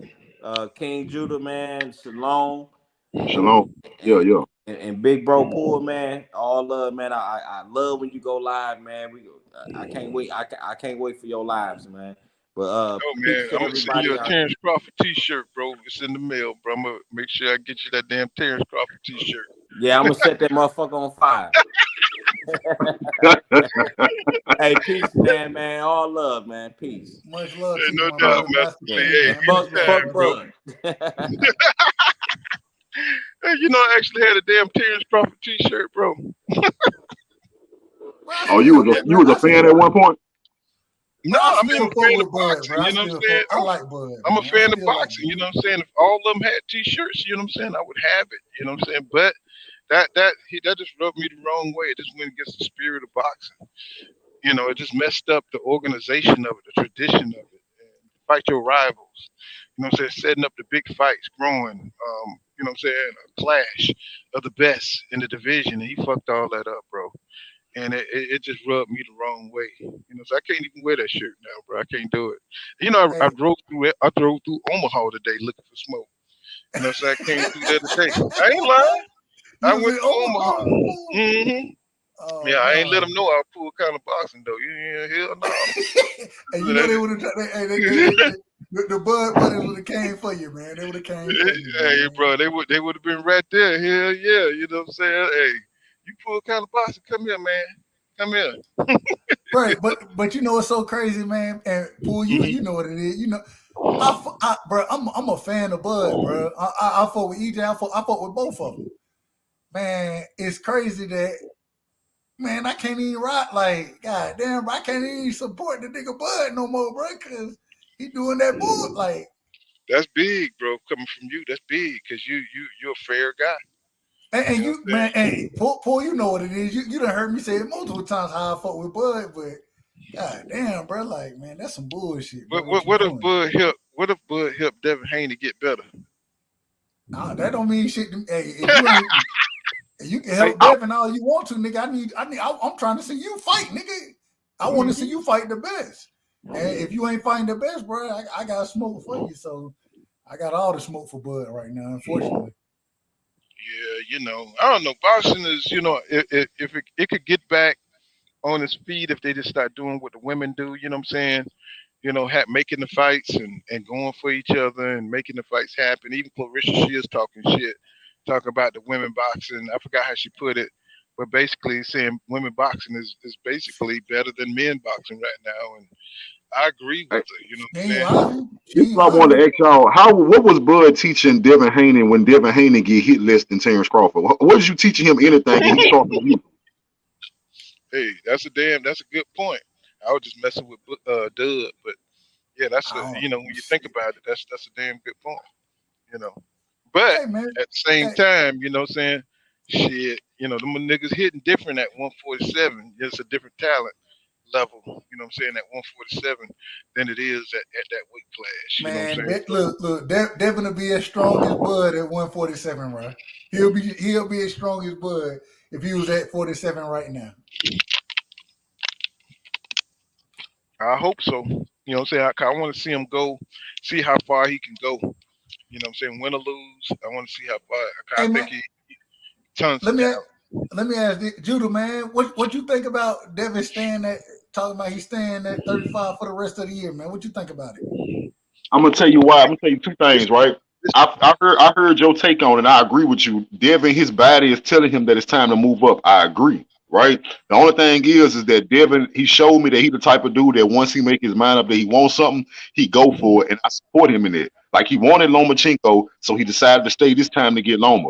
He said he wanted Tank Davis. Tank Davis opened up his mouth to say, "Yeah, well, when I'm done with Ryan Garcia, I'll fight you next." Now Devin is staying because I know he wants Tank Davis. So I support him in that. And I'm so confident in Devin Haney that I think Devin Haney will beat Tank Davis, even though he probably should move up. And Devin Haney probably will be drained fighting Tank Davis, but I'm still that confident that he'll win. Another thing is, if Tank Davis doesn't decide to fight Devin Haney after he decides to stay, I don't hear nobody else fix their mouth to say nothing bad about Devin Haney if you're not ready to say Tank Davis duck him. You know they're gonna fix their mouth to say it regardless. So that ain't well, they gonna do that regardless. Niggas just don't like Devin, bro. I don't know what it is.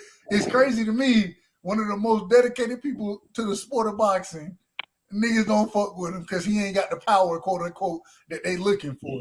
But well, Right. if you but think nobody about gonna it, walk him down. if, Nobody if gonna you walk think him down. about it, all the dudes that really want to smoke and stuff, nobody really fuck with Wilder, EJ, Jamal Charlo. They don't get the praise that they really should. You know what I'm saying, from all the boxing fans. You know And what I'm I'm That saying? glad shit ridiculous. That shit I'm crazy, glad you bro. said that. But this generation changed because I was watching something. I was watching the dude. He got a YouTube channel, but it's about basketball, and he was pointing out how a lot of these new generations, so-called social media superstars, they killing basketball the way these new fighters killing boxing. I'm gonna tell you how. They not they of course they can't duck nobody because they have schedules to play whoever they play. But what they do is they don't care about winning like the old basketball players do. They'll go out there after they got their ass blew out. They'll go right there to the interview and be laughing and talking and showing their jury pool. They don't care about winning like the Jordans of the world or the Shaquille O'Neals of the world. This generation of basketball players, they don't care about winning, but they don't care about championships. They don't even care about winning games, and they don't care about losing. Yeah, I They don't gonna watch. hey, what I don't they even gonna watch take? the NBA. They gonna tell you they Yeah. getting paid, bro. They getting paid. This new generation about it's all about who money and who the most popular. That's what this new generation is about. Clout. It's Hey, all about the clout. look, I was never a Kobe fan, right? But I What? respect Kobe so much. No, I couldn't stand Kobe. Respectfully, I couldn't No, stand him. no. I But understand what you're saying. He had to grow on you. but You know what I'm saying? but this is the thing. Even though I didn't like Kobe personally, I love to watch Kobe play. And anybody with that mentality, bro, I ain't got nothing but respect for him. You feel me? Whereas there are other nigga, Melo is my guy. I fuck with Melo. The thing is Melo didn't have he ain't had a heart that Kobe had. It is what it is. He ain't had that Right. same heart, and so even though I fuck with Melo, bro, at the end of the day, bro, Kobe was the goods, and I can say that even though I wasn't a fan of Kobe. You know what I'm saying? But you The know, honest truth.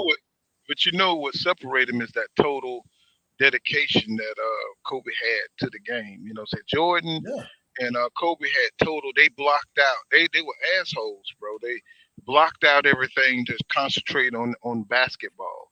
And it's few people in like if you concentrate like that on business, that's why business people be assholes because they concentrated on one thing, to be successful. You know what I'm saying? And when you concentrate that hard and you block out everything else in your life, you know what I'm saying, to be dedicated to something, man. It's like, you know, it other parts of your personality, you know, your personality and character suffer.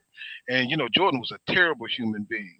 You know what I'm saying? Kobe, you know what I'm saying, I didn't know him that well, but he was an asshole too, the way he told on Shaq and shit and all that stuff. But he was young coming up, but he totally dedicated himself to basketball, bro. And there's a lot of basketball players couldn't do that. You know what I'm saying? They had to go out to the clubs. You know, they said Kobe was always shooting in the gym. He was the first one in the gym. He was always working out. You know what I'm saying? He was always working on his game, bro, every day. And that's crazy. That's like Floyd Mayweather dedication. You know what I'm saying? That's why he was the best, because he could block out everything. You know what I'm saying? And dedicate himself. And it's very few people that can dedicate themselves to that one thing and become the best at that one thing. And that's why he should be celebrated. You know what I'm saying? That's why he should be commended. You know, it just is what it is. I don't like the fact that LeBron, he's a great player and everything, but he's not playing in the same era.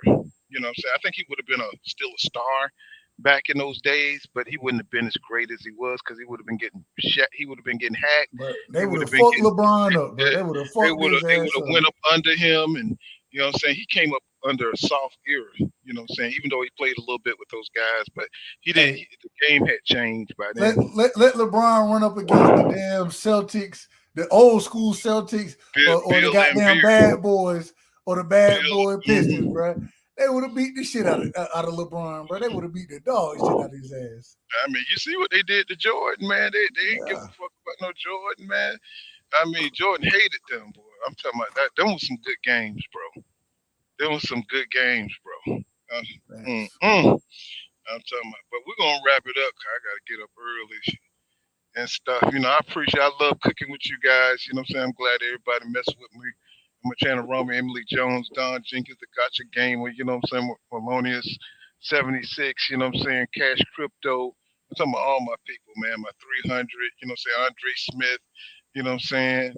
Here for boxing, man. I appreciate everybody rolling through. You know what I'm saying? And, you know, we'll be back, though. You know what I'm saying? I'm about to do a 34-hour reset. And, you know what I'm saying? We'll be back on and chop it up, man, about some more fights and talk about everything, you know. Right now, all right, y'all take it easy, man. All right, man, bro. much love, Judah, man. Much love, Pool. Hey, Pool. Mm-hmm. I always, man, I appreciate you, bro. One thing I gotta say, man, you do a hell of a job with your panels. You know what I'm saying? And man, you know I got a lot of love for you, bro. Keep doing your thing. And anytime you live, man, when I catch you, I'm definitely jumping on with you, bro. Oh, no doubt, bro. You know, you're welcome anytime, Dub. You know, I love your wisdom. Like, you know what I'm saying? I love your way of looking at things. You know what I'm saying? You always need a different look. You give a unique and a great analyst on this boxing. You know what I'm saying? I respect your mind, your boxing mind, bro. You know what I'm saying? But until next time, bro, you know what I'm saying? We'll see you guys. You know what I'm saying? Peace Much out, love, man. my brother. Much love. Oh, no doubt, man. All right.